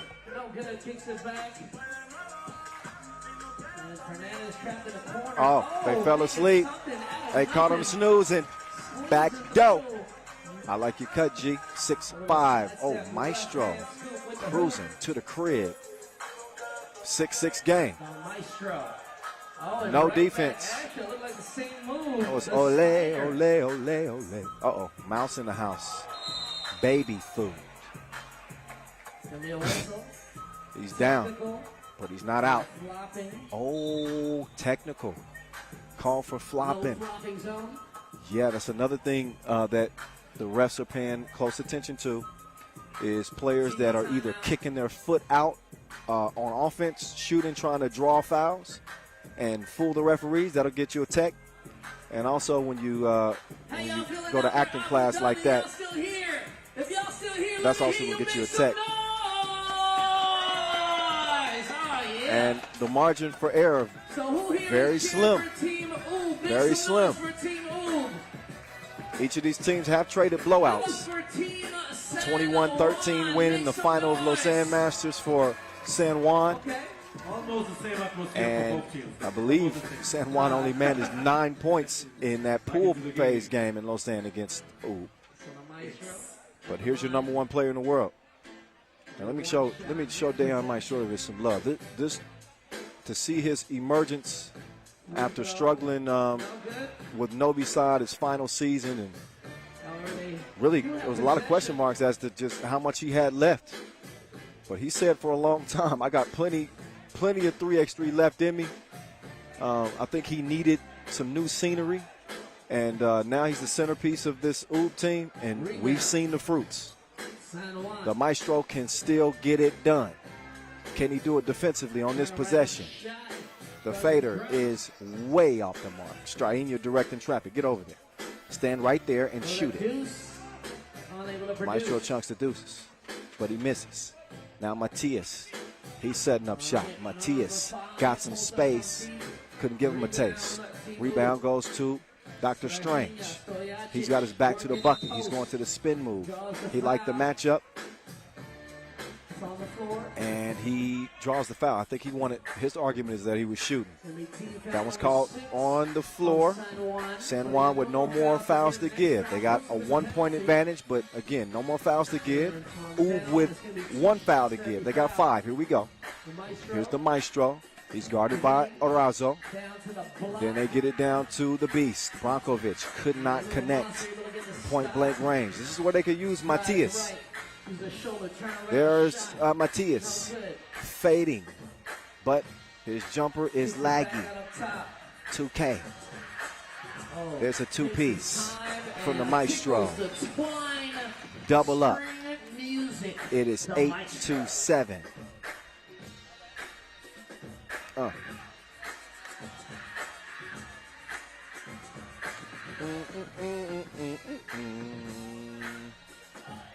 Oh, nice leg over the contest. Fernandez in his bag. Paishailich trying to pop off, but he's denied. That defense was prison yard aggressive. And that's team foul number 7 on San Juan. So it's going to be 2 shots for Miroslav Paishailich, a.k.a. Mr. Pasha. Free throw. And Paishailich, first of 2. Good.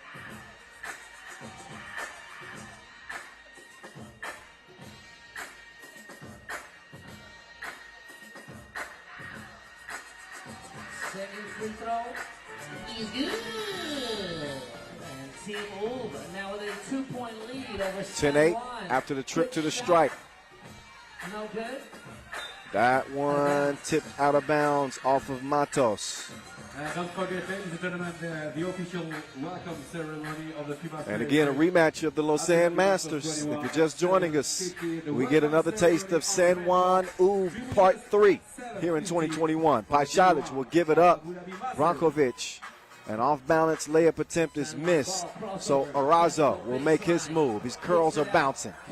He bounces that one out to Matias. He was shooting at a different rim. That one, the one here is about a foot to the right. His calculations were slightly off.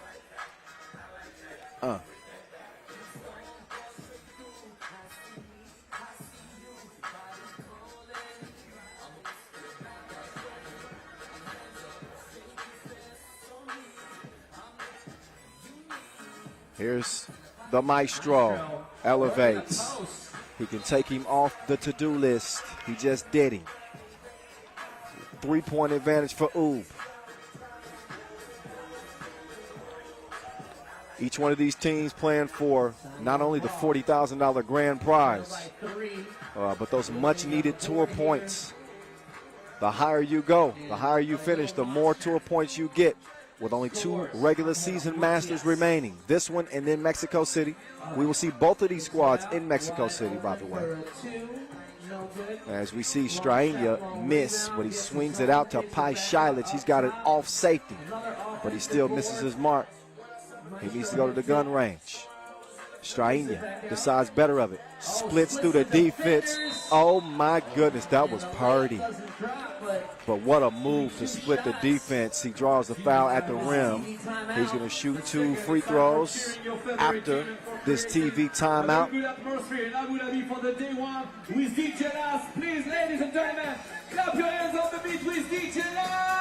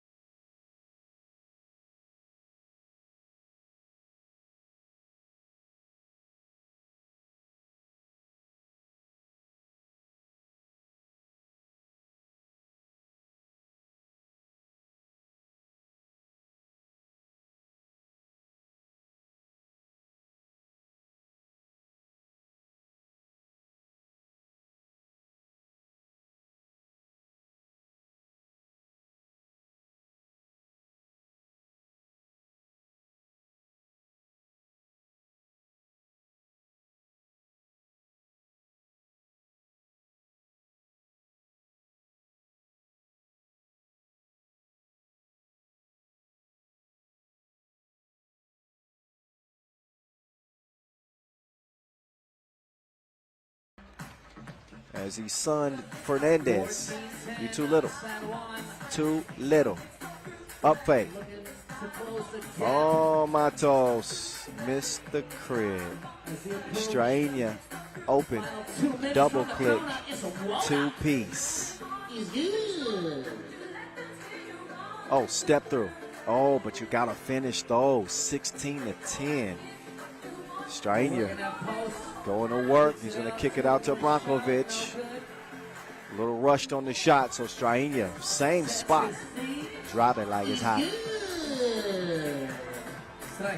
Different strokes for different folks. Well, actually, it's the same folk. That's Strahinja Stojic. Step back. You want some more? That one comes up short. So 18-10, Uba's blown it open. So you bought several players with their hands on their knees. They ain't twerking. They sucking wind. This is a hard-fought game. There's Matias dropping the shoulder. He's one of the better interior scorers at his size. Not the biggest dude. Maybe 6'3". But he's an absolute bull down there. And he ain't afraid of nobody. Now, as I issue those compliments, his team is still trailing by 8. So.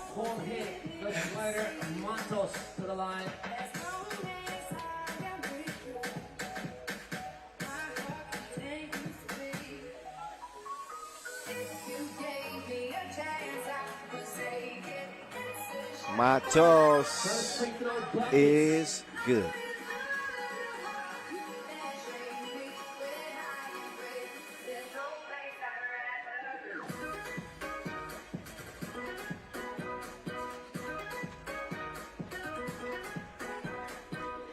So 18-12, under 2 minutes to play. If San Juan is going to get back in this game, the time is absolutely now. Paishalic forces the two-piece up. It's missed, cleared quickly by San Juan. Here come the Puerto Ricans, down to Matias. Matias, nobody home, easy breezy. 5-point difference in this one. Minute and a half, but a quick foul call on Arazo. And a ninth, so already in the penalty. That's not going to help San Juan's cause at all. A couple more free throws here for Strahina Stojic, a consistent free throw shooter. And he got a chance to pull within game point for Team Ub and give them a chance to get some get back from that loss in the Lausanne final. You can definitely see a difference in the San Juan team without having Gilberto Clavel. It's not about one man, but he's a big part of what they do. They don't have the same interior presence. They don't have the same rebounding. They don't have the same scoring potential without him on the court. And they also don't have a win. That's going to go to Ub, courtesy of Strahina Stojic, as he's on target like infrared to put this one to bed. 22-13, Ub issuing the beatdown to the Puerto Ricans from San Juan. So that's how it started, and I'll remind you, this is exactly how it started in Lausanne as well.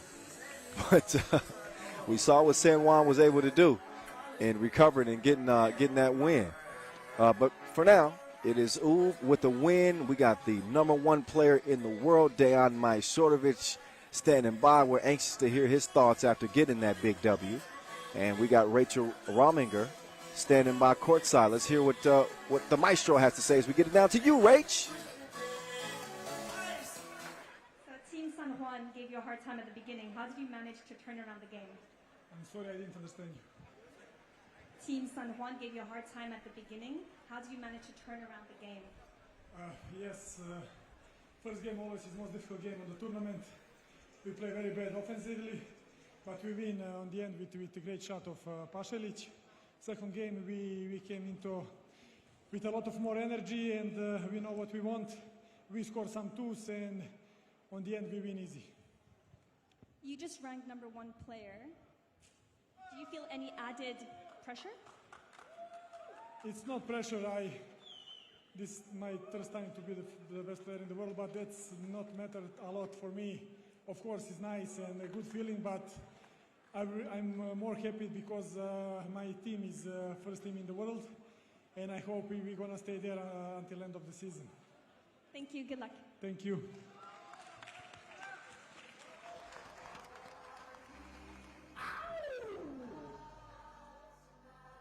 Yeah, of course I love being the #1 player, but what I care most about is that my team is #1. And that's how you become #1, by playing fearlessly. On the defensive end, you saw Strahina Stojic step up and turn Matias away. I also heard Rachel mention in that first question, it's a great question. She said, look, San Juan gave you guys some issues early, but you really turned the game around late. How did you do it? You heard the maestro's response. Always very critical of their performances, but that's how they stay humble and they continue to get better. So even in a blowout win, they can find some things that they could do even better. You won't find better MCs than what we got right here, because I can't even hear myself think when Vincent Roy starts talking. Are you ready? Clap your hands. All right, I'm having too much fun.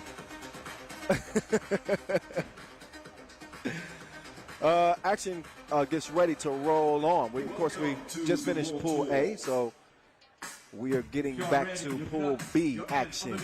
Coming up next, it is Riga and Jeddah. Are you ready? Jeddah is our most recent Masters winners. We saw them in Prague a little over a month ago. Come out victorious.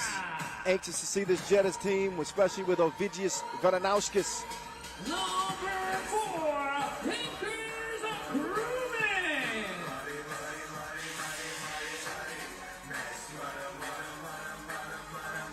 Here comes Riga first. Edgar's Crewman's the ultimate warrior. Agnes Chavars. Carlos Las Manes. And Norris Miasis. These are your lethal Latvians. Oh, don't leave him hanging. Come on. They used to be enemies in Latvia. They played 5-on-5 against each other. Nobody thought that putting Las Manes and Miasis on a team together would work. And their opponents from You see how that worked out. Pretty dang on good. Let's welcome Team Jeddah. They still have some fun competing with each other, I must say. Player number 6, Rad Barnawi. Anyway, let's get back to this Jeddah team. A little bit different from what we saw in Prague. They do have Kevin Core. They do have Nemanja Draskovic, a.k.a. Draco. They do have Ovidius Veranauskas, Moneybag O. And they've added Rod Barnawi. Kevin Core. So this is a compilation, a cosmopolitan, a mixed bag of players. Kevin Core, a Frenchman. Nemanja Draskovic, a Serbian. Ovidius Veranauskas, a Lithuanian. And Rod Barnawi is Jeddah, Saudi Arabia native. So they got all kinds of different flavors mixed in on this team, but they seems to be the right combination. Tastes good to me. Jeddah come in ranked number 12, and they're 10th in the World Tour standings. So they're another team that's, right down there towards the end. And with 2 Masters to go, they're just looking to hold on to that spot. Maybe even, obviously, they want to advance if they can get another Masters win. They've proven to be able to do that.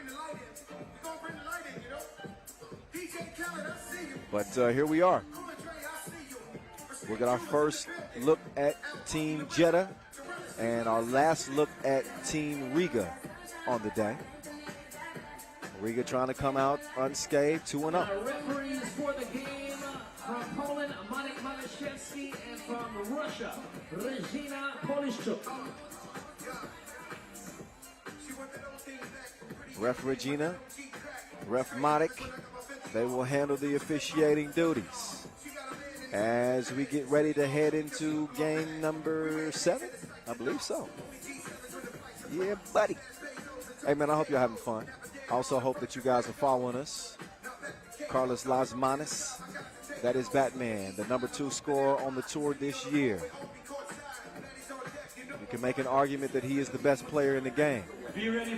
There was nobody better than Draco, Nemanja Draskovic, the 30-year-old MVP of the Prague Masters, got it done in front of the Prague Castle. That dude is a special player. I'm telling you, he's another one of these guys that just kind of fly under the radar. You don't really recognize just how good he is, but he's a baller.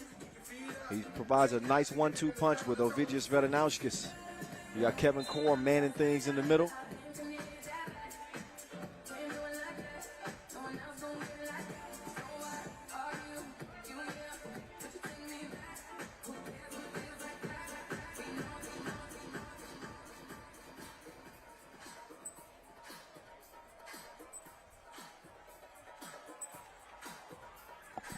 And just after.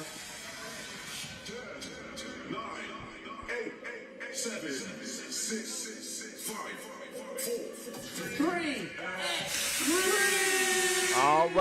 All right. This one's on and popping. Jeddah looking to turn the tides. They have never beaten Riga. Riga 4-0 in their meetings dating back to 2019. They beat them in the Debrecen semifinal in 2019. They beat them in the Jeddah quarterfinal 2019. They beat them in the Doha pools phase 2020 and beat them in the Jeddah final pool phase in 2020 as well. It's a new year. We'll see if we get a new result. I don't know. Riga looked pretty dang on strong to start the day. Miez's step back. Off the miss. Chavars fading away. Puts it off the window, no problemo. Puts Team Riga on the board. Holla back.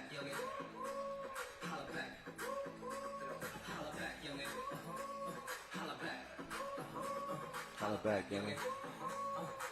Here's Crew.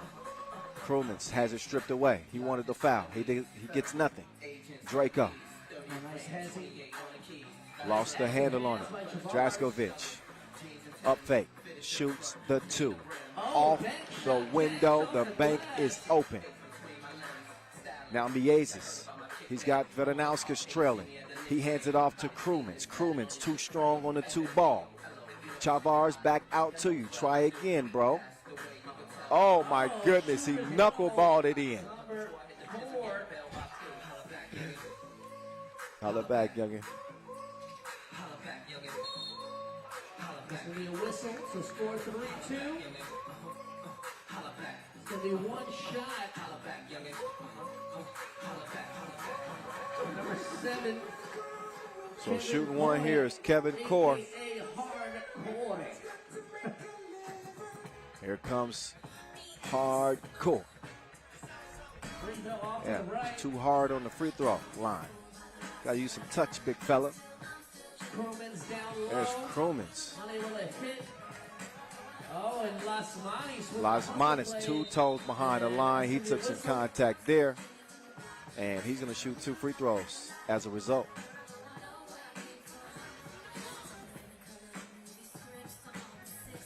No shot. Fouls on the floor. All tied up in a knot. 3-3. 8 minutes, 27 seconds remaining in the game. Both teams with 2 team fouls. Oh, he won't shoot. I thought he got it in the process of shooting. Instead, ball out. Lasmanis trying to lull him to sleep. He's held up as he's heading left. So 3 fouls to go with 3 points for Jeddah. 3-3 tie. Now Lasmanis picking up where he left off. Put him on the bucket list. Oh, and he's talking some noise with Core. Oh, I like it. I like it. He said, get your weight up, big fella. Yeah. From the streets to the Olympics, from the Olympics back to the streets. That's how we do it. It's 4-4. It's serious business out here. They got their shirts tucked in. Oh, Draskovic has it volleyball spiked.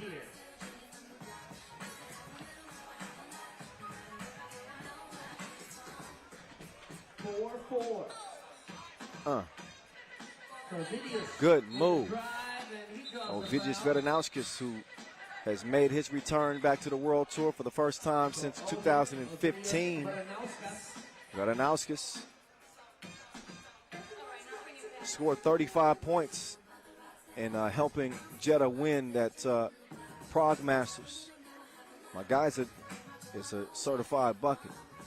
Ovi's home. Moneybag O. H2O. Headshot. I got a few nicknames for him. Which one's better? Moneybag O, Headshot, or H2O? Y'all let me know. At 3x3 The Voice. Anyway, 5-4. He gets it to go from the line. Lasmanis going to the spin move. Oh my goodness. How can he still walk right now? Oh, and another soft touch. I was getting a little 6-5. out there. Think somebody opened Oh, technical call on Lasmanis. I told you he had a little bit of a different energy. They going all the way back to the 2-point shootout qualification. He had a little extra pep in his step. So Las Matas getting a little frisky out there. And I'm not mad at it either.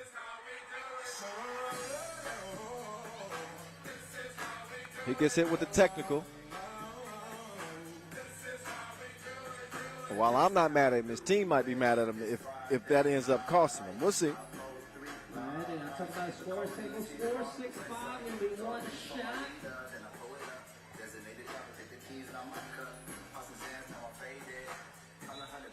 And Draco, he's able to connect at the stripe, evens things up 6 apiece. Ball back over to Red now as Riga will take back over. Chavars with the quick move, but he couldn't finish the layup. So here comes, Vidius. Offensive foul is called. But Anowski's got some dope. His tattoo game is dope. Took his shirt off in Prague. He had Drake, he had Michael Jordan tatted on his back. A couple other tats. He's a bad boy. Oh, that might be a good nickname too. The bad boy. He's a bad man. That was some bad defense. He put any hands up on Las Matas as he got an easy lay. 7-6. Money back. Oh! No. Missed it. But it is Kevin Core there to clean up the leftovers. He stays hungry. 7-7 game, 7:07 to play.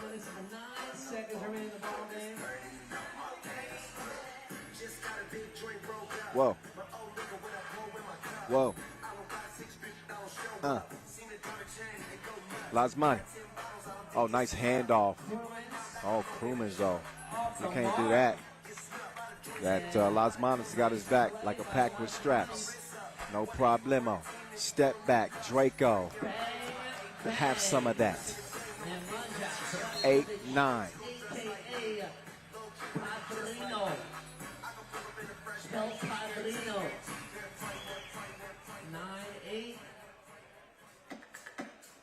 Just a quick announcement, by the way. Sorry, Noah. Quick announcement for the people outside. Can you please come and join us back inside? Because in just a few minutes' time at the end of this game, we will have the official opening ceremony for the FIBA 3x3. The official opening ceremony is on the way. Please, everybody outside, come back and join us inside. Plenty more entertainment, few speeches, plenty of great 3-on-3 basketball, 3x3 basketball, and giveaways as well. So we got a 9-8 game. Jeddah in front of Riga. They have never beaten Riga on a pro tour, at least in the last couple of seasons. And only one of these teams has won a World Tour Masters this year.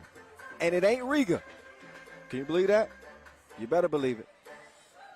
Miasis is back, though. It's our first time again seeing Riga full strength since their Olympic gold medal. They kind of had an Olympic hangover. There's H2O. He's fully hydrated. Wet from distance as Vedanauskis gives Jeddah a 11-point lead. Oh, no, he did not. It was almost a move worth talking about, but Miasis blew the crib. Come on, Robin. 11-8. Lasmanis going to the crossover. Vedanauskis could not do nothing to stop him. He couldn't hold him with a rubber grip. So now it's Vedanauskis. He's trying to size up Chavars. Step back, capping. But he's broke. Been fairly quiet this game. Miasis wants to give it up to Lasmanis. Batman is on the move. He stripped hardcore, not backing down, and he's giving him some ear candy as well. Saying, don't be coming in here with that nonsense. I don't care who you think you are. Of course, he said all of that in French. 11-10. Oh, Draco. Nice fake, but a bad pass. Chavars could not save it. That's off Red. And I don't know. Should that be a fresh shot clock? Oh, maybe not. Okay. Possession never turned over. H2O. Comes up dry that time. Lasmanis behind the back, but he couldn't finish off the glass. The handoff. Ovi going, oh, he lost the ball. Whoa, he got away with one there, didn't he? Hardcore. That one rolls off the rim. And Verdanowskis will check out. 18 seconds away from the halfway mark. 5 minutes, 18 seconds remaining in the game. Team Jeddah, 16 fouls. Team Riga, So no more fouls to give for Jeddah. They only have a 1-point advantage. Riga trailing 10-11. They got 4 fouls to their name. Batman rises, and he connects. Offensive foul then called, so not a great sequence here for Team Jeddah. They watch the two-piece go through the net from Lasmanis, and then they quickly offensive foul and give the ball right back to Riga, who are now in front by 1. And Jeddah with 7 fouls. So there have been better times for this team. We're going to see what their composure is like. Krumans up fake, got no space. Had him on lock, no probation. Oh, shot clock needed to start over. That's what happened.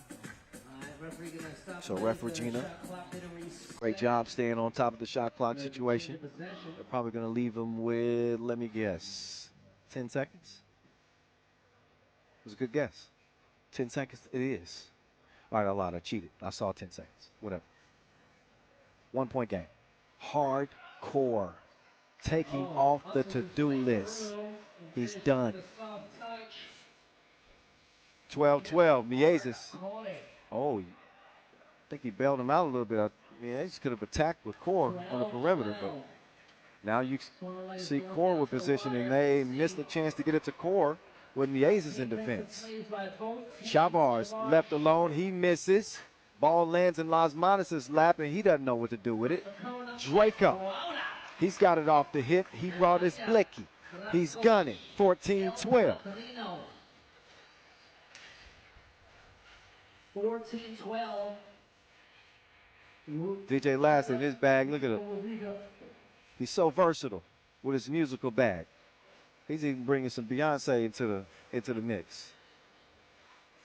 Maybe I swear this thing's boo. All right, yes or no? There's Miezes. He's good at the line on the first of 2. Jeddah with 8 fouls. Oh, second one is a brick. OV trying to go OD. Turns left, but he got straight put in handcuffs. And Miezes with a mental error there. Did he double dribble? You don't see grown people double dribble that much. You gotta really, your head's got to be going to double dribble. That's almost like picking up the ball and just running with it.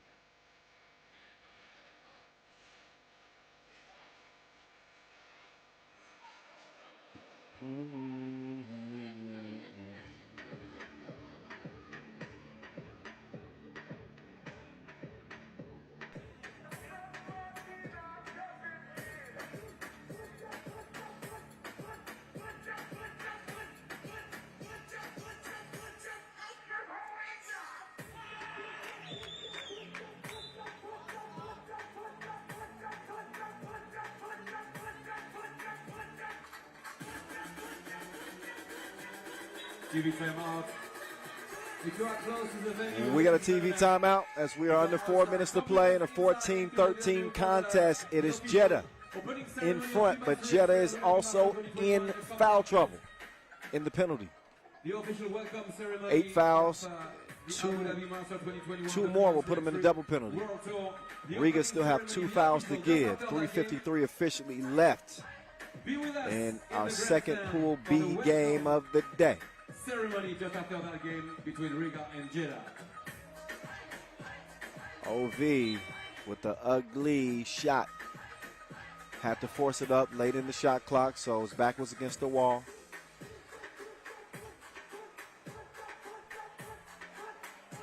Now here comes Miezes. Miezes splits the D. They D'd him up though, and it's a turnover. Ball over to Jeddah. A dangerous quartet. Trying to go back-to-back in terms of Masters wins. They got the benefit of seeing Draco go on a kill streak. Not exactly killing in this one, at least not yet. Oh, I like this matchup. They've been talking all game.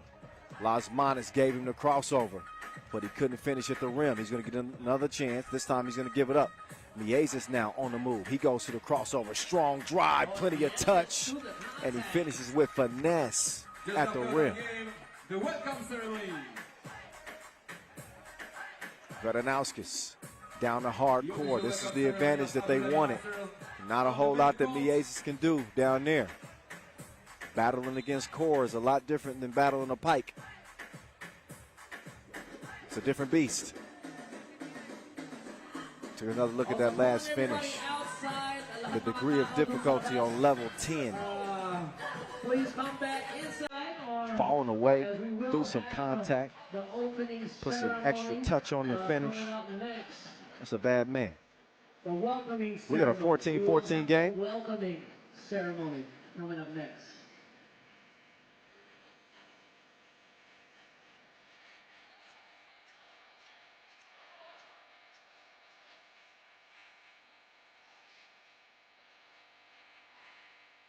Long on the long ball. Chavez gets the long rebound. Krumans passes up the 2, goes for the scoop. He can't get it to go. Oh, it's getting ugly. It's getting double fouls underneath. Krumans and core.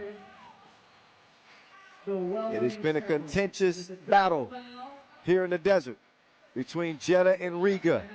2:47 left.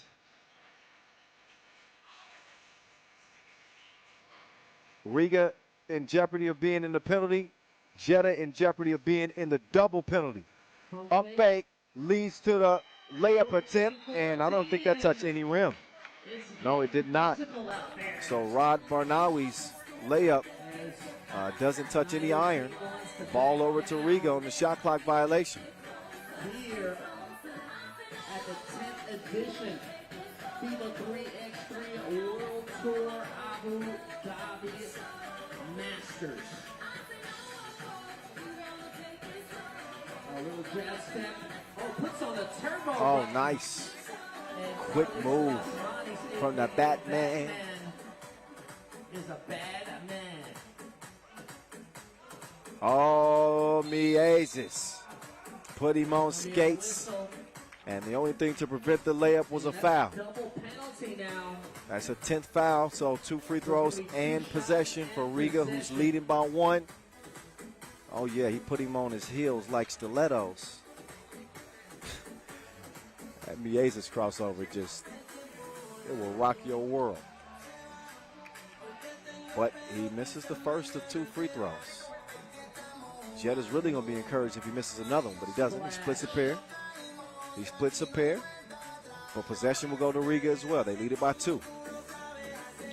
Still a 1-possession ball game. Lasmanis will take the handoff. This is the matchup that he wants. Or is he driving right or left? He moves right, pulls up. Stroke was broke, and 7th. That's a 7th foul on Chavez. So now, Draskovic will get a chance to shoot a couple. These are 2 big free throws right here with 2 minutes to play.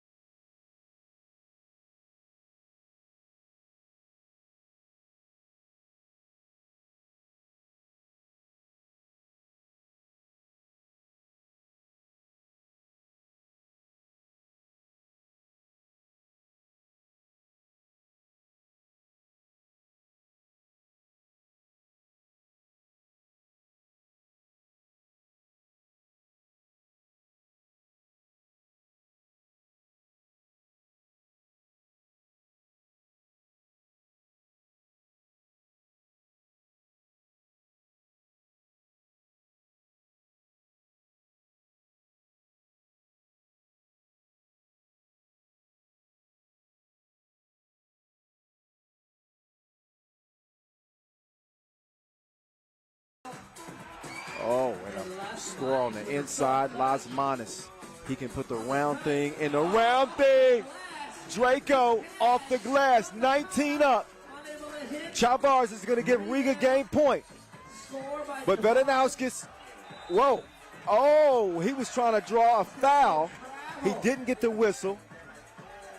So he gets called for the travel because he kind of did pick up the ball. Vedanauskis is beside himself. He cannot believe the call.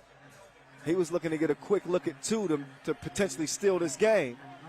But now it is crunch time. It's Jeddah. They trail it by 1. It is game point for the Latvians. Here's Miezis trying to whip it down low. That ball is tipped. Core gets a hand on it. Miezis for the win. No. High rebound. Lasmanis will come away with it. The time is going to wind down. I don't think that Jeddah understand how much time is left in the game. So they just let it wind down. And Team Riga That's it. wins over Team Jeddah. So a 1-point victory. Riga over Jeddah. 20-19 as Riga will head back to the hotel 2-0. And this one took everything that they had. But they were able to get it done. Great game between two very competitive teams. I tell you that right now. So Norris Miezis is standing by courtside. He's with Rachel Rominger for the post-game interview. Rach, over to you. FIBA 3x3. Just a few more minutes for the official opening ceremony. Wow, what a tight game. How was it playing against the last World Tour winners? How did they challenge you, and anything you can improve for tomorrow? It's not about how they play. It's about how we play. And finally we are playing together. It's like from a long time. And I'm happy that we get 2 wins, and we'll see what to expect tomorrow. Well, good luck for tomorrow. Thank you. Thank you very much. Yeah, they are the masters of their own destiny. Riga can really control things like a analog. They are that good. And when they're playing their A game, there are very few teams that can beat Riga. You can point to the success that they had at the Olympic Games. You can point to the success that they had on the World Tour last year. Look at that shot again from Lasmanis. I mean, how sweat. Abu Dhabi. But a battle all the way until the finish between these two teams. Should they meet again, that is going to be a hell of a rematch. They got to chirping at each other a little bit. I think these are two pretty evenly matched teams. They did get Ovi to heat up there late. Vedanauskis started to get some buckets late, but early on he was certainly struggling with his shot. Hardcore, making things very difficult on the interior. On the Latvian defenders, Chavars and Krumins. The dynamic duo got in their bag a little bit. Look at that shot right there from Norris Miezis, falling away, putting a little English on that thing. Krumins staying persistent. And Vedanauskis getting to the cup late, 17-16 at this point. And Vedanauskis pull up bottoms. So he got better as the game went on, but so did Batman as he put on his cape, tied things up. High degree of difficulty on the layup attempt. This two made things very, very, very interesting at 19-19. But in the end, it was Riga pulling away by 1.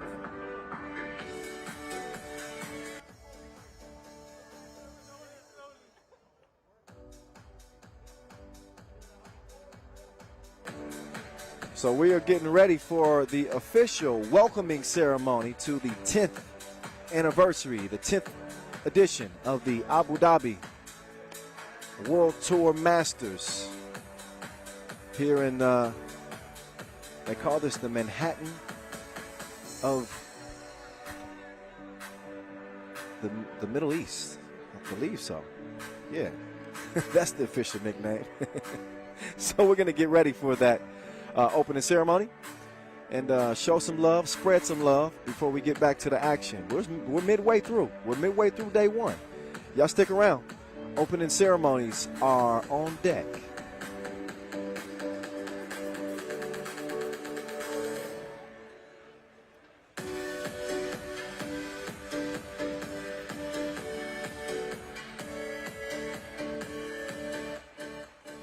بسم الله الرحمن الرحيم. من قلب الحدث من ابو ظبي عاصمه الامارات العربيه المتحده عاصمه الرياضه العربيه والعالميه، نحييكم ونحيي مشاهدينا ومتابعينا وعشاق رياضه كره السله. ابو ظبي ماسترز فيبا 3x3 2021، الاثاره والحماس واللعب السريع خلال اليومين القادمين مع الجوائز القيمه للجماهير طبعا، فكونوا معنا مع الحدث لنستمتع سويا. ابو ظبي ماسترز فيبا 3x3. تحية طبعا إلى جميع الفرق المشاركة التي أتت من حول العالم لتشارك معنا في هذا الحدث الرياضي الفريد. والآن حان وقت الافتتاح الرسمي لبطولة فيبا 3x3 أبو ظبي ماسترز، أساتذة كرة السلة الثلاثية.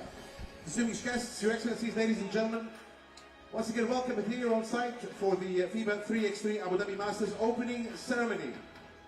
As we welcome the head of events at FIBA, Mr. Ignacio Soriano, and His Excellency Suhail Al-Arefi from the Abu Dhabi Sports Council to join us for a few words of welcome.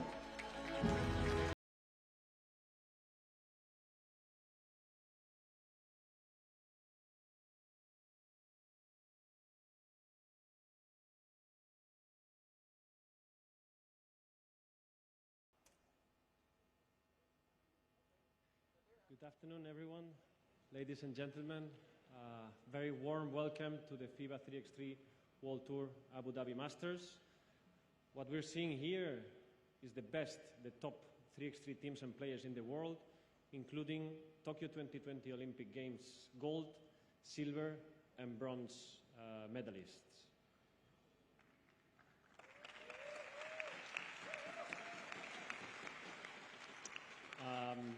Your Excellency, dear Suhail, dear friend, thank you very much for your trust in bringing the 3x3 World Tour Masters back to Abu Dhabi, where it belongs.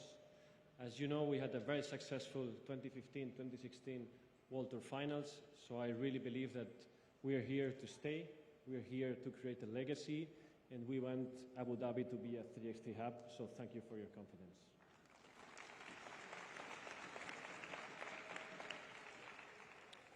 Thank you and good luck to all the teams. Thank you very much, Mr. Ignacio Soriano, the head of events at FIBA, with His Excellency Suhail Al-Arefi from the Abu Dhabi Sports Council. بس ترجم سريعا لكلمة السيد إغناسيو سوريانو. قال أهلا وسهلا بكم. ما نراه اليوم هو تشكيلة لأحسن لعيبة أو لاعبين كرة السلة الثلاثية عالميا. شكرا أكيد لمجلس أبو ظبي الرياضي على كل هذا الدعم، وإن شاء الله نراكم قريبا في أبو ظبي عاصمة الرياضة العالمية.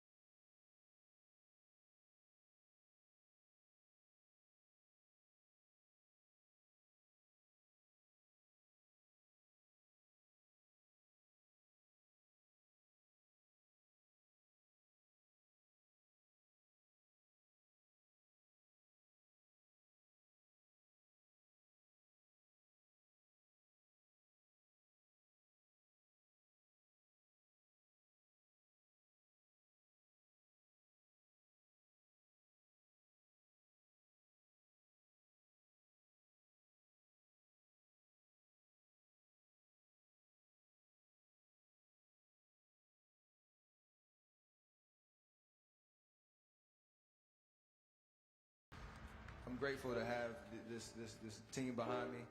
This is not possible without you guys. I want everybody to get a fingerprint on that so I can remember, who I rolled with during this year. And thank you from the bottom of my heart. Make sure you live in the moment and work your butt off every single day. And I hope I inspire people all around the world to just be themselves, be humble, and be grateful for all the blessings in your life. And I'm truly honored to be your MVP this year. Thank you very much.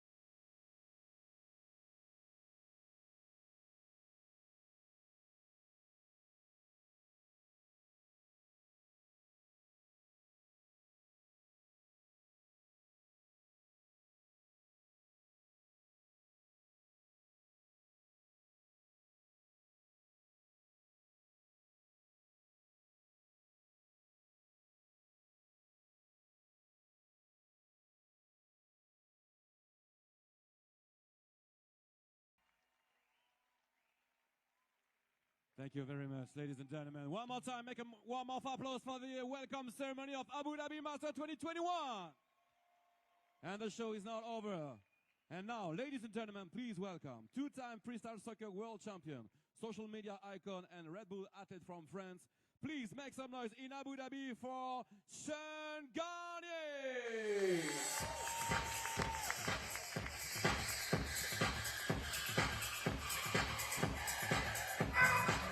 Sean. Do you need a fan from the crowd? Yeah. This one. Okay. Sean, make some noise, come on. Do you want to play football? Yeah, here, okay. Sean Garnier, Red Bull athlete from France. Yeah? Okay, come on. Clap your hands on the beat, come on. Red Bull Freestyler Soccer.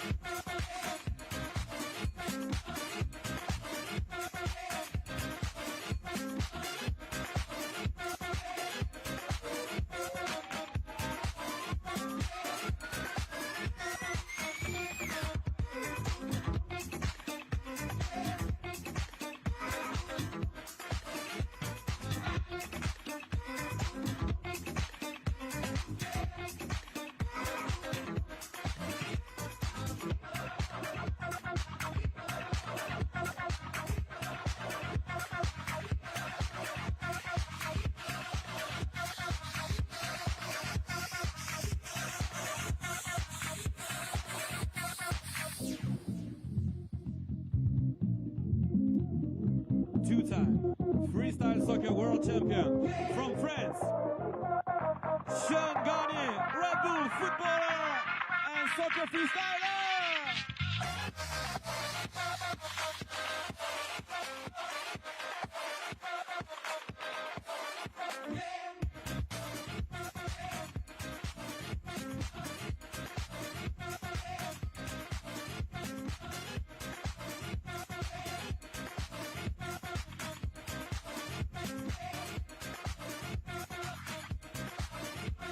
Okay, Sean, do you need people from the crowd?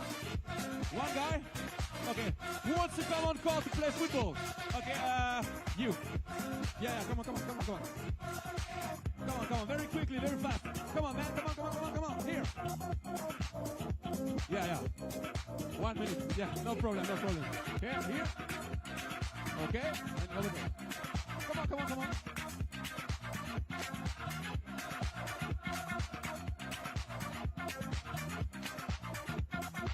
Come on. Very fast.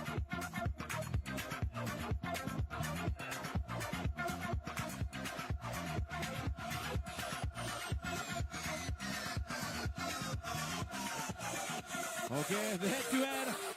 Sean, Red Bull athlete from France. Two-time world champion. Freestyle soccer.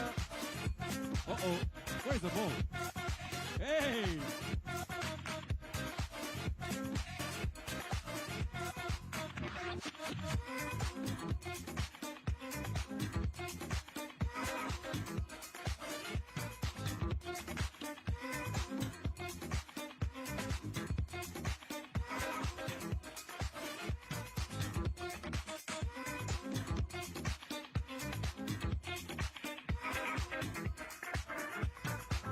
From France, Sean Garnier, two-time freestyle soccer world champion.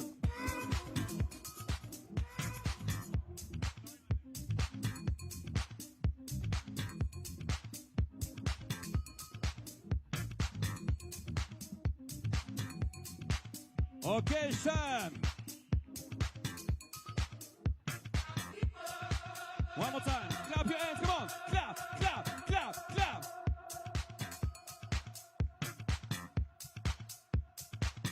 louder, louder.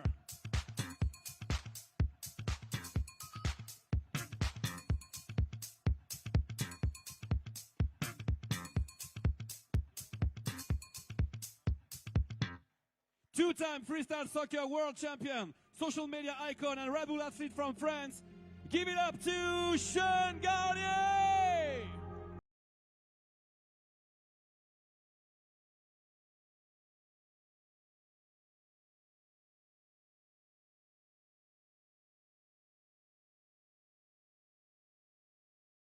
Come to the World Tour. The next game in a couple of seconds on court, ladies and gentlemen.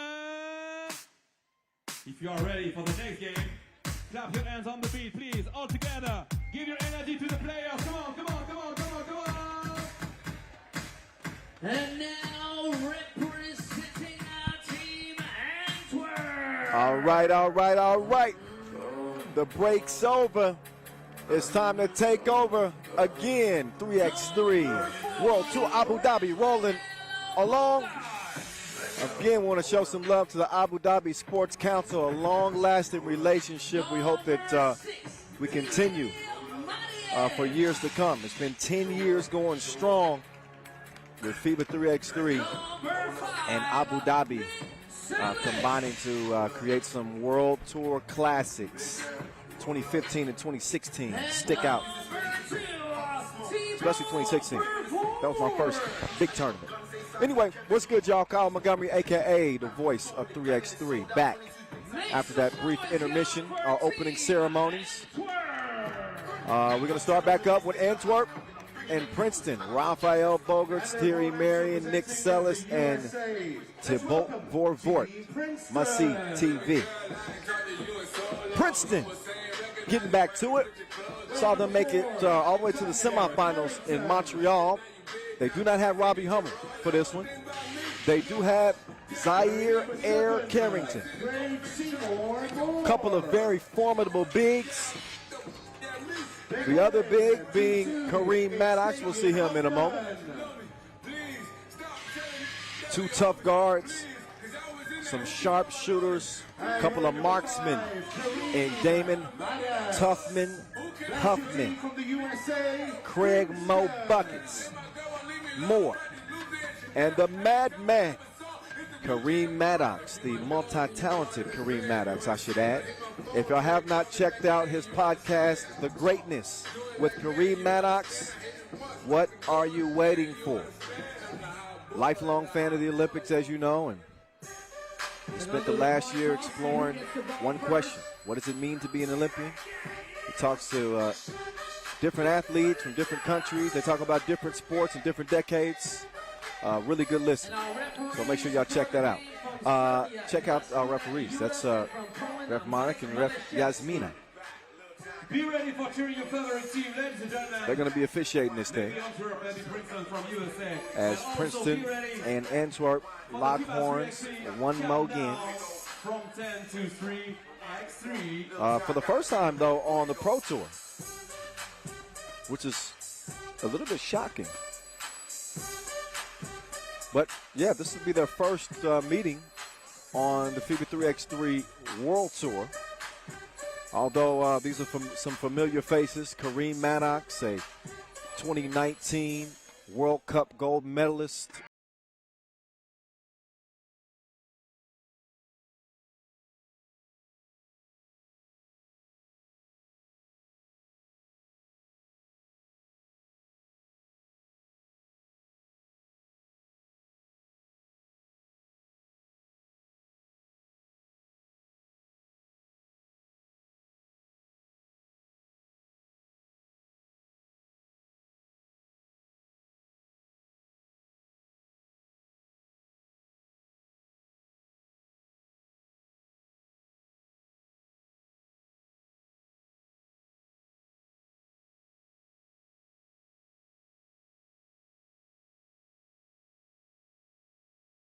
To start their day.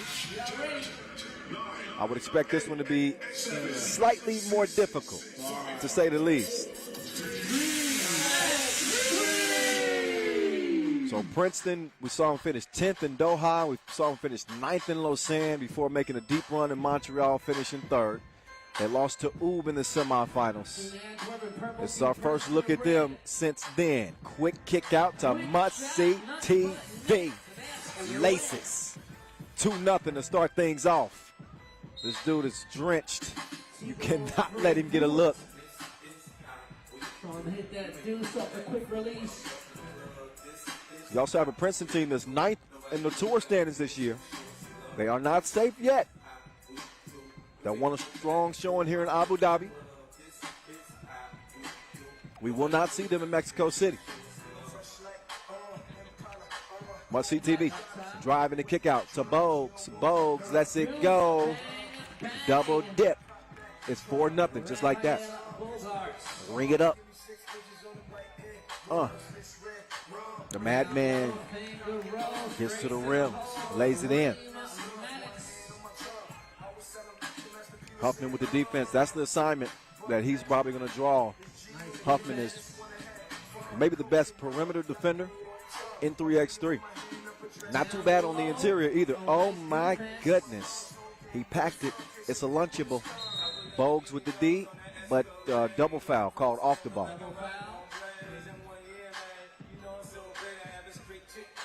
Going both ways. Just how you like. Yeah. 4-1. Clark Kent will hand it off to the Martian. Thierry. He's going to drop it off to Sellers, who goes up top. Was that a pass or a shot? It would have been a good pass or a good shot. Just a waste of possession. Ball back over to Red.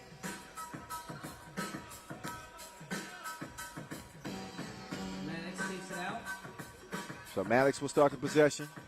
He screens away. He's really worked on his outside shot, something that he can do. But you got to have the ball to do that. Oh, wow. Target practice for Must-See TV. That's usually a layup, but he bricked it bad. A bad layup attempt from Carrington. Got caught underneath the rim. Sellers cannot score over Craig Moore. That foul called on the interior. Moore trying to state his case. It will not take the foul away. Couple of fouls apiece, 4-1 game, Antwerp.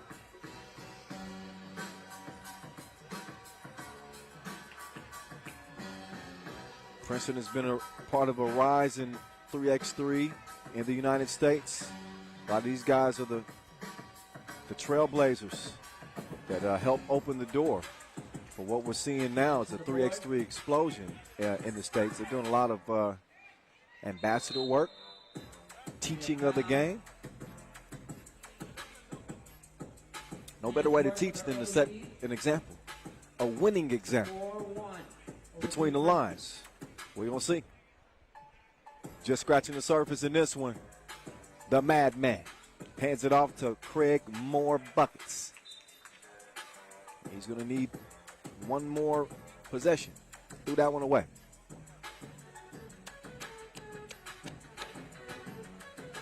So Marion, he'll take the check from Carrington. Bogues wants it on the left elbow.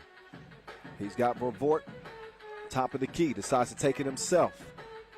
Good defense there from Craig Moore, playing the passing lanes and getting the fingernail on that one. Got to leave, we'll call it 2 seconds left on the shot clock. So Vervoort, we saw this dude hit several of these at the Olympic Games late in the shot clock. He was able to get that one up. Oh, and then he follows like a stalker.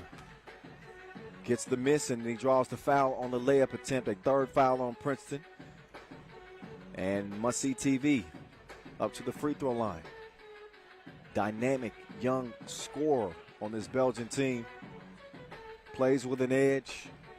Lights out shooter. Good size at about 6'4". And fourth on the tour in scoring. He does not add another drop to the bucket as he misses the free throw.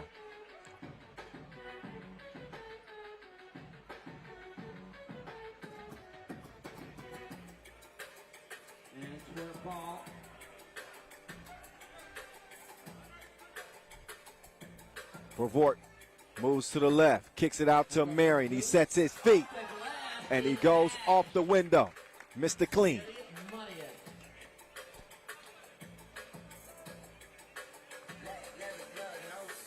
Oh, Moore. He couldn't finish the layup. He was trying to do his best Carlos Las Manos impression.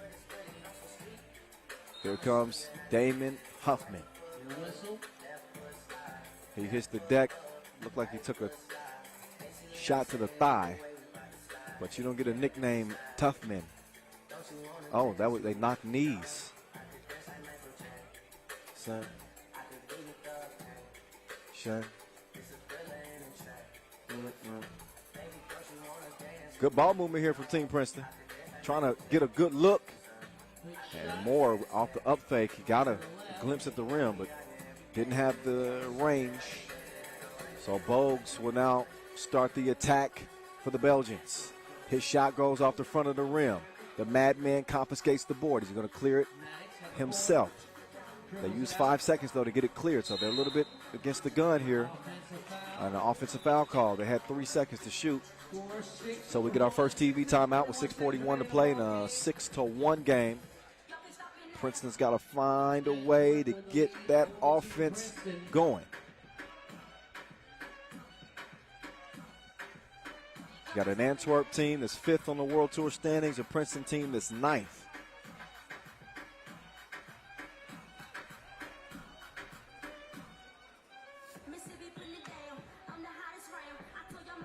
Once again, big shout out DJ The Last on the ones and twos. Be sure to follow FIBA 3x3 on all social media at FIBA 3x3, Facebook, Instagram. Quick move by Bogues to open the possession.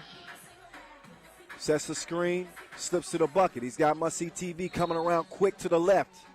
Foul call before the shot attempt and an offensive foul. That's on Marion. Follow me at Noah Lazarus, KNOWALAZARUS, and at Q_YORK. Instagram. Madman patiently waiting for Moore to come around. He couldn't drop the deuce. Gets it to Moore. So now down to the Madman. This is where he can go to work. Maddox. And that's going to be a whistle. He draws the foul on Vervoort. Wasn't much he can do against the Madman. Foul number 6 on Antwerp. So MVP of the Los Angeles Masters in 2019. Did it in his own backyard.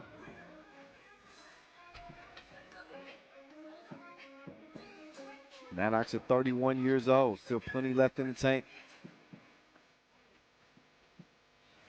And he'll be representing the USA, the upcoming 3x3 America Cup. That's coming up November 12th through the 14th.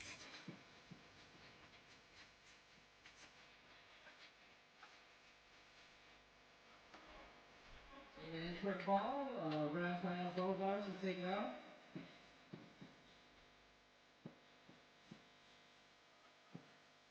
Must-see TV.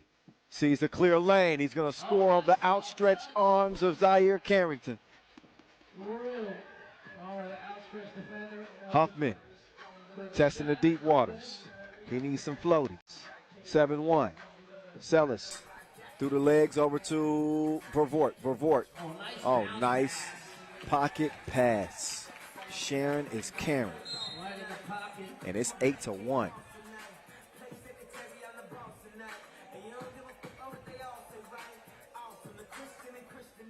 So Princeton needs to start to trim into that deficit in a hurry. Otherwise, this game could get out of hand in a hurry. 7-point game, make that a 6-point game as Maddox will give Princeton their second score of the contest. 15 Antwerp down the penalty, 2 shots for every foul. Second free throw. All right, so the Madman showing the greatness on the free throw line. See what I did there? 5.5 to play.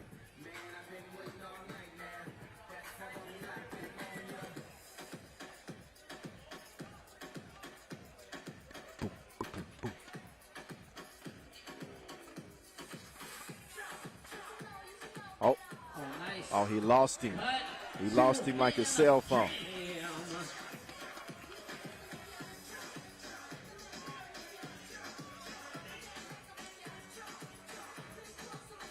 Oh, Madman, where's that ball going to? Oh, nice steal. Turned it over, and another foul is drawn.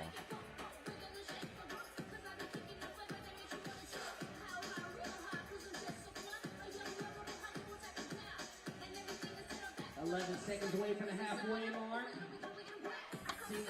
Back to it. Sellis. Nice entry pass. Bogues couldn't finish it. Comes back out with it. Marion now on the move. He's going to swing it right. Bogues coming left. Excuse me.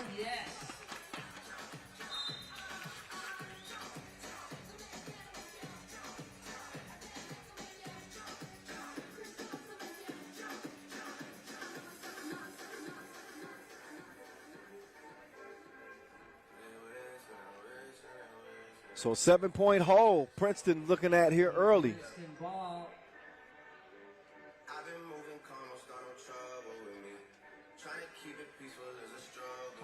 Huffman.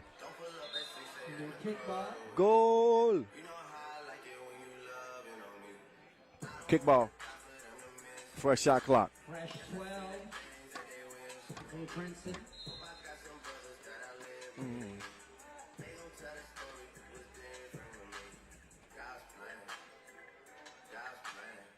Huffman also a member of that 2019 gold medal World Cup squad. Now they get that ball moving. That's the ball movement that is going to lead to success for Princeton. They get it to the madman, and he's going to get him a fourth score. And then Huffman with a tough defense. Over to Moore. Good movement. Right idea on the pass, but those long arms of Bogues. It's another good attribute of this Belgian team, is they got that rare combination of quickness and length.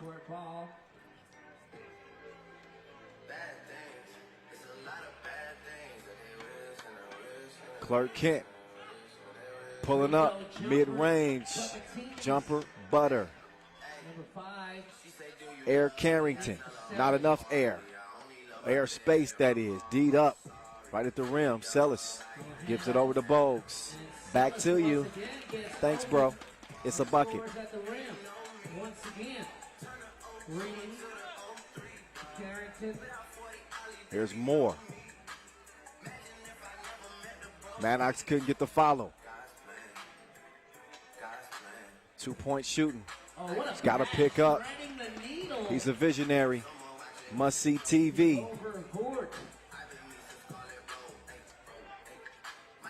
And Maddox takes the package and delivers underneath. Still an 8-point difference. Must see TV. Broke on the stroke that time. Bogues thought about it. Sellis. They double dared him. And he missed it back. Now Maddox driving recklessly.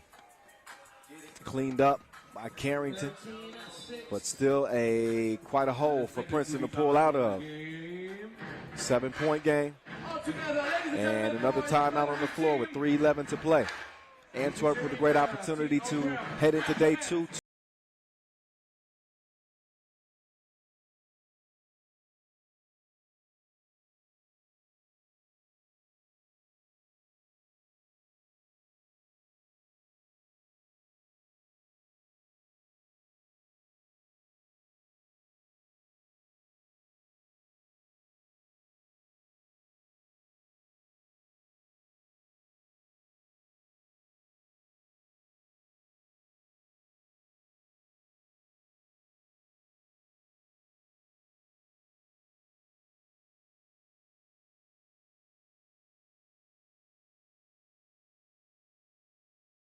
Keep your eyes on him.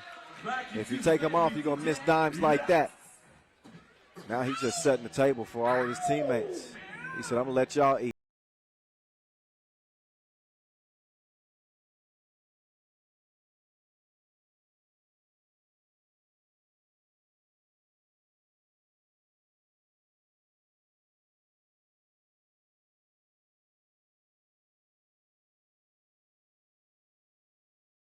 Been missing. We need to issue an Amber Alert for Princeton. 14-6. If you've seen their offense anywhere, please let us know. We will retrieve it and kindly give it to them.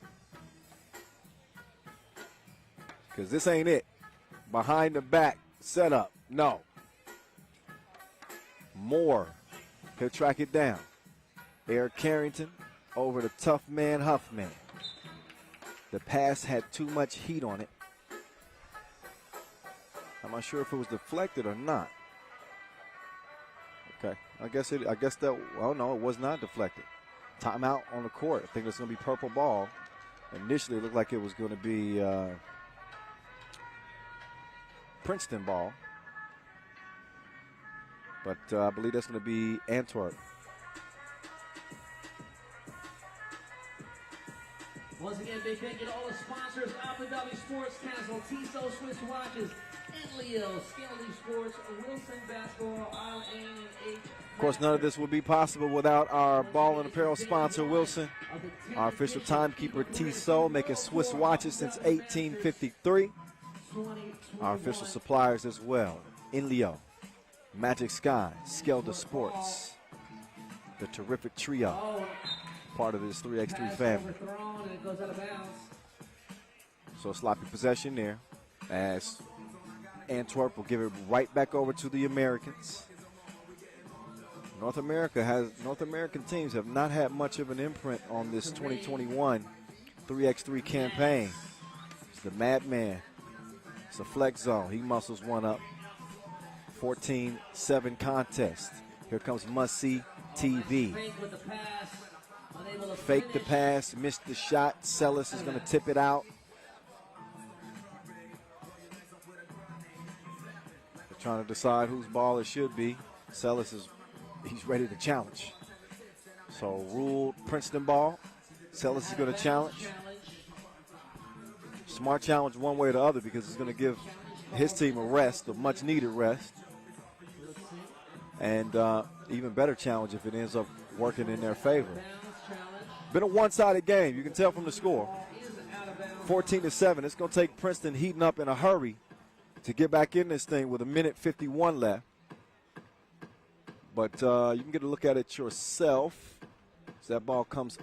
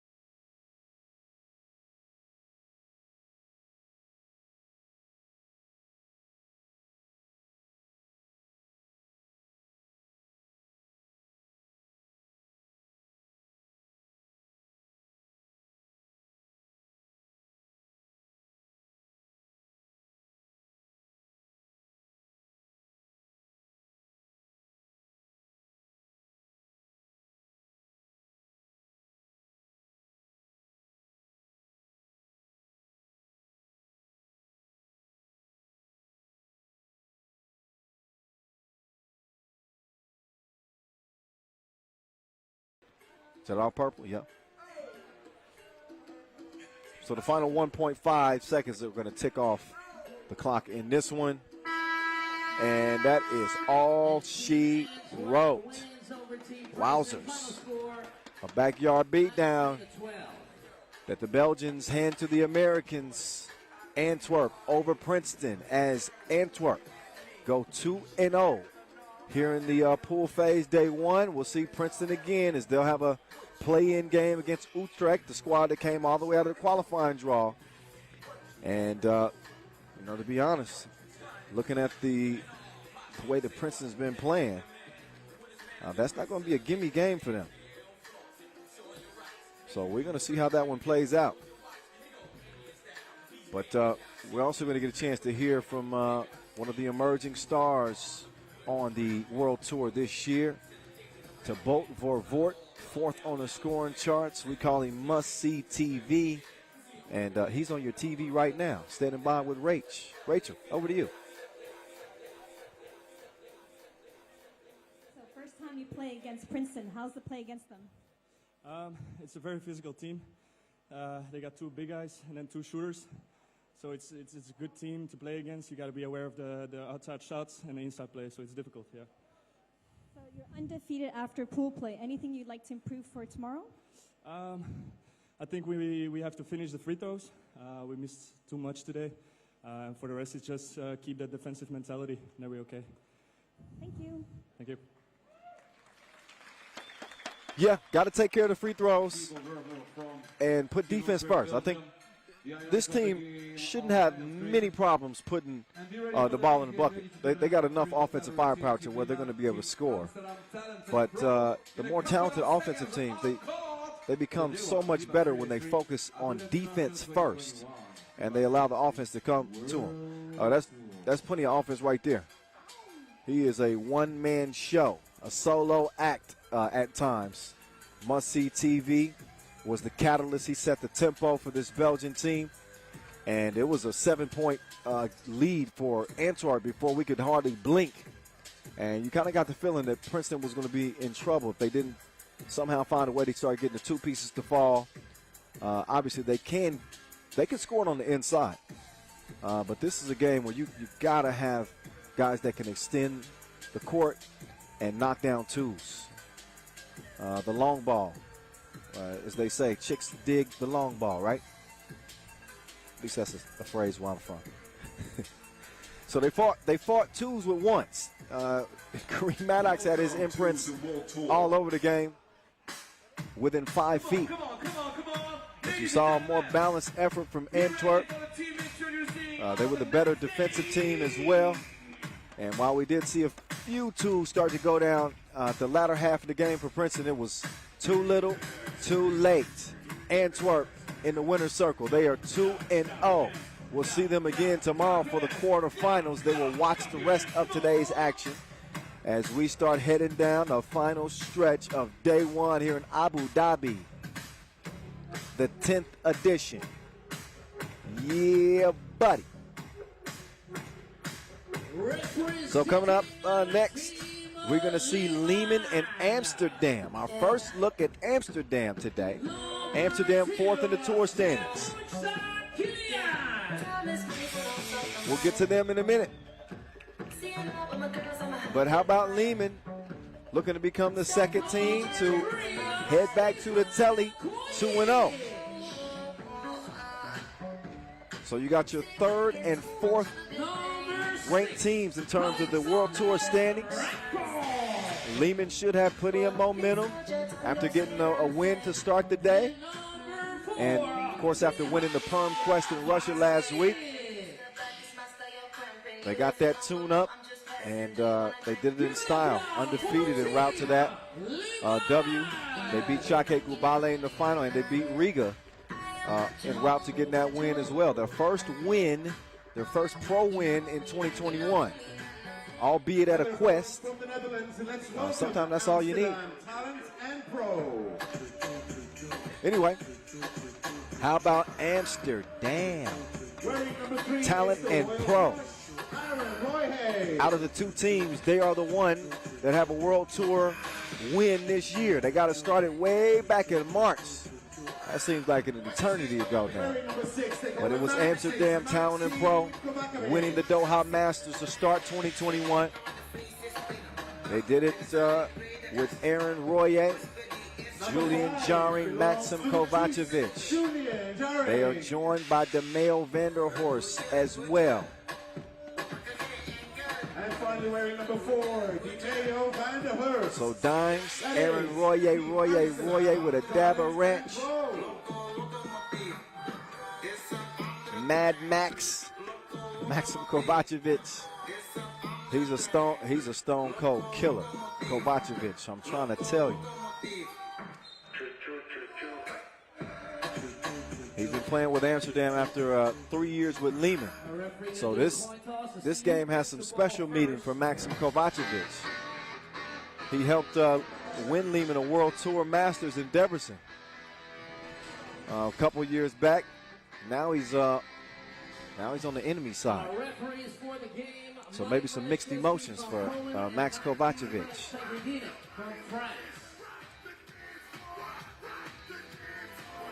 But how about Amsterdam? They beat Riga and Novi Sad en route to capturing that first Masters title in Doha. And they've been in the mix really every Masters they've competed in. They got 3 top 3 finishes.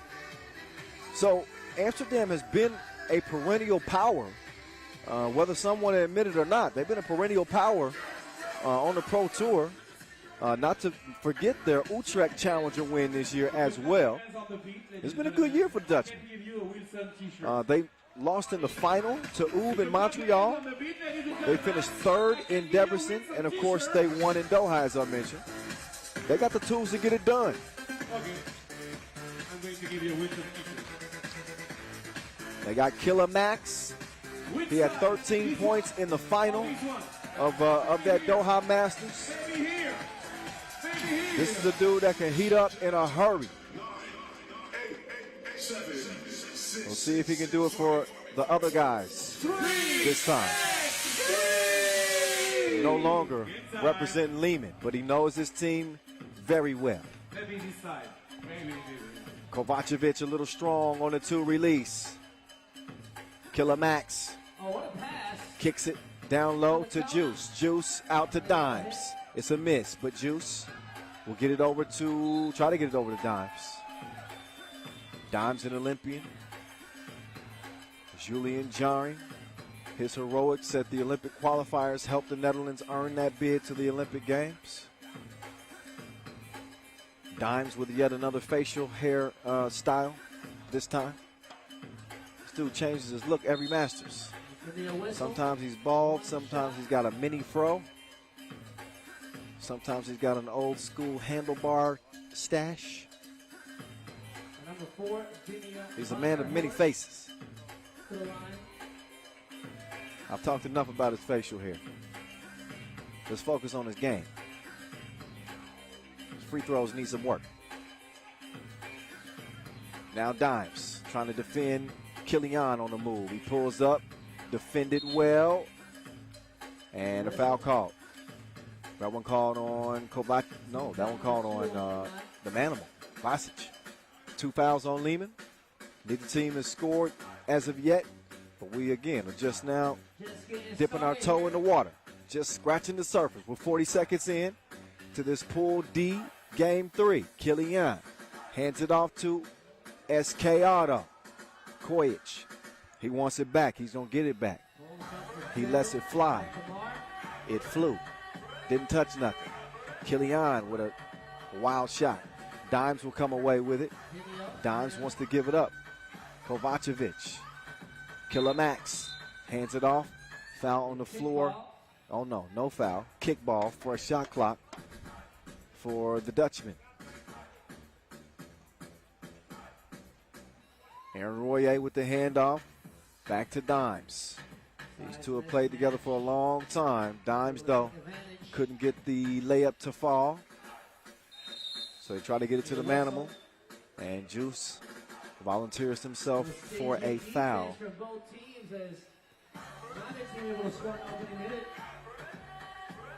Minute in. Vasquez to Kojic.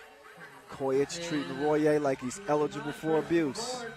Easy money underneath as Leman gets on the board. Oh, Kovacevic lost the handle on it. He's saying that it got tipped, but I didn't think so. Just mishandled the dribble. And ball goes to Team Liman. Kovacevic. Kojic opens the possession, kicks it left to Vasquez. He's taking his time. They want to get it down low, and that's exactly what they do. So what you're seeing is they're trying to really exploit Aaron Royer in those switches down low because he's a smaller body defender. And, oh, I thought Dimes might have had the scoop, but he didn't have a lead. 2-0. Vasquez, oh, fooled you. He gave him the trick and a treat. Dimes trying to give him something back. Dimes, no. Gets it back. Oh. On the Manimal, lets out a Manimal. So the Manimal lets out a carnal yell. 3-0. That's the type of screams you hear in your nightmares. Two players on Team Liman on that That comes from the abdomen, from the soul. Mihailo Vasic and Alexander Radkov, both Olympic bronze medalists. Kojic fakes it left, goes right. He's got Kovacevic in hot pursuit. Oh, crossed him. He rocked his world, but he couldn't splash him. Killer Max on point like a harpoon. It's good money from the corner. 3-2 game, and Juice with the thievery. Oh my goodness. See what had happened was turnover. Ball back over to Red. Kilian. They're going to start it on that left elbow, and they're going to let the Manimal orchestrate. He gets called for the offensive foul.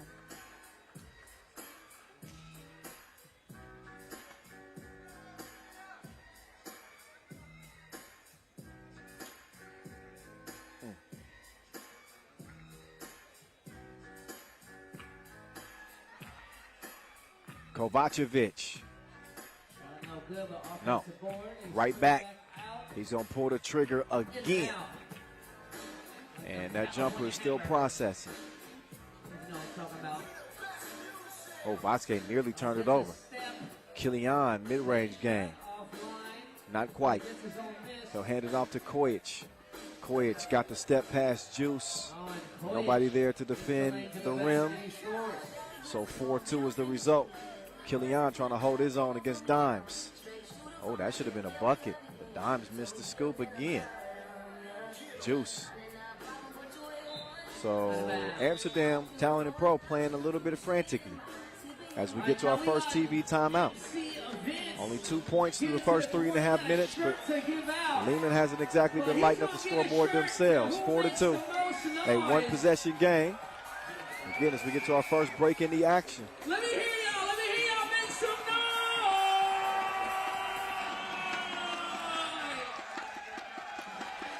Vince, you got to decide. Alongside. Amsterdam had to go through Leman in the semifinals of that Doha Masters to get that first Masters win. So they've done it before.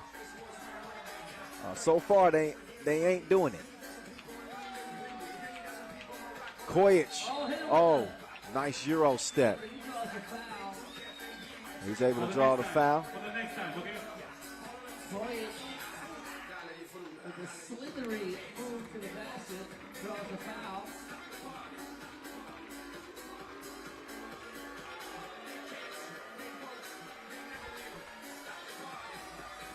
SK Auto, automatic from the line, no prob. Kovacevic, and comes up short. Well, we're watching, or maybe more. Just after that game, prepare your ticket entrance in Abu Dhabi Masters.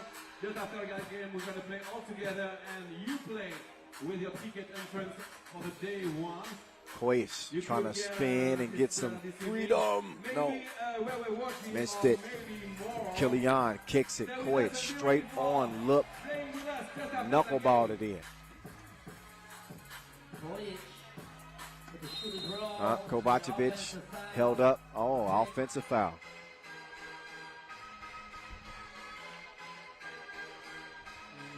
Back in the game.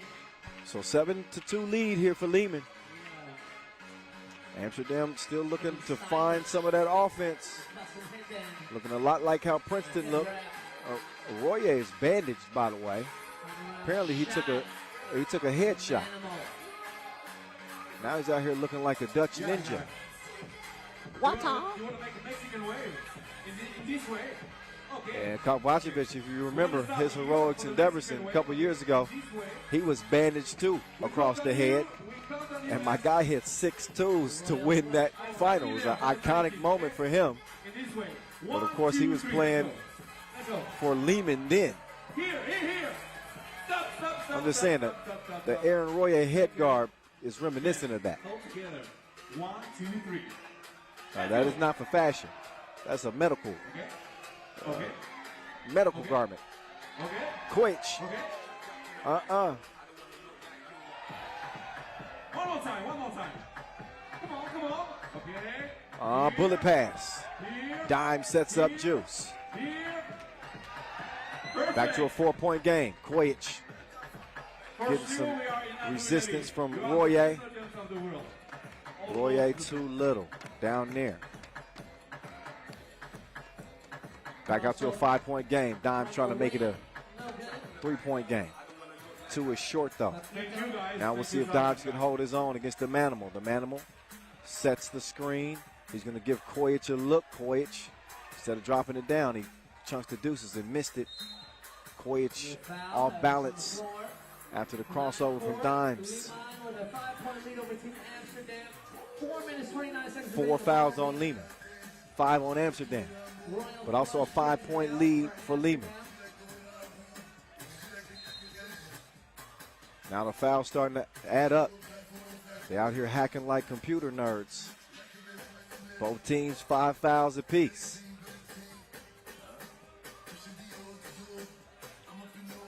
And Kovacevic. The rim hated on him. Killian, he waits for the screen. Probably should have been a little bit more patient. Nothing happened in the ISO. Dimes with the reverse.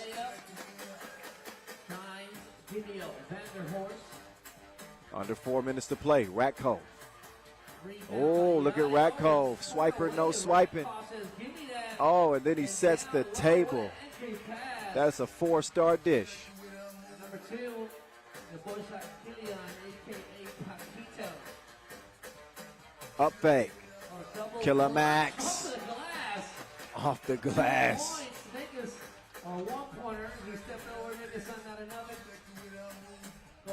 Killian, nope, not this time. Royer, he gives it up to get it back.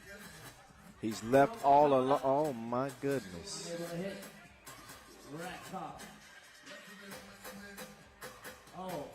Oh, put him on suspension. Why don't you? Basket counts. Crafty. He's putting his own spin on things. The pirouette, and then he finishes with the fillet. TV timeout. 5-point lead for the Serbs as Leman lead Amsterdam here in Pool D. 4 more games to go after this as we'll go A, B, C, and D, which will solidify our quarterfinal matchups for tomorrow. Looking like Leman is going to be headed to a 2-0 record.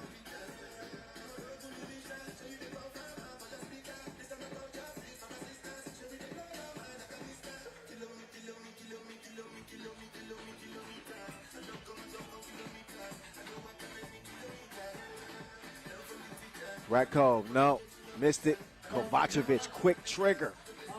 He airballs it straight to Dimes as if it was planned. Worked out in their favor. 2-possession game. Killian couldn't knock it. Oh.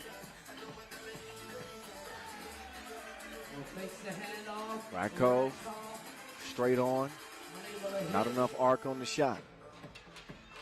So here comes Killian. Another miss for him. Rakov thought better of it. Was going to go for the layup. Instead, he's going to give Kojic an opportunity to let one go from the deep end. No splash. Juice. 11-8. Kojic lost the handle for a moment. He's got it back. Left to right. Trying to set up the dime piece to Killian. No. Foul on the inside. That's on Rakov. And number 6 on Leman. Each team with 6 apiece.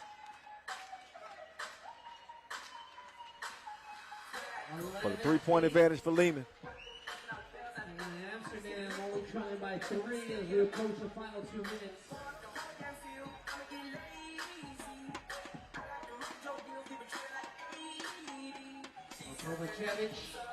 Oh, Kovacevic. Kind of a wild attempt on the drive. Approaching 2 minutes. There we go, drop off. And the Manimal delivers the package. Dimes changing direction behind the back. He pulls up 2 toes behind the line. These goals ain't loyal. 4-point game. Rakov wants Kojic to come around. He does. Kojic looking to drop off a pass. Instead, he puts up a wild shot. Ball comes back to Red, and they're back in business yet again. Vasquez fakes the pass. He's on the attack now. Over to Kojic. Kojic leaves his feet. They got 2 to shoot. Vasquez puts it up, but it's broke. Nice cut from Dimes and good awareness there from Kovacevic to get it to him. As Amsterdam ain't going nowhere just yet. This is a team that will fight you tooth and nail to the end. Right now they trail it by 3. Minute 19 to play. It ain't over with until it's over with. Plenty of time left. You're talking about 12-second shot clocks. We're going to see several possessions change hands before now and the sound of that final horn. So plenty of opportunities for Amsterdam to get back in this game, especially with both teams in the penalty situation. Defensive foul, next defensive foul for either team will amount to a couple of free throws.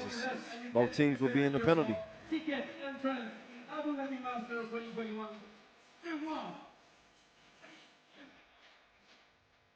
We them boys. Oh.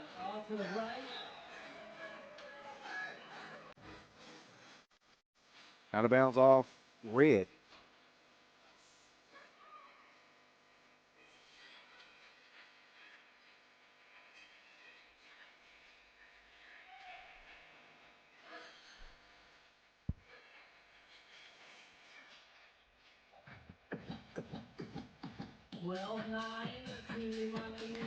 Apparently it's a wet spot on the court.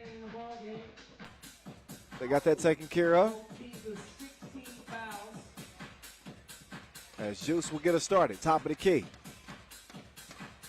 Oh, what a dime from Dimes. That's some loose change for you. 12-10, Rakov took him for a ride. Straight to the rack. And a sloppy possession as Kovacevic throws it away. Dimes wasn't home. Still a 3-point game. 50 ticks to go. If you're Amsterdam here, no need to panic. You need to start off with a good defensive possession, number 1, without fouling. And any score offensively is going to put them in a good spot. Don't have to necessarily get a 2. Kovacevic left his feet. And that is a bad possession. All they needed was any score to make it a 1-possession game. Right now it's still a 2-possession game, and now it's a 3-possession game. Bang, bang off the Windex. So 15-10, that's going to give Leman some more breathing room. Now Kovacevic has to force one up. Under 20 seconds to go. And the writing's on the wall. That one punted into the upper deck. The fans don't even want to get a ball back. Probably could have kept that one, actually. You ready for the Joe Juggler for SK Auto going left, putting one up on Juice. Missed, but look at that. That's a man-sized rebound from the Manamo. And that's it. Final horn is sounded. We've gone final. It is Leman over Amsterdam. Payback, so you know what. 16-10, the final. Was not the prettiest game, let's be honest, from either team. But a win is a win is a win, and that's all Leman wanted. They are 2-0, feeling good heading into day 2. As for Amsterdam, they're going to look to bounce back. They're going to need to bounce back in their final game of the day, which we'll see after another 3 games passes by. But in the meantime, as you can see, looks like Mihailo Vasic, the Olympic bronze medalist representing Serbia and Europe Cup gold medalist, is all set for his post-game interview as Rachel Rominger is standing by. Rachel. 2 games, 2 wins. How's the team feeling? It feels great. I think we didn't play our best game, but we fight, we never stop, and I'm happy with these 2 wins. In first game, I can say that we make good plays, we make some shots, and we win by offense. In this game, I think we win by our defense. Our offense wasn't that good. We didn't make that many shots, but I think our defense was strong, and that brought us win in the second game. What are you going to improve for tomorrow? I don't know. We'll see. Jeddah or Ulaanbaatar, 2 completely different teams, and I'm excited to watch that game. Thank you. Thank you. Thank you, guys. Thank you. All right. Here's how we got to the result that we got to. Please welcome in Abu Dhabi,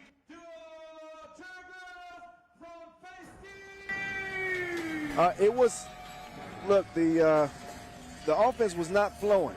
It was just a slight trickle for really both teams, but in particular Amsterdam. We were 4 minutes into the game, and I think they had 2 points. Sometimes it's just hard to get into a rhythm offensively. You heard the Manamo mention that they didn't play that well offensively, but they were able to lock in defensively. And when you can hang your hat on the defensive end each and every game, you're going to be a team that enjoys a lot of success, and that's something that Leman can do. They take pride in locking in defensively. Their defensive leader is Mihailo Vasic. He always provides that boost of energy, that leadership, that grit, that toughness on the defensive end. And then Ratkov with his crafty self, making things easy for his teammates, setting screens, and also doing a good job rolling to the bucket. Amsterdam Talent&Pro with a few highlights in this one. Nice setup there from Dimes, but they needed a whole lot more of that. Maybe even luck was on the side of Leman too, because they made a couple shots that normally wouldn't go. Off the glass, it don't matter. It's cash. Count those and count that as a win. So here's how things stand as we head into our final pool play games. Uve undefeated, Riga undefeated, Leman undefeated, Antwerp undefeated. Who's going to be the second teams out of the group? We'll see Princeton and Utrecht. We'll see San Juan and Gagarin coming up next. We'll see Jeddah and Ulaanbaatar in what should be a physical battle. And Manila against Amsterdam to wrap the day and decide Pool D. So, look, we're late in the day, but the action really is just heating up. This is where the quarterfinal picture becomes solidified.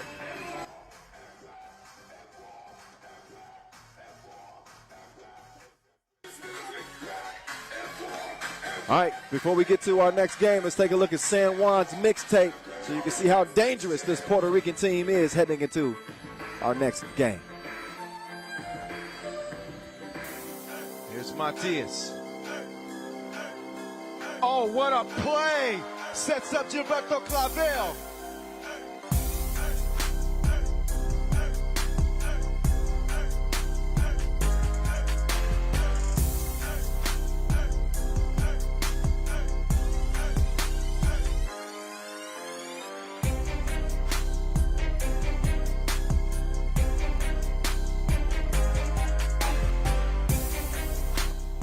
Bang, bang, bang. 8-1 game.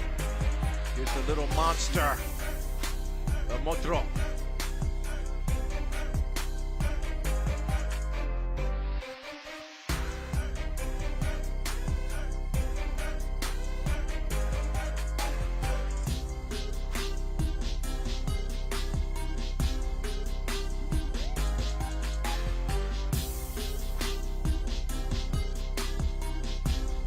Get down to Gilberto Clavel. This is a good matchup between he and Carrington. The little monster. Trying to come up big for San Juan. What's he giving out? Because he...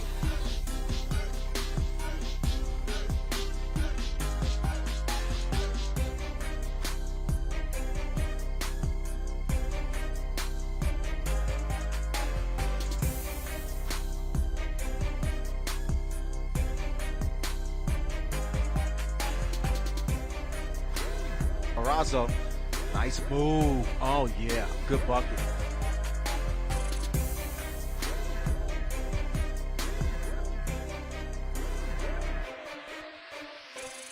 Matias, you got, oh, Maddox in the air.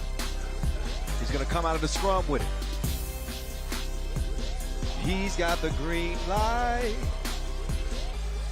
16-17. Oh, the little monster is going crazy. 17-17.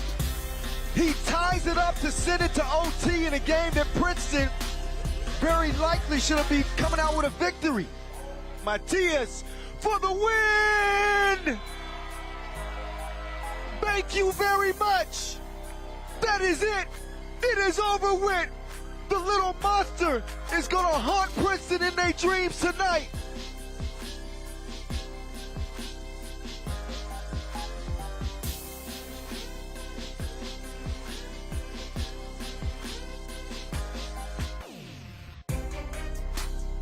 Going to start the possession. Arazo clears it. Clavel put another one on the bucket list.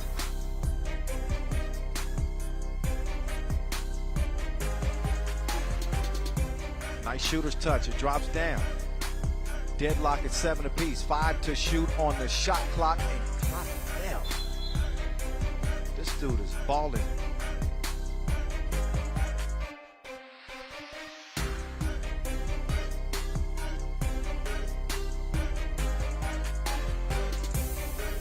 Pequeño Motro, no. Oh, nice pass. Good look from Arazo to the cutting Matias. Matias puts his head down, steps through. Excusez-moi.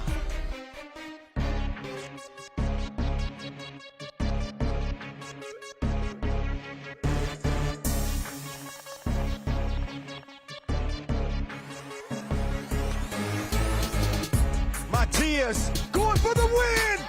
That's the shock of the year! OMG emoji! Matias Pequeño Motro! Riga is done in the quarterfinals. Your Olympic gold medalist.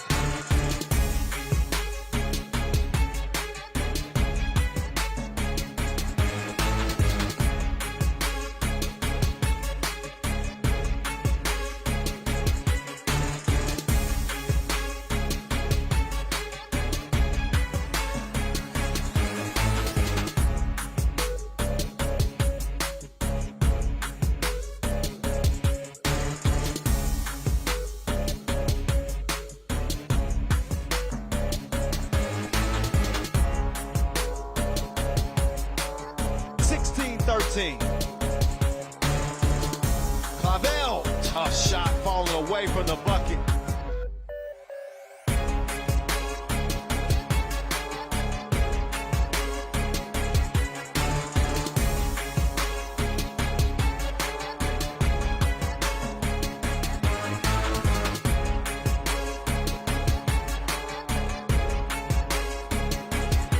Here's Matias. Oh, what a play! Sets up Gilberto Clavel. Oh, he missed the foul attempt. And Clavel finishes with the exclamation point. And This win tastes better than a mofongo. Puerto Rico does it again. Are you ready? Are you ready? Are you ready? 1 point contest. Here's Gilberto. Clavel.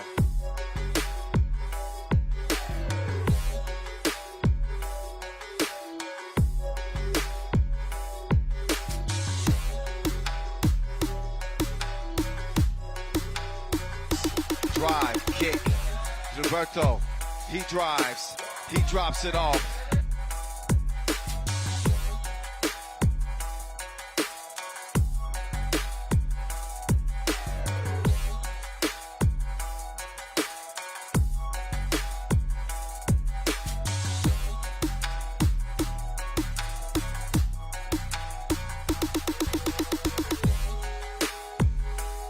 Five-point lead. Clavel going up and putting it down.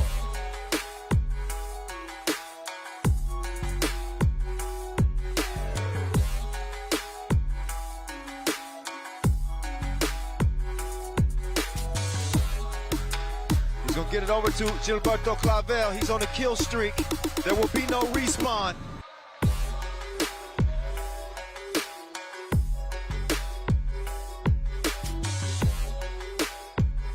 Matias can end it. Rolled out. Arazo, his turn. No. Clavel is over with. San Juan, Puerto Rico. These dudes are better than funny. And the last Apple Watch. Are you ready? No, I can't hear you. Are you ready? Okay. The last Apple Watch for the number. Oh no. Yeah. 10720. 10720. Please check your tickets. The last 5 numbers on the right-hand side. If it's 10720, pick up your prize from the Abu Dhabi Sports Council office just behind this main stand. Welcome to the World Tour. Thank you. Thank you, Fadi, and congratulations for the winners. Ladies and gentlemen, the next game in a couple of seconds on court. San Juan, Gagarin, be ready for cheering your favorite team. All right, all right. Come on. It's that time to get back to it. We're going to see which team is the first to come out of the tunnel. Looking all mysterious and menacing. San Juan PCI Group. Tell you, we got some dope production. Shout out to all of our videographers and our on-the-ground FIBA staff who help make this thing as visually appealing as possible. It's up to the players to give us a show between the lines. What's good? We back now. We back now. Is San Juan going to get back into a World Tour final and win one? This game will determine if that journey continues. Here in Abu Dhabi, San Juan and Gagarin, the Puerto Ricans against the Russians, in a matchup that you don't see very often. Matter of fact, these two teams have never met on the Pro Tour. But San Juan is out first. Angel Matias, Little Motro, Jorge Matos, Joshua Arazo, and TJ Fernandez. San Juan again, winners of the 2021 Lausanne Masters. Gagarin, they have not won a Masters as of yet.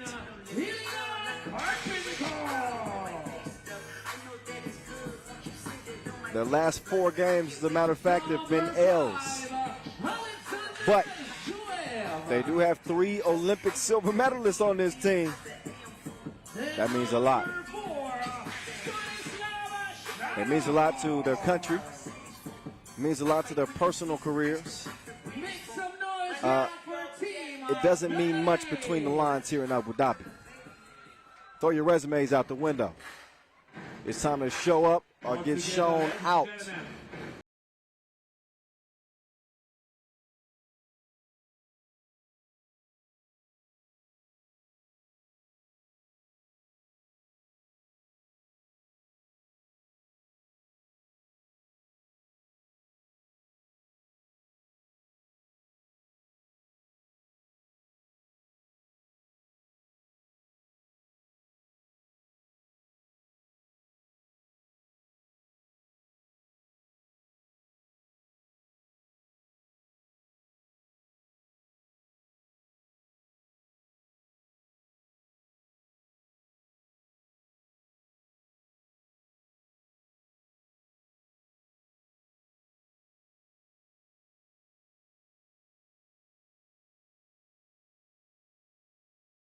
on their hands against Angel Matias, the little monster, an MVP of the Lausanne Masters.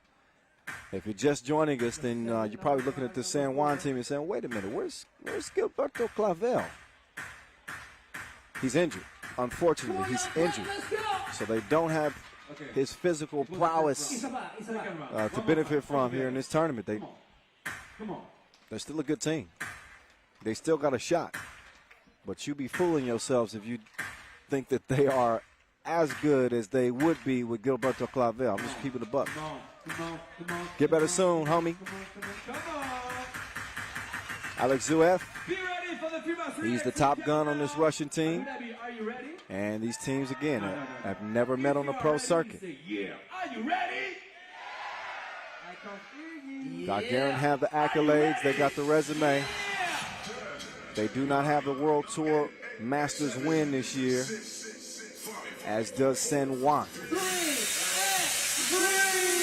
All right, countdown's on and over with. We on and popping a play-in game here in Group A. Stanislav Sharov will jump it down to the Big Bear. He's out of hibernation. He's alive and well. Karpenkov opens the scoring for Gagarin, the little Motro. That's lunch meat down there. He's licking his fingers, taking it right at Sharov. And he evens the scores at 1 apiece. Now Sharov off in the deep end, but the stroke is broke. Matias will come out. He's directing traffic. Where is he throwing that? I don't know. Gives it up. Sharov, he looks a little flustered himself. He's waiting on the screen from Karpenko. Zuev is way out there in the deep end. And he gives a little shoulder fake and throws up an ugly shot. Touches nothing but the backboard. That's a violation. Tough possession there for Gagarin. Strong defense there for the Puerto Ricans. Expect this game to be played like a championship game. This is the difference in playing for $40,000 and obviously tour points being at a premium. With only 2 Masters left this season, it is of the utmost importance that you continue to keep your hopes alive and play on day 2. San Juan 11th in the World Tour standings. Meantime, Gagarin 21st in the World Tour standings. They need a win out here. It's desperation time for them. They cannot afford to lose here on day 1. Although I do think that they might be playing in Mexico City. That they may have another opportunity. I have to double check that, but yet and still. Oh, TJ Fernandez. He got range like a rover owner. TJ Fernandez. 3-1 game. Sharov. He had the range, but no service. He needs some connectivity. Minute and a half in. It is San Juan in the driver's seat for the moment. San Juan with the early lead, 3-1, 8 minutes, 34 seconds. Hey, make sure y'all check out my guy Vince Chang live on Twitch, holding things down. Sure to get an entertaining broadcast over there, I'm trying to tell you. Good young friend of mine, doing great work over there on the Twitch broadcast. He's probably speaking a lot more clearly than I am right now. You get a little tongue-tied when you talk as long as I have. I got people checking up on me on the ground. Like, yo, you've been talking all day. You good? I'm good.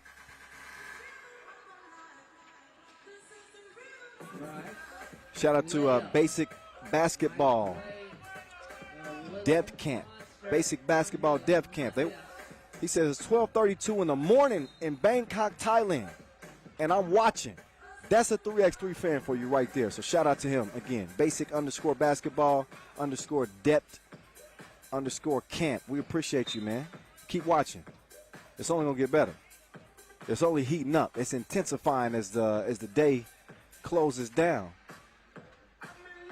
Stakes get higher. It's only 1 spot in each group remains. All the top dogs stay true. Meantime, it's Matias putting on the bucket list. 5-2, San Juan.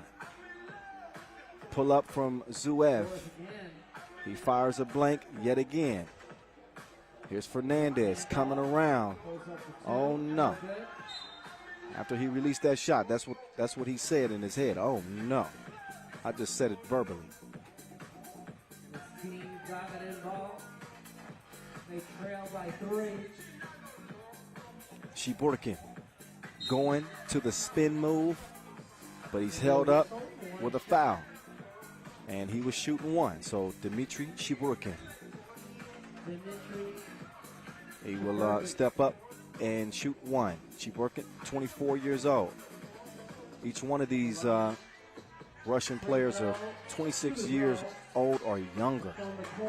That's scary as we approach Halloween, scary hours. Fernandez, after knocking down the deuce, he's called for the foul. I'll trade a 2-piece for a foul any day of the week.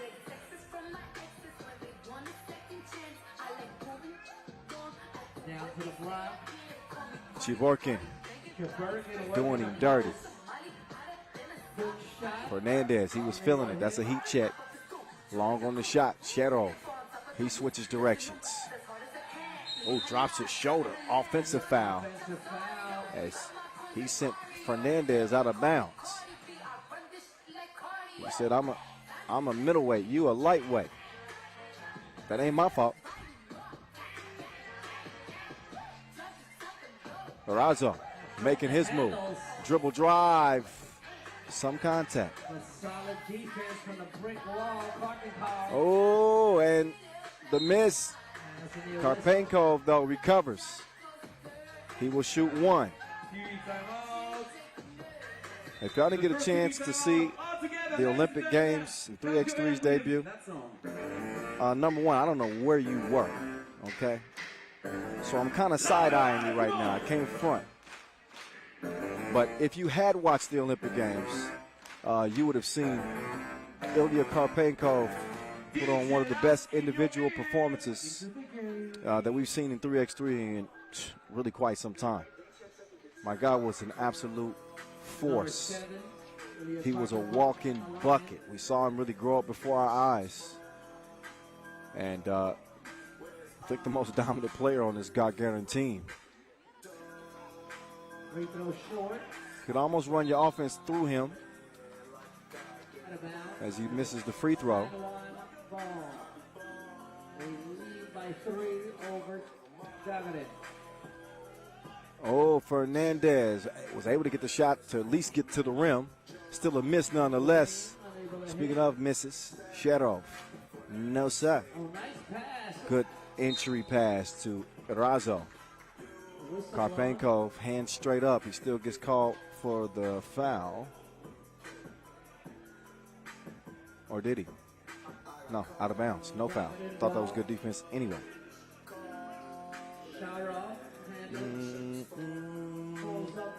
Zuev. He is not wet right now. Matias. He ain't wet either. Shivorkin to Shedov, sets his feet, but didn't have the stroke. Shivorkin, smart play, throws it off of Purple. He'll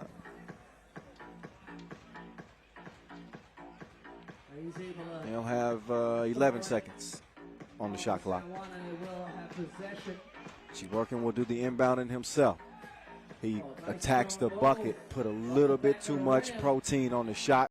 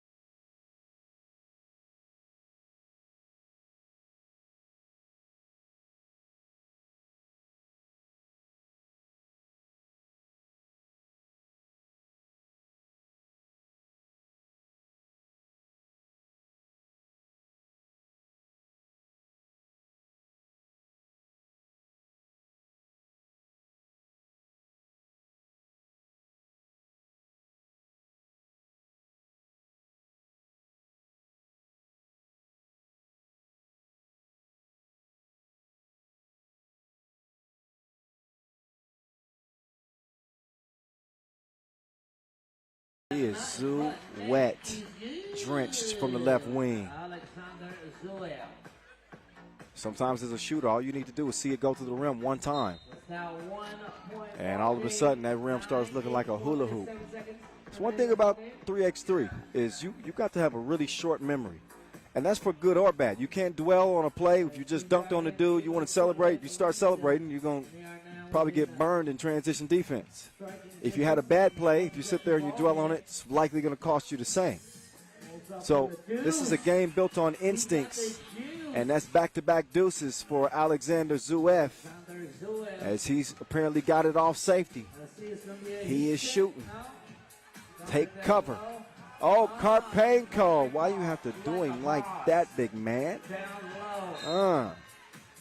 The second TV timeout of that game. So we're under 4 minutes. So that means we got a TV timeout, y'all. Play-in game, Gagarin, San Juan.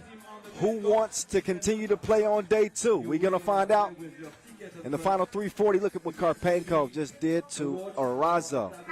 That ain't right. The spin move left him on pause. That just shows the agility that the big man possesses. He's got a big back but quick feet. Most of the game. Let's see if San Juan can strike back. Foul.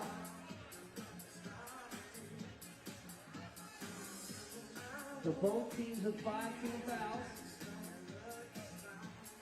A little monster. Little monster Travel. with a little travel. Ball back over to Black. Shiborkin. Oh, Zuev. A miss for him after making a couple of twos. About 50% his last 4 attempts. Got a bump on the baseline there, Matias. Shiborkin comes over and shows you some love. No hard feelings. I wasn't trying to hurt you. That foul was on the floor, not in the process of the shot, so it was not a shooting foul. It is Gagarin's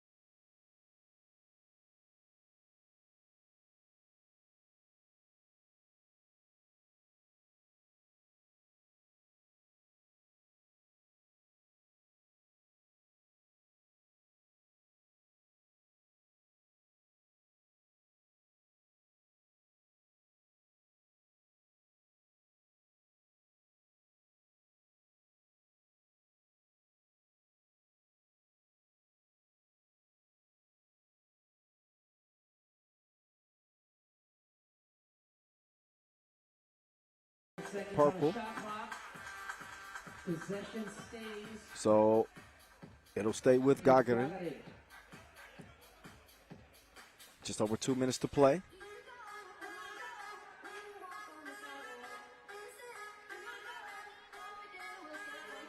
Here comes Karpenko. Karpenko. Oh, they didn't get it up in time. So a little bit of a mental lapse right there.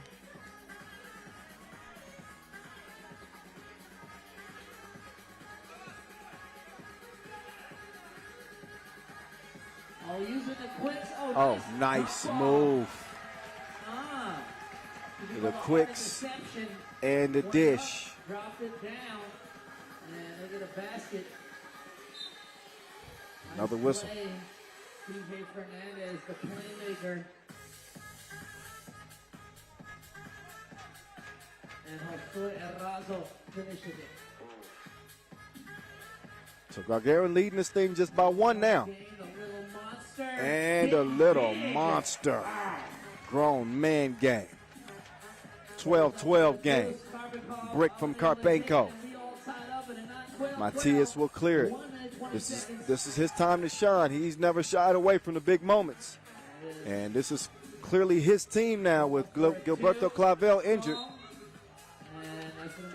He's going to get called for the foul, though. Looked like Matias helped Chiburkin to the ground. And that'll be foul number 6. So it's a deadlock. Deadlock at the score and a deadlock with the fouls. 12-12, 6-6. 1:10 to play. Who wants to come out of Group A? The team from Russia, Team Gagarin. Make some noise, Team Gagarin! 50-50. Back into the game. Oop And the game is tied. has already won the group. They go 2-0 after beating both of these teams.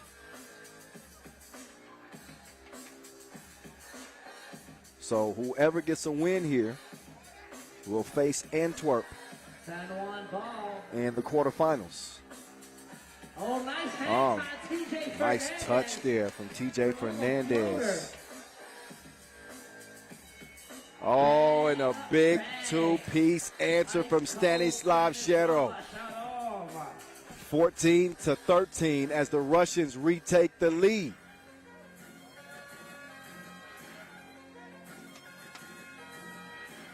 Crunch time like a granola bar.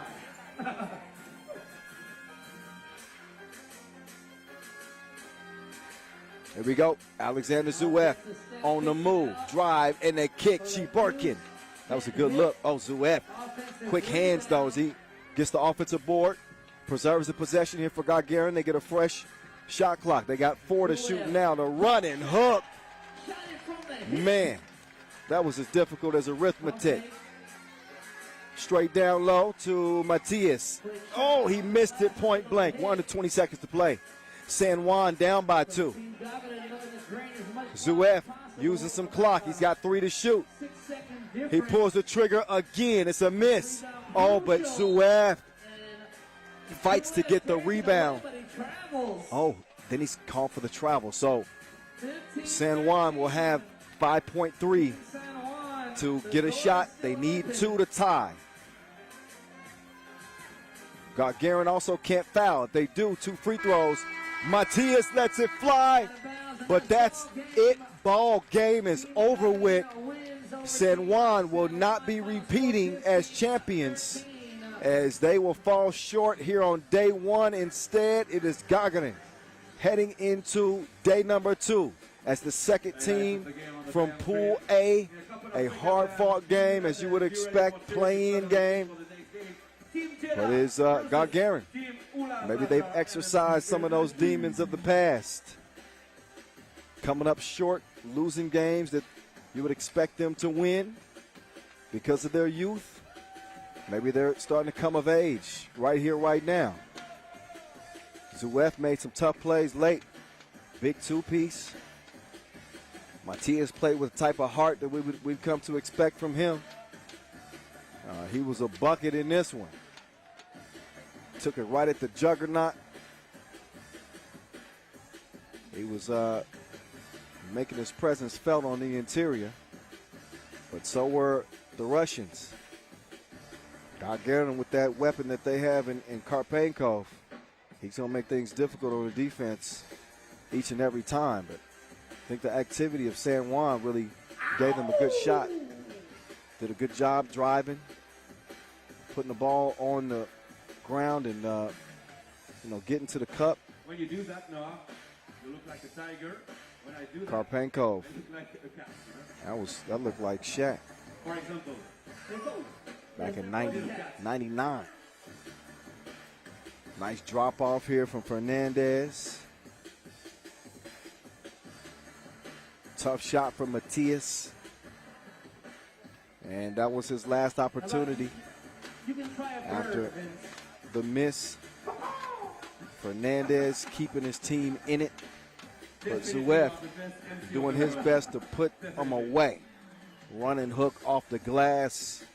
And a job well done from Gagarin as they again will be heading into day 2 and facing Antwerp in the quarterfinals. Welcome to the World Tour.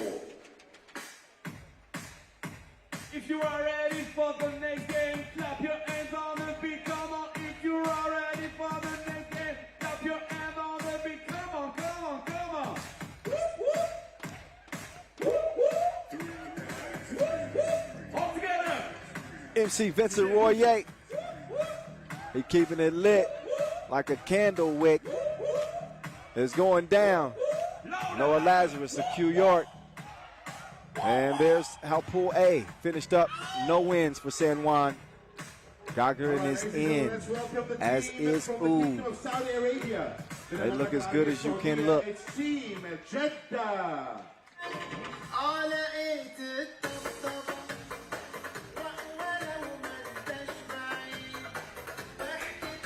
Wearing number 6, Rad Barnawi. All right, on to the next one. Pool B action is what we got in front of us. It's going to come down between Jeddah and Ulaanbaatar. Win and you're in. Lose and you're through. And from Team Jeddah wearing number 4, El Padrino, Liman. Riga 2-0 in the group. No worries for them. They're waiting on the second place team from Pool D to emerge. That's going to come down between Amsterdam and Manila. That's 2 games away. Princeton and Utrecht up next. And now hailing from Mongolia. But first things first. UlaanbaatarMMC Energy. The Mongolian Warriors. The 4 Horsemen. Ulaanbaatar MMC Energy. Trying to do something they've never done before. That is win a World Tour Masters. I believe the furthest they've gotten is the final in Los Angeles, 2019. Don't quote me on that. I'm just going off pure memory. And number 6, but here they are in all of their glory. You won't find a quartet that fights harder than they do. Singun Bayar Goto, Otgon Jargar Sot, Doldon Inkbat, and Dilgar Nam Davasambu. If you are ready for the game, Abu Dhabi, say yeah! It's not enough. It's very good, but it's not enough. One more time. If you're ready for the next game, say yeah! Okay. And our referees for the game from Russia, Regina Polishuk, and from Serbia, Yasmina Yuras. All right, they're going to get it warmed up here. Again, both of these teams ran into trouble against Riga. Not much of a shock to see that happen. Riga's as hungry as any team in the field as they are looking for their first Masters win here in 2021. Draco, standing 203. He's got that size. He's got that shooting. He's already got an MVP under his belt. Really, really played well in Prague. Think about Nemanja Drašković's body of work, and there's Dogan Inkbot, the Asia Cup MVP, gold medalist. These two teams have never met on the Pro Tour. I think Ulaanbaatar also making their World Tour debut. They've been spent a lot of time working with Steve Sir to expand their attack some. We're going to also see Ulaanbaatar in Mexico City next week for our last Masters of the year. This is the business end of the schedule, so teams are fighting hard for a top 12 spot. 26 points coming into this tournament, separated spots 6 through 11. All right, it's on now. Let's get to it. Pool B action. 10-minute sprint to 21 to see who's going to the quarterfinals. Completely faked him out like a good catfish. Drašković gets the scoring started for Jeddah. That jab step might be worth a second look later.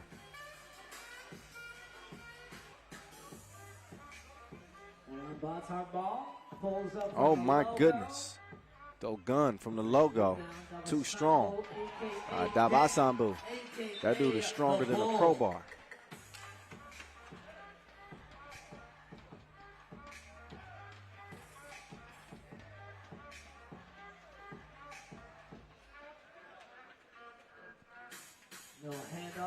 Watching him and Kevin Core battle in this one's going to be fun. Watch. There's Ovidius Veranauskis to Draco, but drug his foot. Call for the travel.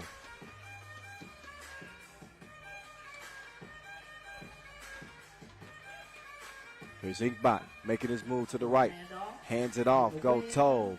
Chunks the deuces. Missed it. Inkbot's going to keep it alive, but he's turned away as well at the door. Ovi. Oh, Novi. Lost the handle on it. Apparently he took a shot in the nose. Not certain. I'm certain it won't be his ball.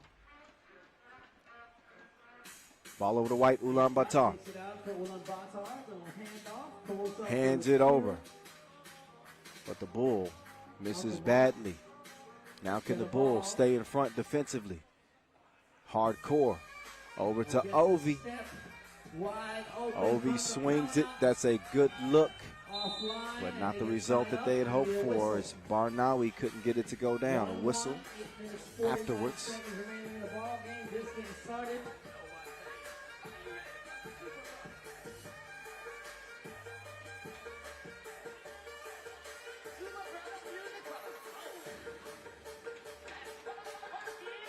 Oh, good look. I thought that pass was going to come a little late, but he eventually found Core on the cut. 2-1.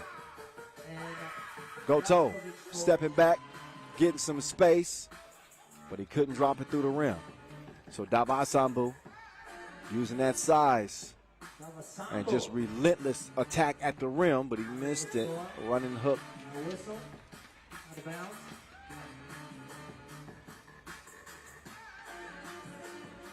So Davasambu is out. Dogan Inkbot is in, along with Sok and Gotov. Ovi doing his dance. Gets to the rim. Easy as 1, 2, 3. ABC. 3-1. Step back. Soaked. No.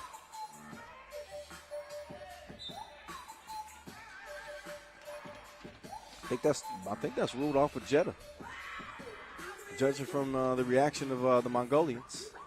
Yeah. That is going to be UlaanbaatarMMC Energy's ball. And Goto. He got a look, and he's starting to cook. 3-3. Obi, right, left, pull up. Oh, both attempts come up. Kevin Hart. Short spin move. Took him to spin class.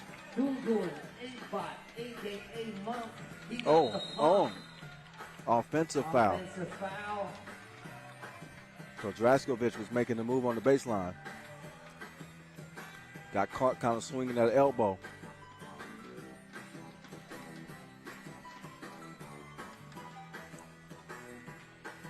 Gives it back. Go toe. Up fake. Come off his feet, but Comes out. He recovers. Trying to squeeze it through. No can do. And Jeddah ball. Jeddah ball.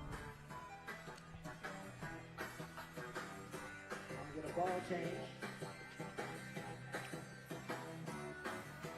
So a 1-point lead for Ulaanbaatar. Just 3 minutes in as Ovi gets it over to Draco. Draco going for the crossover. And so he saw that coming like a psychic. It's going to be a foul.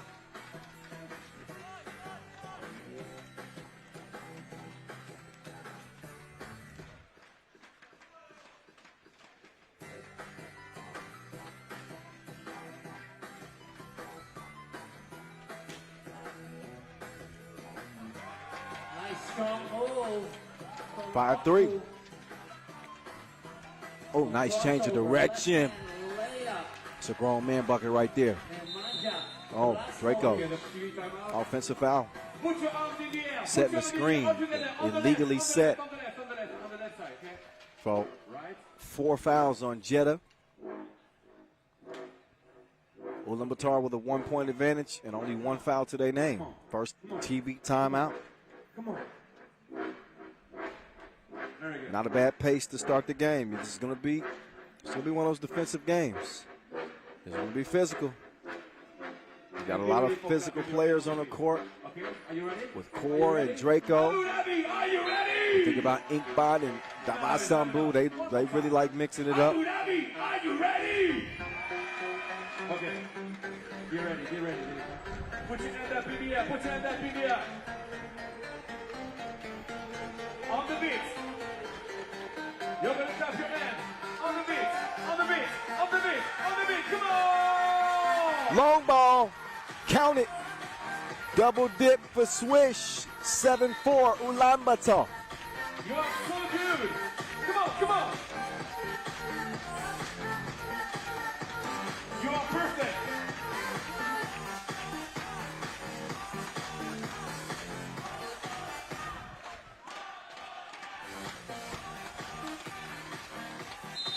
Draskovic trying to come through the foul. He gets the whistle that he wanted. Ulaanbaatar with 4 fouls now. Look at Ovi. Gone with the win. Whew. Quick move to the cup. Makes it a 2-point game. Ovi might be in some trouble now. He has no reinforcements and a steal here for Ulaanbaatar. Dabasambu hands it off. He tries to set up shop in the post. He's going to have to get out of the paint. He does. Dogun, the jab, but could not cash it. Gotov couldn't track it down. Good hustle. But that ball is going to go to Jeddah.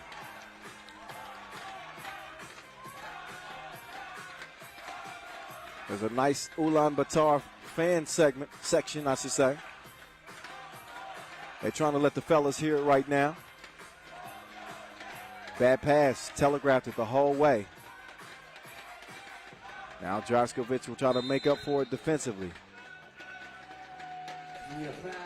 He's going to call for the foul. 4 fouls apiece.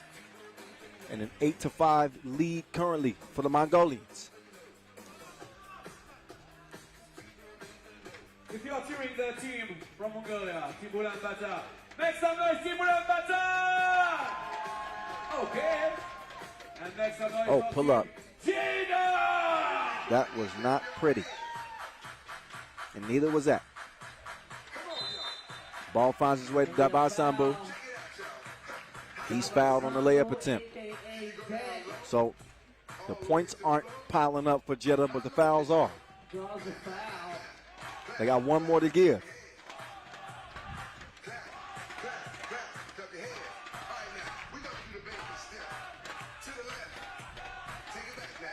soft touch. Top of Sambo. Left foot, let's start. Cha-cha, real smooth. Down to the block. Nice pass. A good adjustment from Kevin Core. Kevin, a hard corner. Oh, and Davasambu, the ball. Right back at you. Draco puts it up. Contact on the shot, shooting one. Fifth foul on Ulaanbaatar. 10-6 game, Mongolia. The Mongolians are in front. Leading over Jeddah. Both teams with 5 team fouls and now approaching the 5-minute mark. Free throw. Draco shoots and scores. Draskovic. Pellegrino. Oh, doggone. Unable to hit though. Way out there. Oh, and he's everywhere. Davasambu. Is able to get a finger on that.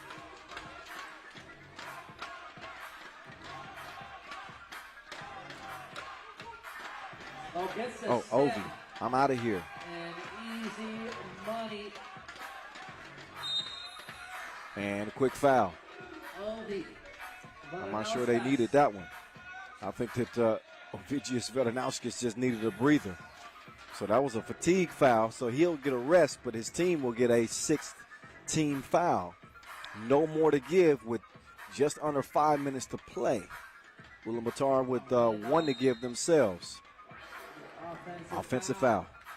Team foul number 6 on Ulaanbaatar. So both teams now with 16 fouls. Both teams with no more fouls. So next defensive foul.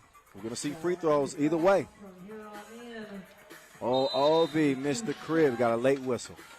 Got a late whistle. Push in the back. 2 shots. As H2 Ovidius. Ovidius Velanauskas, a.k.a. Ovi, a.k.a. Obi-Wan Kenobi.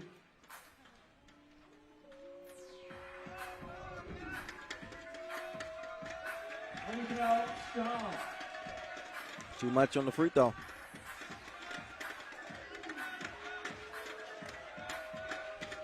Second free throw is good. Okay, splits a pair. 1-point ball game now. Oh, look at Davasam. Oh, that was soap, actually. My bad. Looking like a big ballerina. The pirouette. Draskovic is down, but the 2 goes up. A huge 2-piece from Rod Barnawi. Barnawi. Sorry, not sorry. 11-11. Look again. Exactly how he planned it. Off the glass from 20 feet. Oh, nice hustle with the save. Barnawi thought about it. Instead, he's going to get it to hardcore. Hardcore down in the basement. But he lost his footing. TV time out the second round. Put your hand up in the air. Come on, all together. Come on. Come on. Come on. Come on. Louder. Come on.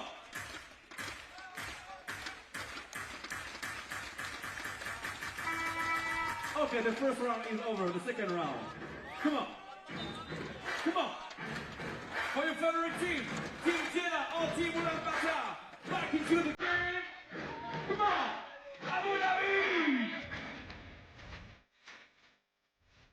So, under 4 minutes to play. 11-11. It's a sprint to 21. Play-in game right here, right now. Doggone Inkbot pulls the trigger. He misses. But look who's there to clean up the mess. The maintenance man. Davasambu. Oh, he had Davasambu dancing. But Obi couldn't close the deal. Now Obi might be in some trouble. Oh, the bull just abusing him. Abuse. 13-12, Draco going to the crossover. Look at that lockdown defense, no parole. 2 missed, 2 short. Inkbot, same matchup. They got Dabasambu. That's a smart play. Faced up on the smaller defender and gave him a bucket. 14-11. How about Ulaanbaatar? Draco. He's shooting from long range and hitting his mark. So 14-13. Jeddah ain't going nowhere yet.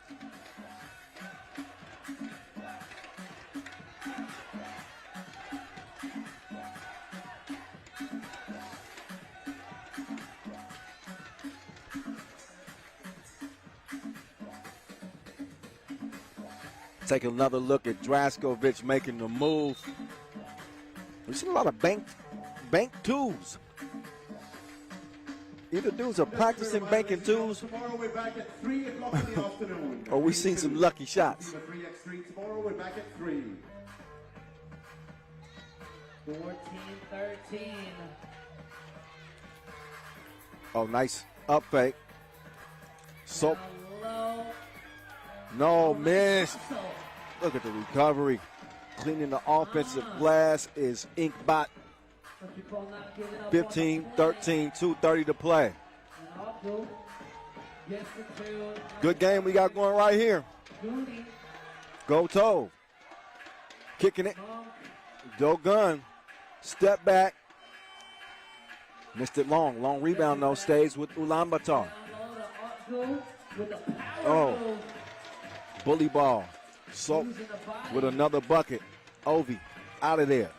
Chunk the deuces. 16-14. Oh, good defense there. Gagarin down low. Do work, big fella. Hardcore. 15-16. Minute 40 to go. 2 is up, but it's not landed. Draco tracks down the rebound, makes his move. Left to right, turns his back to the defender.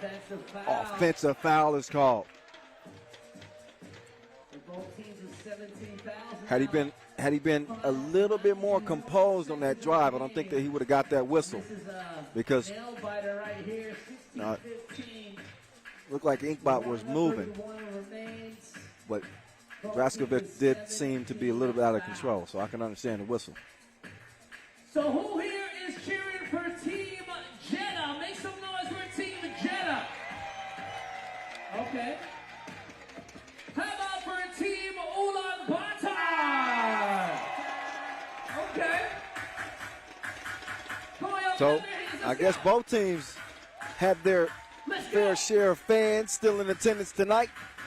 Let's go. Close game. This is what you like to see for a play-in game. 16-15. The Mongolians are in front by the slimmest of margins. 7 fouls apiece. Free throws for either team on a defensive foul. So they can't defend as aggressively as they'd like to.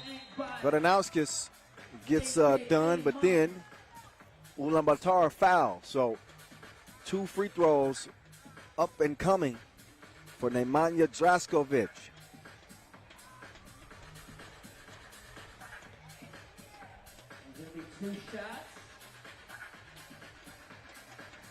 Minute 19 to play. Critical trip to the stripe here. Draskovic. First and 2. Missed. Second one missed as well. Didn't seem like he took his time on the free throw line. I know every player has their routine, but this looked rushed to me. Huge missed opportunity. And then they're made to pay for it. Just bruising them underneath. They need to get them boys some bubble wrap. They're getting knocked around. 18-15. Pull up. Oh, that was close. Hardcore to Draco. Draco shooting and missing. So up top. Dabasambu. Faked. Drove. 3 in the key. So if you're Jeddah here, You don't have to force a two. You want to get a good shot on this possession, whether it be a one or a two. Understand it's not time to panic, and they just blew it. I think they had the right idea. That action that they ran was good. Core looked to be open, but Draskovic just sailed the pass. So ball back over to Ulaanbaatar with the scores in their favor and the clock in their favor. 15-18 with under 20 seconds to go. Oh, Draskovic, he lost it out of bounds. And you can hear the Ulaanbaatar contingent starting to let their team hear it. 3-point lead with 18 seconds to go. It ain't over with. We'll see what happens. They cannot foul. If they do, free throws for Ulaanbaatar. The Mongolians smartly use the clock, get a look late. Now Draskovic, up fake. Oh, they're going to run out of time. Yeah, it won't even matter. So we won't see Team Jeddah repeat as Masters champions after winning in Prague over a month ago. Instead, this time around, their day comes to an end. Day one, their tournament is done. 18-15, Ulaanbaatar MMC Energy. There we go. They'll be playing day two. Congratulations, that was a hard-fought game. You knew it was coming. You knew it was coming. A big one. Credit Gagarin Davasambu. That dude had his fingerprints all over this one. He was guilty of the crime. It was a crime scene. He was doing some pretty vicious things to that interior defense of Jeddah. Then you see Ink Taiwan getting dizzy with it. Great contributions from Sok as well. Even Gotov getting something to go from the great beyond. Ovi, you were battling this one. You just definitely battled. I thought the Jeddah team had several mental lapses, especially late down the stretch. They had some plays that they really gave away. You saw Draskovic dribble it off of his foot. You saw the errant pass where Kevin Core was wide open. In the critical possessions in this game, this is where Jeddah really fell flat. And I thought Ulaanbaatar MMC Energy really stepped up. Speaks to their savvy as veterans and speaks to their heart and their will to win this one. They had to be sharp in the critical moments. And they did enough to hold off Team Jeddah. So the Mongolians will be representing on day two. Speaking of two, we got 2 games remaining to close out the day and solidify our quarterfinal bracket as groups C and D are soon to be decided. We'll get some brief entertainment before we get there. Nothing wrong with that. Especially for you in Abu Dhabi for the day one But of FIBA 3x3. here's a look at the pools again. Ulaanbaatar, they make their way out of the group, beating Jeddah. Riga Ladies and gentlemen, please welcome.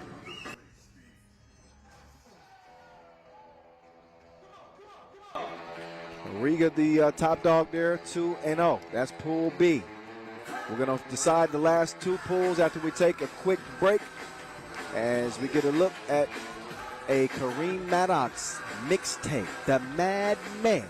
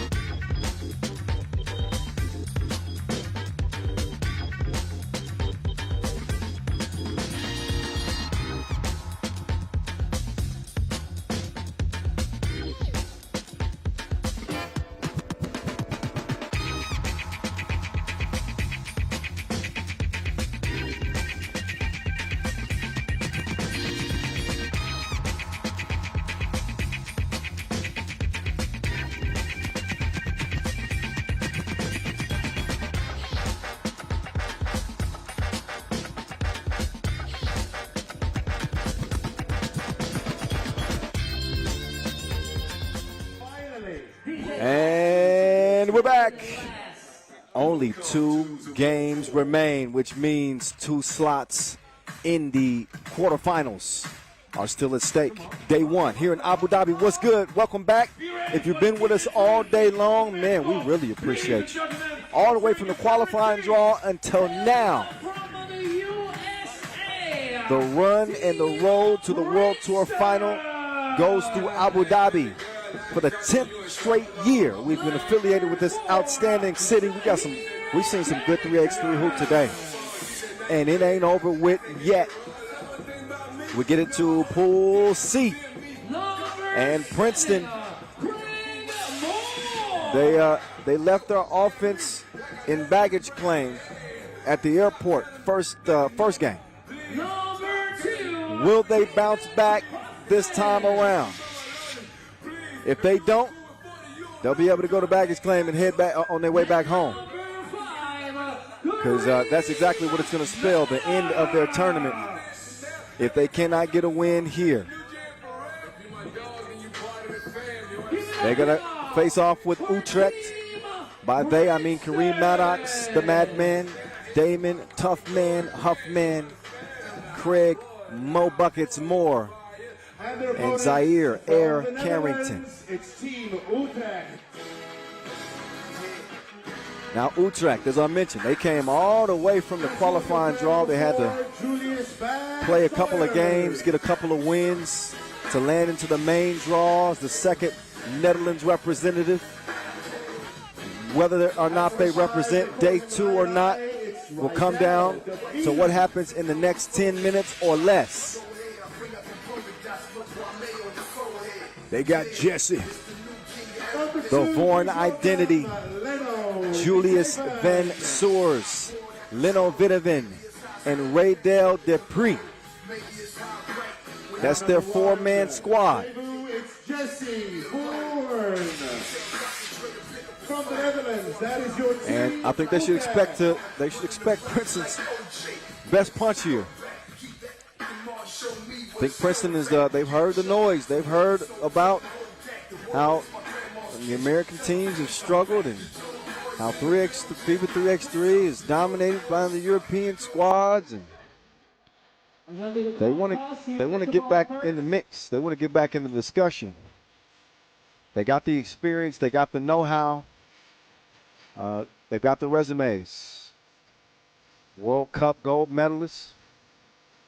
Kareem Maddox, of course, as I mentioned, we'll see him featured on that AmeriCup squad, representing Team USA. It's coming up in Miami, Florida on November the 12th. So that's coming up very quickly. That's not a part of the World Tour, obviously, but pretty good something you can put on your resume. How about that? The Madman. Yeah. It's a good accomplishment. There's the Vorn Identity, the Olympian who represented the Netherlands back in July as a part of 3x3's historic debut at Unami Sports Park. Of course, Netherlands finished 5th out there. Good showing. Ended up coming up short. I don't know if there's a bitter taste in this Princeton team's mouth, but I know for Kareem Maddox's a couple of these, born at least, he helped be a part of their undoing at the Olympic qualifying tournament. Okay.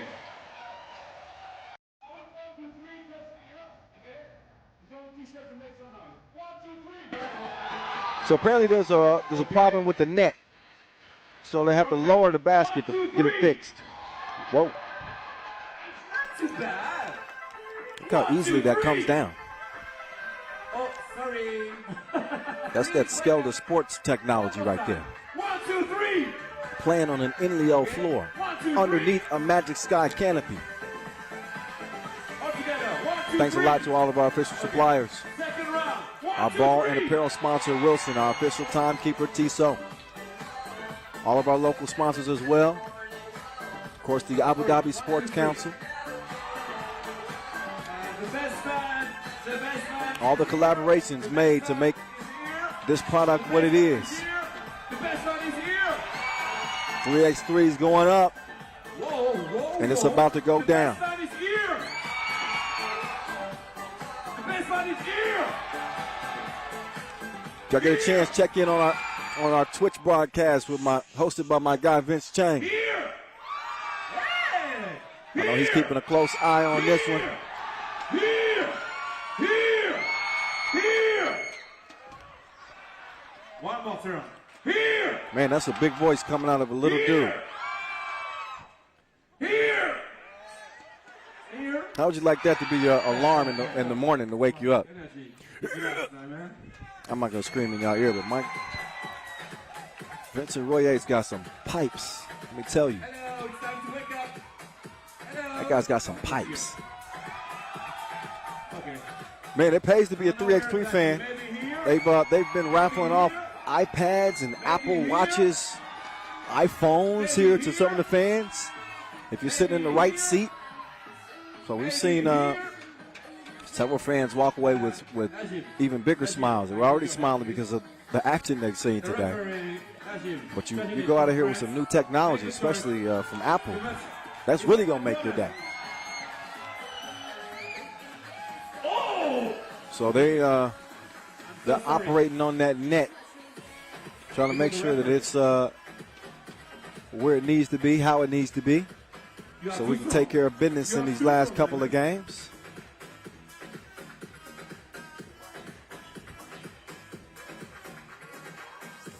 Princeton, who again need to really pick it up offensively. And Utrecht, who just need to put it all together for one game. 1, 2, 3, 4, 5, 6, 25, 27, 30, 31. They've been sporadic too.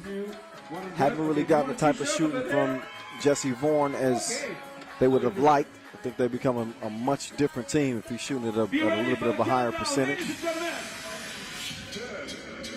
But they do have Leno Vidovin, my arch nemesis on PlayStation 2K.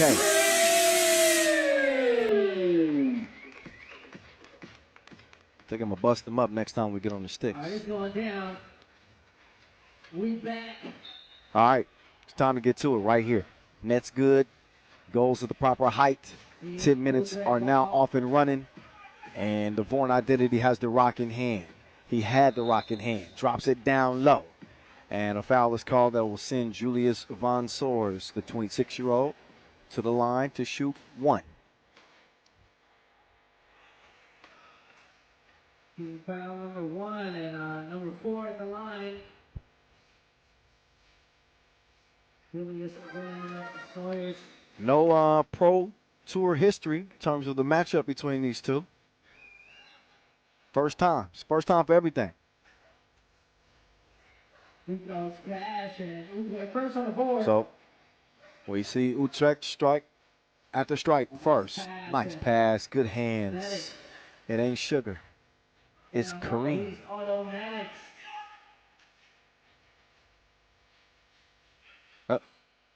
Vaughan. Too much sauce on the shot, so Princeton, here they come. They're moving the ball around and more. Just off target on the 2-ball. Sometimes a narrow miss is even a good sign. That just means it takes a slight adjustment for you to have that shot where you need it.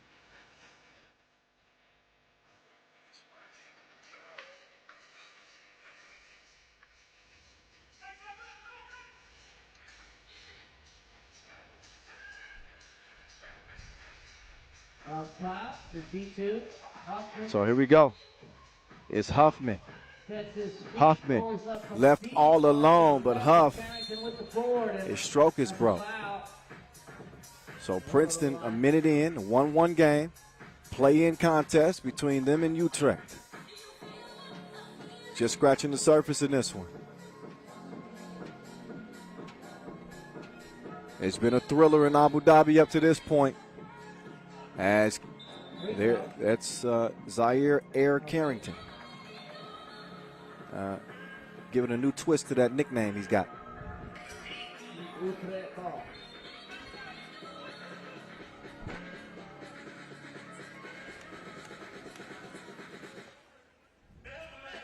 Able to hit. Carrington to the madman. To Moore. No. Nice ball movement from Utre. Oh, nice flip over the shoulder. Swings it over to the Vaughan identity. And he caps it off with a brick. Here's Vaughan quickly to the corner. He makes up for the miss. Two-piece swish, 3-1. Here comes the madman. Reem battling down low. Took a couple shoves in the back. It's Ray Dale saying ain't nothing easy ain't nothing gonna be easy down here.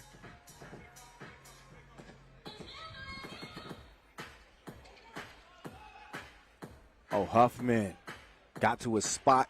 Carrington trying to clear some space, and Zaire couldn't hit it the lefty lay. Leno, pass deflected, came back to him, and Maddox wiped that one away too. Huffman. Oh, nice. Ooh, it was a good look.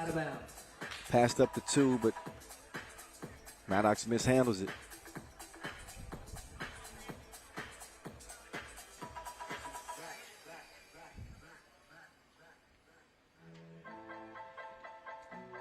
Leno getting into Vaughan. Gonna work a little two-man game here. Vaughan and Von Sars. There's no.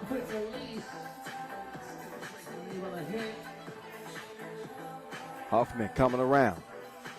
Nice entry pass. Carrington blew the crib. I think that was a fatigue miss. Normally he's going to get those to go. He fell asleep defensively. Leno with the move. Oh, there's Carrington. He sends him a care package. Express delivery. Get that mess up out of here. 3-1. Carrington will get a much-needed rest. Vaughan, D all up on it.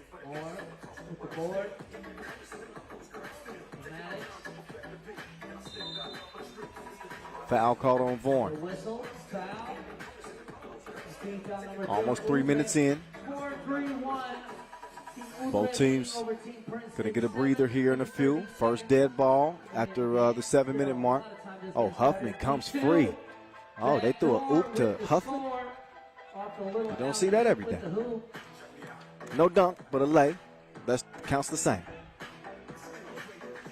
Oh, Vaughan weaving his way through traffic. But the shot, dreadful. See what I did there? Never mind. 4-2. How about the madman? Oh, he just devastated him with the jab step. He left him frozen. We need a refresh button. Oh my goodness, look again. He just, I'm not over there, cuz. The madman. Come on. Oh, vicious jabby. Vicious jabby.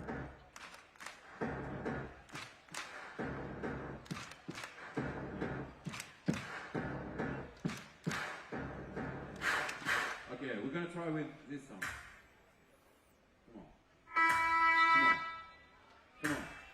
Come on.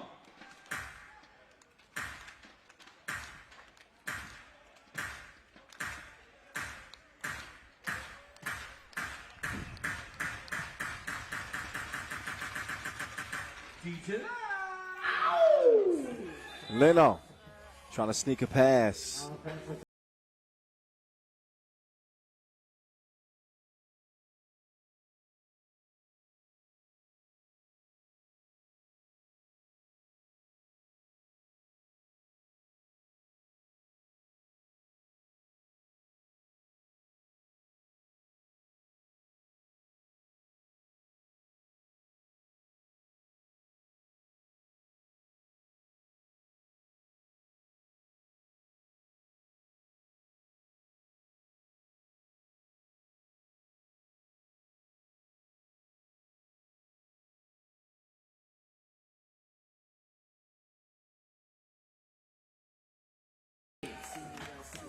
It's a wedgie. FIBA 3x3 World Tour. Happens to the best of us. Abu Dhabi Masters.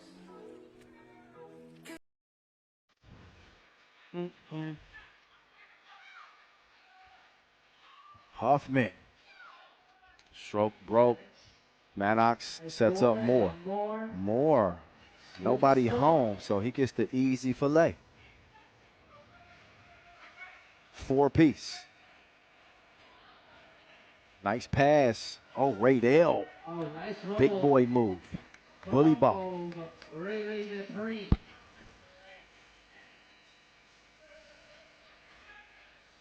Look at the defense here from Vaughan. Makes the shot from Huffman. Tough, man. Couldn't resist. The runner. No.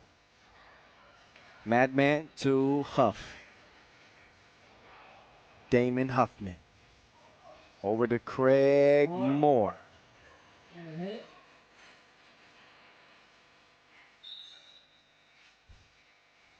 Moore gets caught reaching in the cookie jar. Call for the foul, he'll get a rest. We're now approaching the halfway mark. 5 minutes, 17 seconds remaining game. Team Utre ball is lead by 1 over Team Princeton 5-4.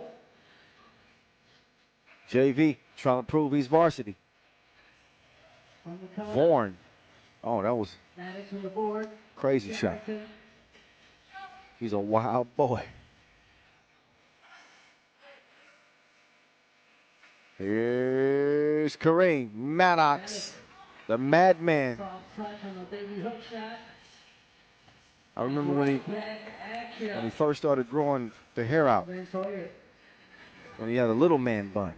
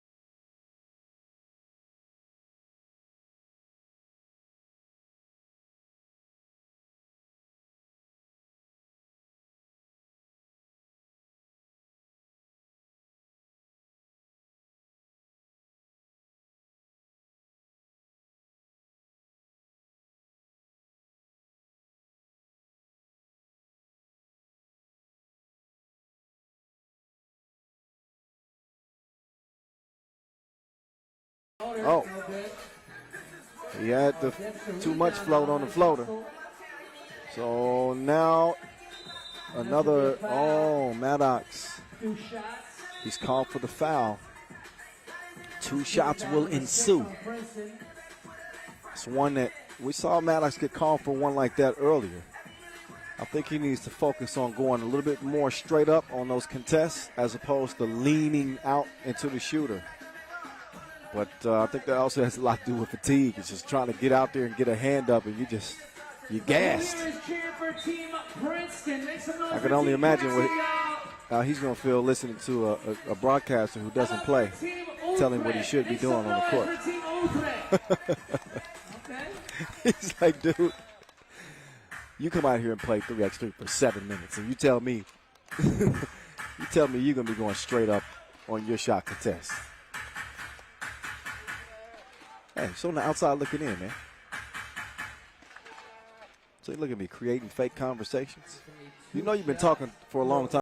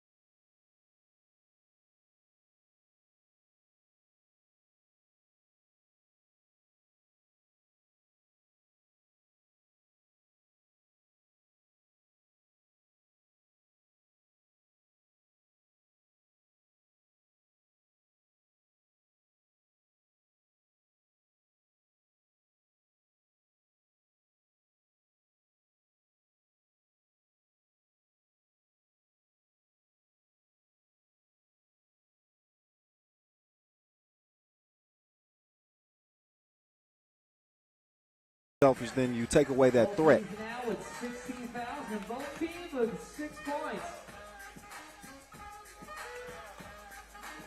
So Craig Moore Nice pass. down to the madman, and Kareem rises Scores down low. and puts Princeton up by 1 for the moment. Now knocks out to Carrington. Carrington, oh sir, got his pockets picked. I'll take those cookies, please. Vaughn though, he doesn't knock it down. Maddox dropping the shoulder, elevates, put him on the bucket list. 2-point lead for Princeton. 2:36 officially left.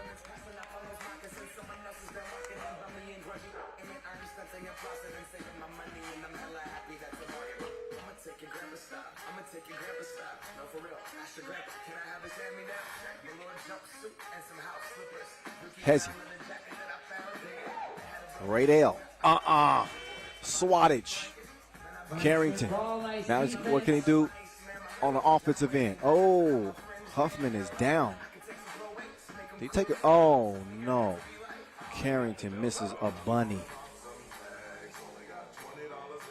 Tough game. Tough game for Z. Offensive foul on the pick.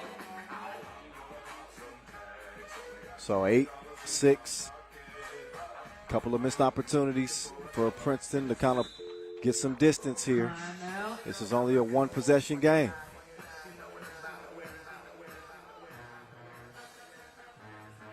Utrecht already in a penalty. Princeton with one more defensive foul, they will be there as well. For now, they lead at 8-6. Talked about how little offense they showed in their first game. They're not exactly putting the round thing in this one either. But what they have done is play better defense. And that's why they lead this thing 8-6. Holding Utrecht to just 6 points 8 minutes into this game. Something to be said for that. There's Huffman. Tough shot. Oh, whoa.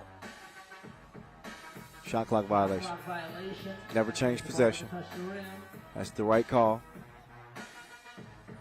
Huffman is out. Craig Moore's in. So perimeter defense.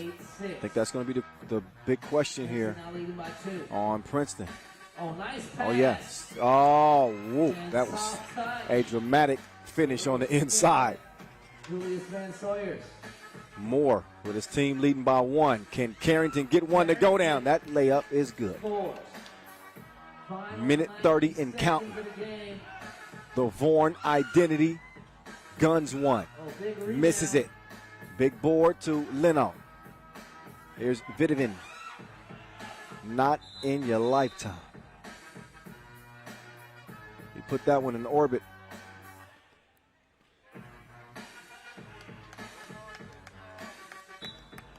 We got a call challenge. Who's challenging what? Let's see, ref gonna review the footage. It's a clear air ball out of bounds. I'm not. Maybe we should get a second look at that.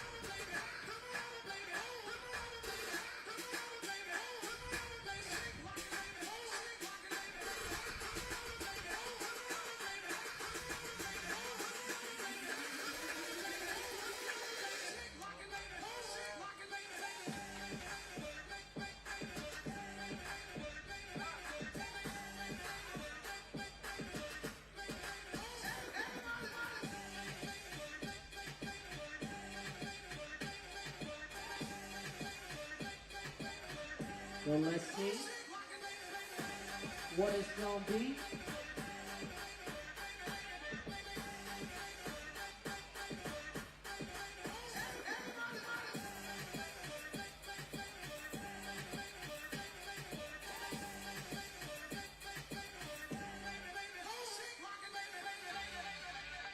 So they get an extended look at this. Oh, this is what they're, okay.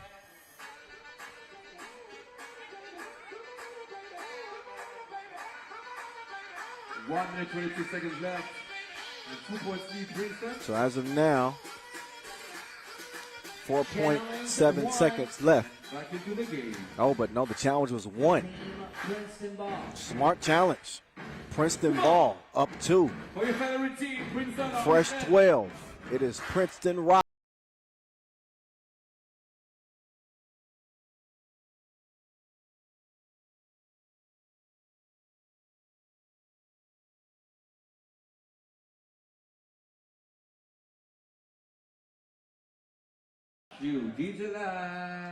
Oh, actually off red. That's off red.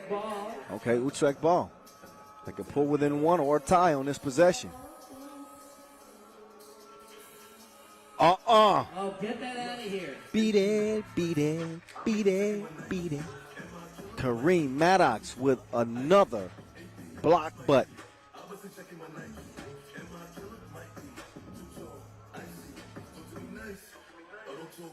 Vaughn moves left, misses it left as well. Score stays where it's at. Maddox clears it himself. 7 seconds to shoot. Huffman making his move. He's going to pull the trigger. And too much sauce on the release. Good positioning underneath, but man, those long arms of Kareem Maddox are like tree branches. Oh, great roll, but better defense to deflect that. Maddox late in the shot clock, puts the 2. No. Final 25 seconds. So Vaughn here, we got nearly 20 seconds to play. Vaughn, no sir. He has been shooting and he has been missing.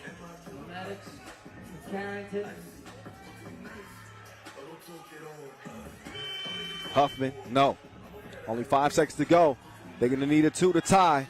It's all on the Vaughn identity. He puts one up to tie, and it's well off the mark. And that is it. That is all. It is over with. 9-7 Princeton. It took all the gas they had left in the tank, but the boys representing the red, white, and blue will be playing on day 2. Big win for Princeton over Utrecht, who deserve some credit themselves. Their day started before everybody else's as they had to win a couple of games in the qualifying draw just to get to the main draw. And in the end, they end up losing that thing by just 2 points to Princeton. See them tomorrow. We'll see Kareem Maddox right now as he's getting ready for his post-game interview. Rachel Rominger is standing by. And we'll get it down to Rach right now, who's with the Madman after a must-win. So congrats on the win, and well done to qualify for tomorrow.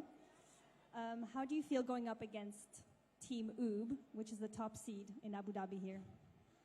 We feel good. First of all, thank you to Abu Dhabi and the UAE. You guys have been great.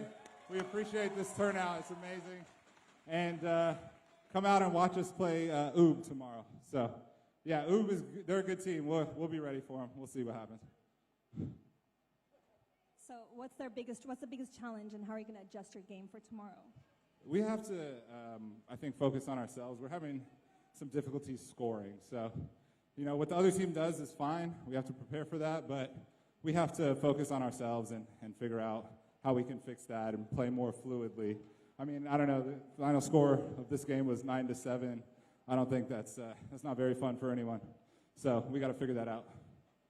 Okay, well, good luck for tomorrow. Yeah, thank you. Appreciate it. Thanks again, guys. That's a class act right there. That is a classy, very mature player. And he was right. It's not particularly much fun for anybody when you got a 9-7 game. When the stakes are high, then that obviously spices it up some. So even when you got an ugly game, knowing that one team is fighting to continue playing, that'll keep you on the edge of your seat. So, and he was right. We've been talking about the Princeton offense, or the lack thereof. Well, we were talking about the lack thereof of their offense throughout the day. So he acknowledged that, and they got to find a way to find it somehow. So we'll see tomorrow. That's a hell of an assignment to draw. the number one team in 3x3. Not saying they can't get it done, but there won't be any better time for that offense to show up than the quarterfinals tomorrow. So, that's Pool C. Ladies and gentlemen, Antwerp, they get the W. Princeton, they edge their way into day number 2, which leaves us with one final game to go. It's going to come down between Manila and Amsterdam, our final Pool D game on deck. Abu Dhabi, make some noise! Make some noise! Make some noise! Come on! Last game for tonight, ladies and gentlemen. Let's welcome our team. Amsterdam Talent&Pro will begin with player number 3. They call him the Royal Flush. It's Aaron Roy.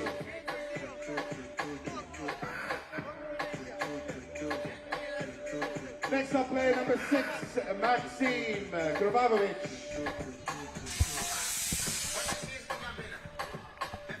All right, here we go. Next up is player number 5. It's time to hit the floor for one final game here, day 1 in Abu Dhabi. Yes, in case you're wondering, my voice is holding up just fine. I've been doing this for 6 years now. I've conditioned my vocal cords to withstand. Look, this isn't a World Cup. We're talking about 20 games a day for those. I think, what do we have today, 15? Oh, that's child's play. That's child's play. This is grown man business right here, though. Amsterdam Talent&Pro. Doha Masters champs in 2021. Julian Juice Jarring. Aaron Royer with a dab of wrench. Mad Max. And Dimes, the male Vanderhorst. Number 5, Zachary Wang. And out come Manila. And number 4, Marcelo. Trying to rechannel the success that they saw Manila North have here in Abu Dhabi years and years and years ago. Is that 2014?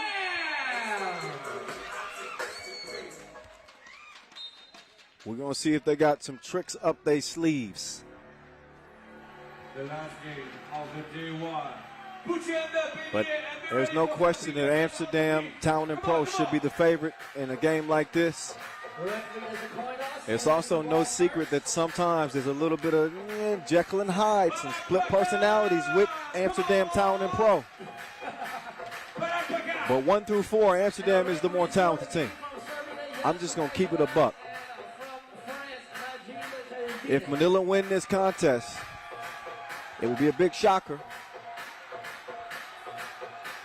But I don't know how big of a shocker, actually, because Amsterdam hadn't looked very much in sync today.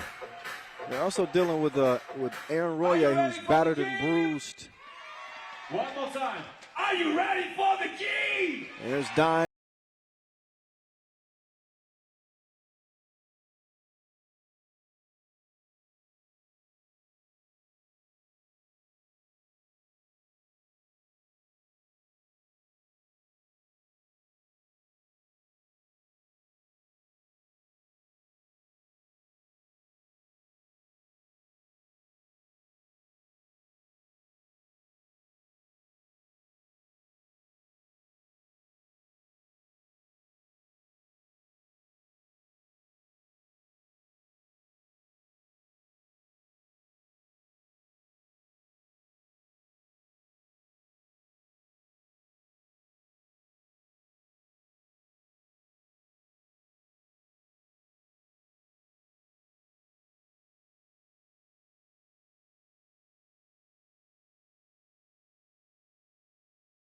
And the countdown is on. This is it, y'all.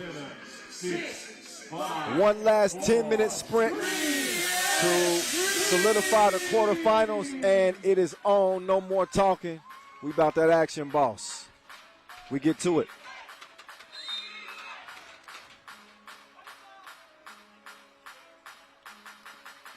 And a quick foul to start things off on Manila. Expect Amsterdam to really exploit their size advantage. They got a size advantage 1 through 4. So Dimes is on the elbow. That's where he wants to start it at. Out to Maximili to Juice. Two-man game to perfection. Pick and roll. Now the quickness advantage belongs to Manila. But you got to make the cribs count. Dimes looked him off. Oh, trying to body him up. Give me that. Move out of my way. Put him on the bucket list. Yeah, 2-0. Oh, put on the brakes. Break him off then. Oh, red light, green light. Skeet skirt. He's stopping Golding. And Manila's on the board. Dimes is down though. Amsterdam with the lead, 2-1.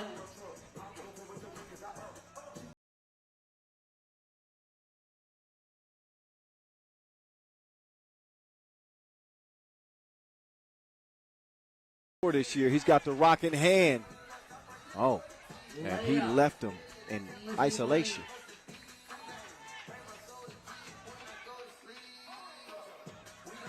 Good defense right there. Good contest, and now Juice will come away with it. Juice with the shoulder fake. And, oh, he's caught for the travel. I think Juice wanted the foul, but he might have walked before they got in an arm lock.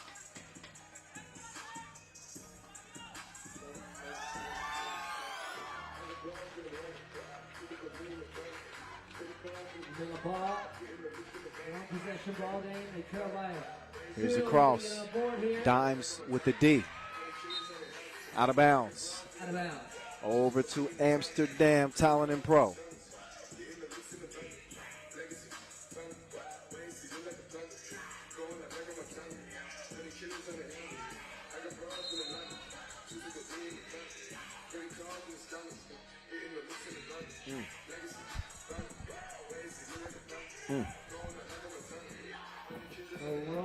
Royal Flush taking it out.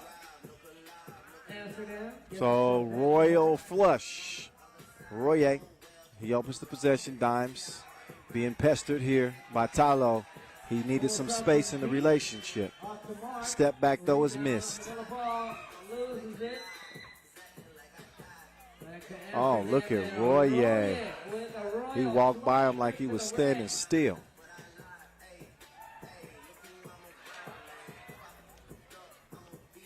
Royer up fake through the teeth of the defense. And a double foul called underneath.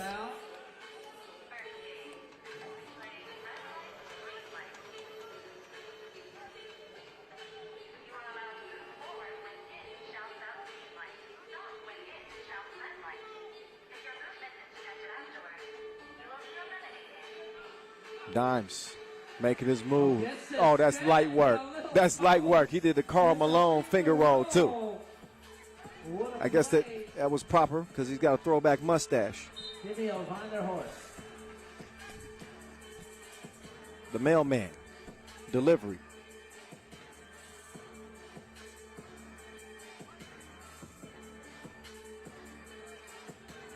Take another look at the foul on the drive there. Oh, Talo couldn't hit it, but the ball finds its way back. Oh, my goodness. Shacking the fool.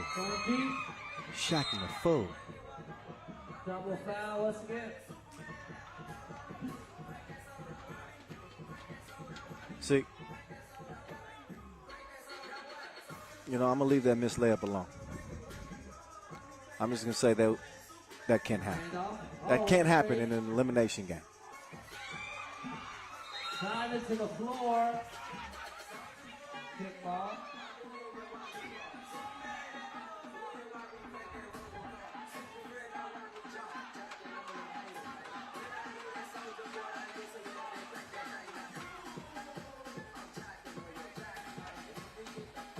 Dimes to the left.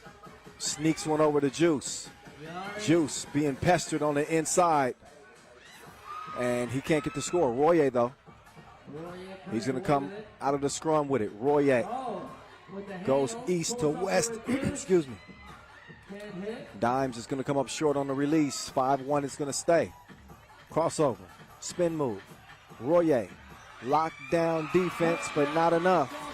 Sometimes great offense beats great defense. Here's Dimes. You know he's going to use that size. Yep, offensive foul. Drop the shoulder. Take another look. You can see he was intent on getting to the rim. He had that look in his eyes. Out here looking like Apollo Creed.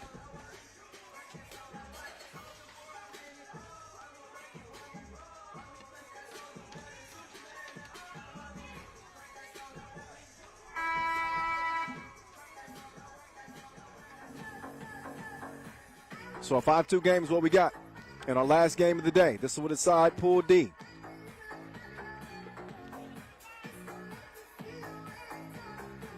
Who's going to meet the top dogs from Pool B? Oh, man down. Royer giving it up. Dimes attacking the rack. And he's going to draw the foul. Shooting one.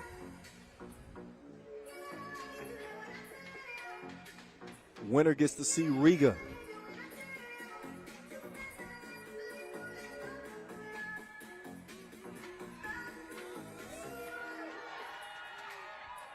And Dimes. Free throw's going to go down.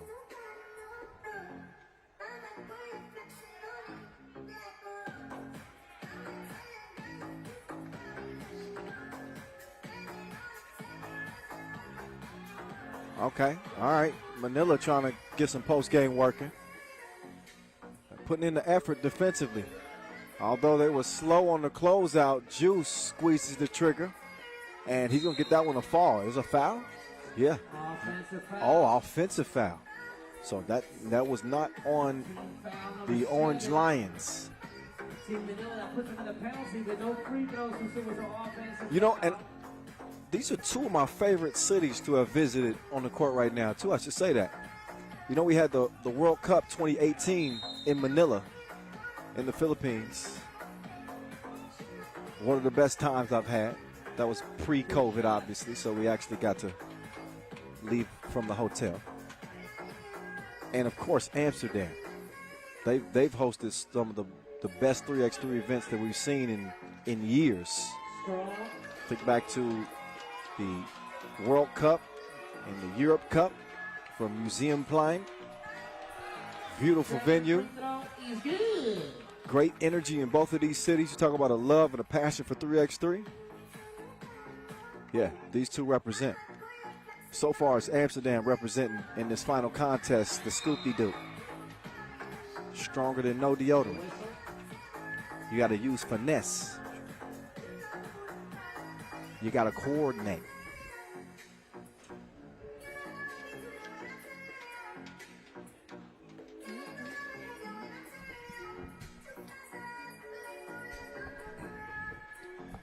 Once again, we appreciate y'all if y'all been checking out the action throughout the day, watching the live stream on YouTube, supporting our Twitch broadcast as well, using the hashtag 3x3WT. And if you're a new follower to our official account, at FIBA 3x3, nothing but love for you.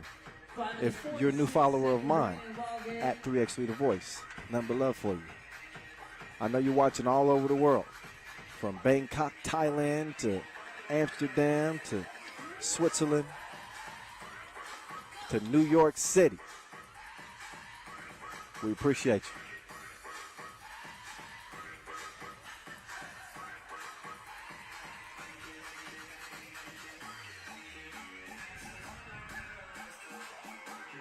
Score check, I think it's 9-2.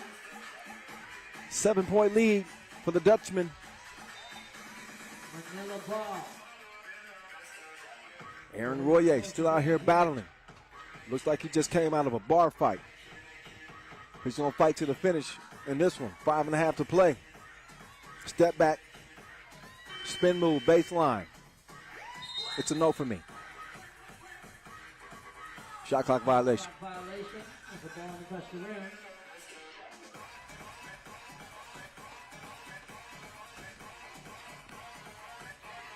Another look.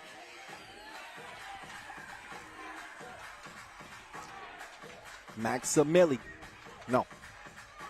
Royer with the save. Dimes. Thought about it. Don't you turn your back on me. He gets it back. Faced up that time. Missed it, and that's okay. Offensive boards. Because Mad Max is going crazy again. And Kovacevic. Maxim Kovacevic. He's had 2 shots. Big new addition to Amsterdam. Huge reason they won that Doha Masters. And he's going to help add to a pretty large lead. Don't look now, but this one could be ending before the limit. Manila with 2 points and 9 fouls. They've been hacking like algae rhythm. Second free throw. Cash money. 10-point game. Amsterdam. One more foul on Manila, they will be in a double penalty. That means 2 free throws and possession. That means the things can get a lot worse than what they are right now. Handoff. Dimes. Too much heat on the pass. Goes out of bounds. 12-2. 4 minutes, 58 seconds remaining in the game. In all seriousness, though, I certainly hope that Aaron Royer is going to be okay. That whatever that head injury is, I'm hoping it's not serious. Oh, Dimes.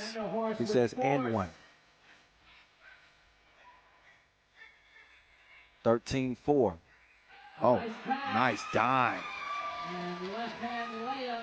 Dropping dimes like a coin collector. Now it's the real Dimes with the ball. He had it. Now he sees the miss. Okay. Manila fans, the Filipino fans are starting to get back into it. Off to the left. Down by 8. Pushing foul. Trying to send some energy on the court for their players. Last team foul number 6 on Amsterdam. They have no more fouls to give.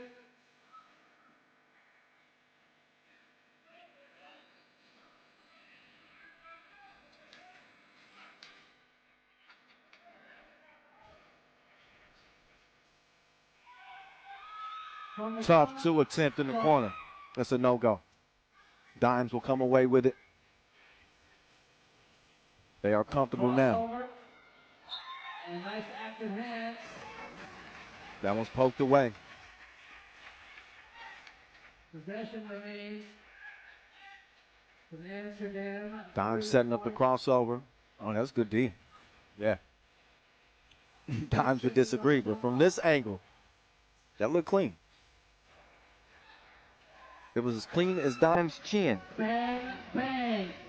2-piece, no biscuit. 2 to the head. 15-5. Oh, I thought it was a miss. But a soft touch. Oh, they're still tied up. Whoa. Settle down there, boys. Settle down there. So things getting chippy with Max Kovacevic.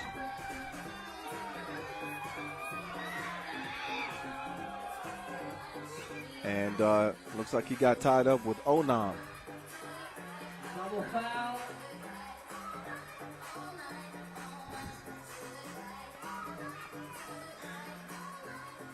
$15-6. 9-point game. Now the double penalty with 10 team fouls. TV timeout. Team Amsterdam with 17 fouls. The last TV timeout of the day one. All together, clap your hand on the beat with DJ Lance. Come on! The Olympic is in Tokyo this summer. Come on! Back into the game. 3 minutes, 33 seconds left. Be with us from 4 p.m. tomorrow afternoon, ladies and gentlemen, on the second day of FIBA 3x3 Abu Dhabi Masters. Dimes, no. 15-6 game. 2 is missed. Rebound. And the jump hook. Not this time. All right. Manila's still on the attack, though. And 3 in the key is called.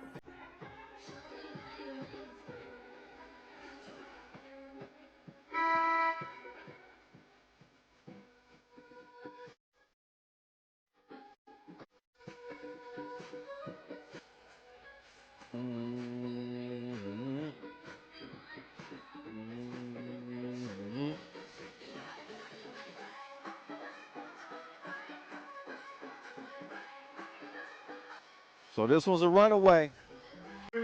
Amsterdam needs 6 to put this one away. Dimes wants to rock. He wants it bad. Give it to me so I can give it to him. Fakes the handoff. Dimes. Shot clock violation. 2 minutes. I'm not even going to address that. Late in the shot.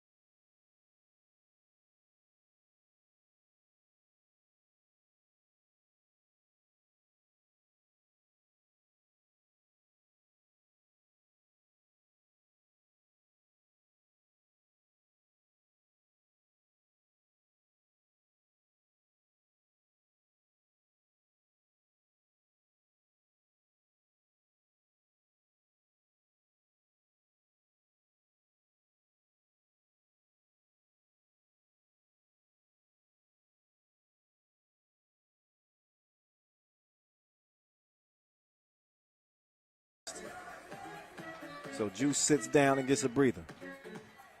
Dimes will start at top of the key. He's got a second to shoot. He releases. Ball over to White. Here's Manila showing that Puzo. They're going to fight into the final horn. Look at the defense here from Royer.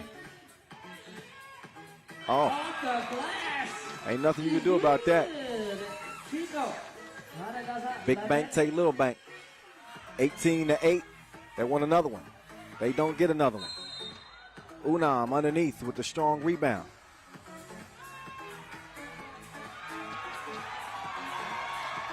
Dimes is arguing his case. The 2 shots. Mark Lee.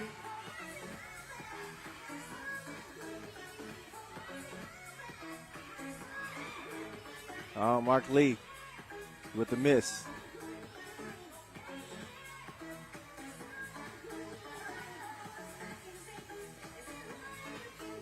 And another miss.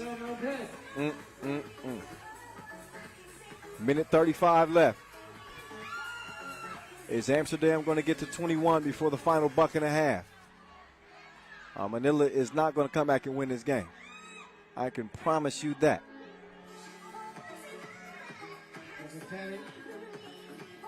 Maximili on the move like the lease is up.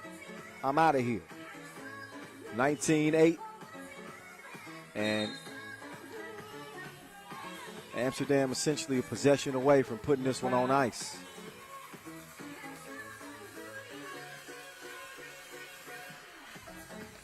Give me 2 shots. Zachary Huang. So Zachary Juan, 24 years old. He's going to get a couple of attempts. And the free throw line has not been friendly to Manila.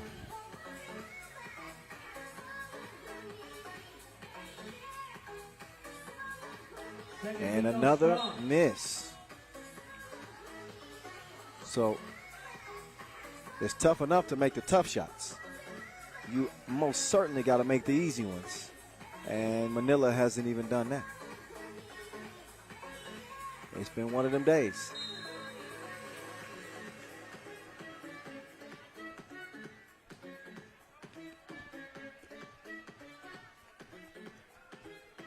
Number 12.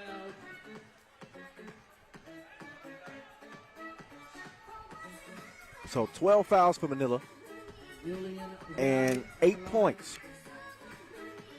That is not a recipe for success. More fouls than points. Juice misses the first free throw. He could have put it away with 2 makes. So he just wants to extend this last game as long as he can. Second was good. Game point, Amsterdam.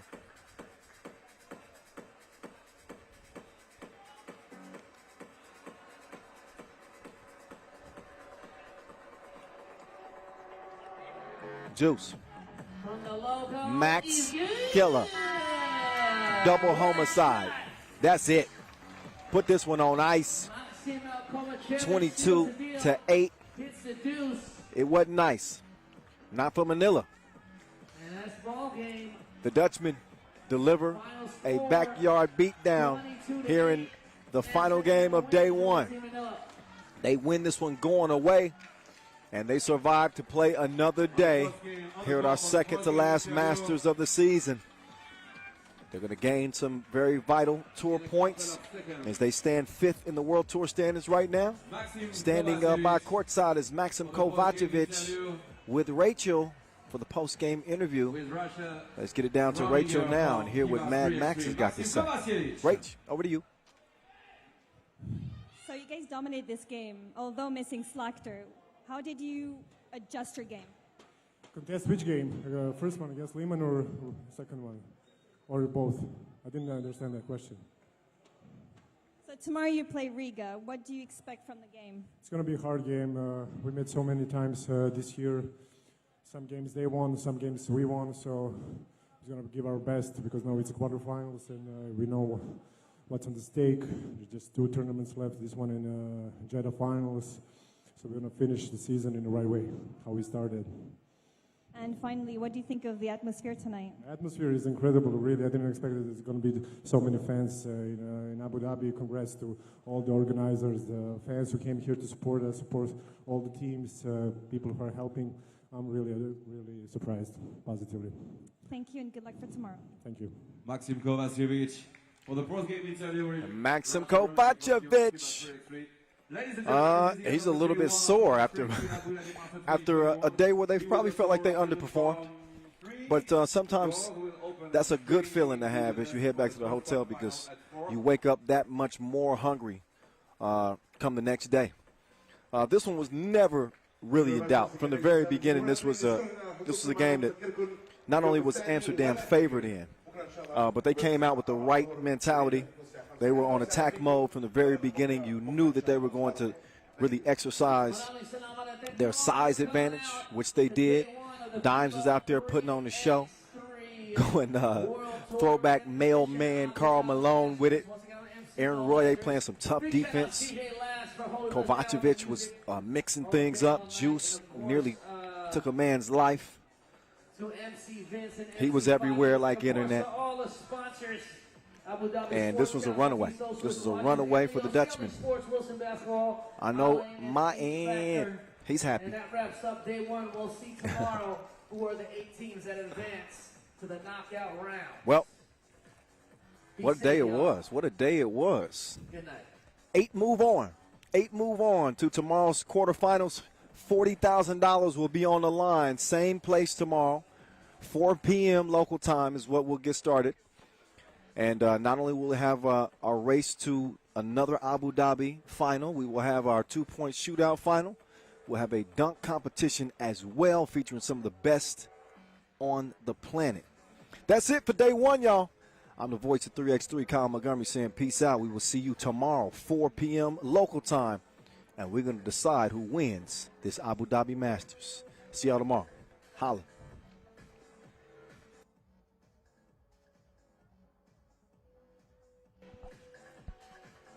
Actually, not just yet. I was ready to walk off. We actually need to show you the brackets for tomorrow.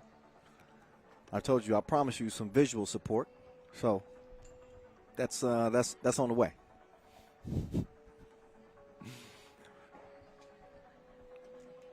As you know, quarterfinals, win or go home. A lot of money at stake tomorrow, not just the $40,000 to the winner. There we go. There's our pool phase results. Started with Ub and Gagarin. That's the main draw. Don't forget about the 3 qualifying draw games that we had. And we saw what happened today pretty much stay true to what the rankings would say. All the top seeds are undefeated. Antwerp, Leman, Riga, Ub, unscathed as they come out of pool play. Maybe a shock as Ulaanbaatar comes out of pool B. Gagarin in a knockdown, drag-em-out fight with San Juan to earn their spot. So there you go. You got Ub and Princeton, Liman and Ulaanbaatar, Riga and Amsterdam in a rematch, and Antwerp against Gagarin. Those are your 4 quarterfinals for tomorrow's single elimination, all the way into that $40,000 championship game. Who's going to take it here in Abu Dhabi 2021? We will find out come tomorrow. But that's it for today. I mean it this time.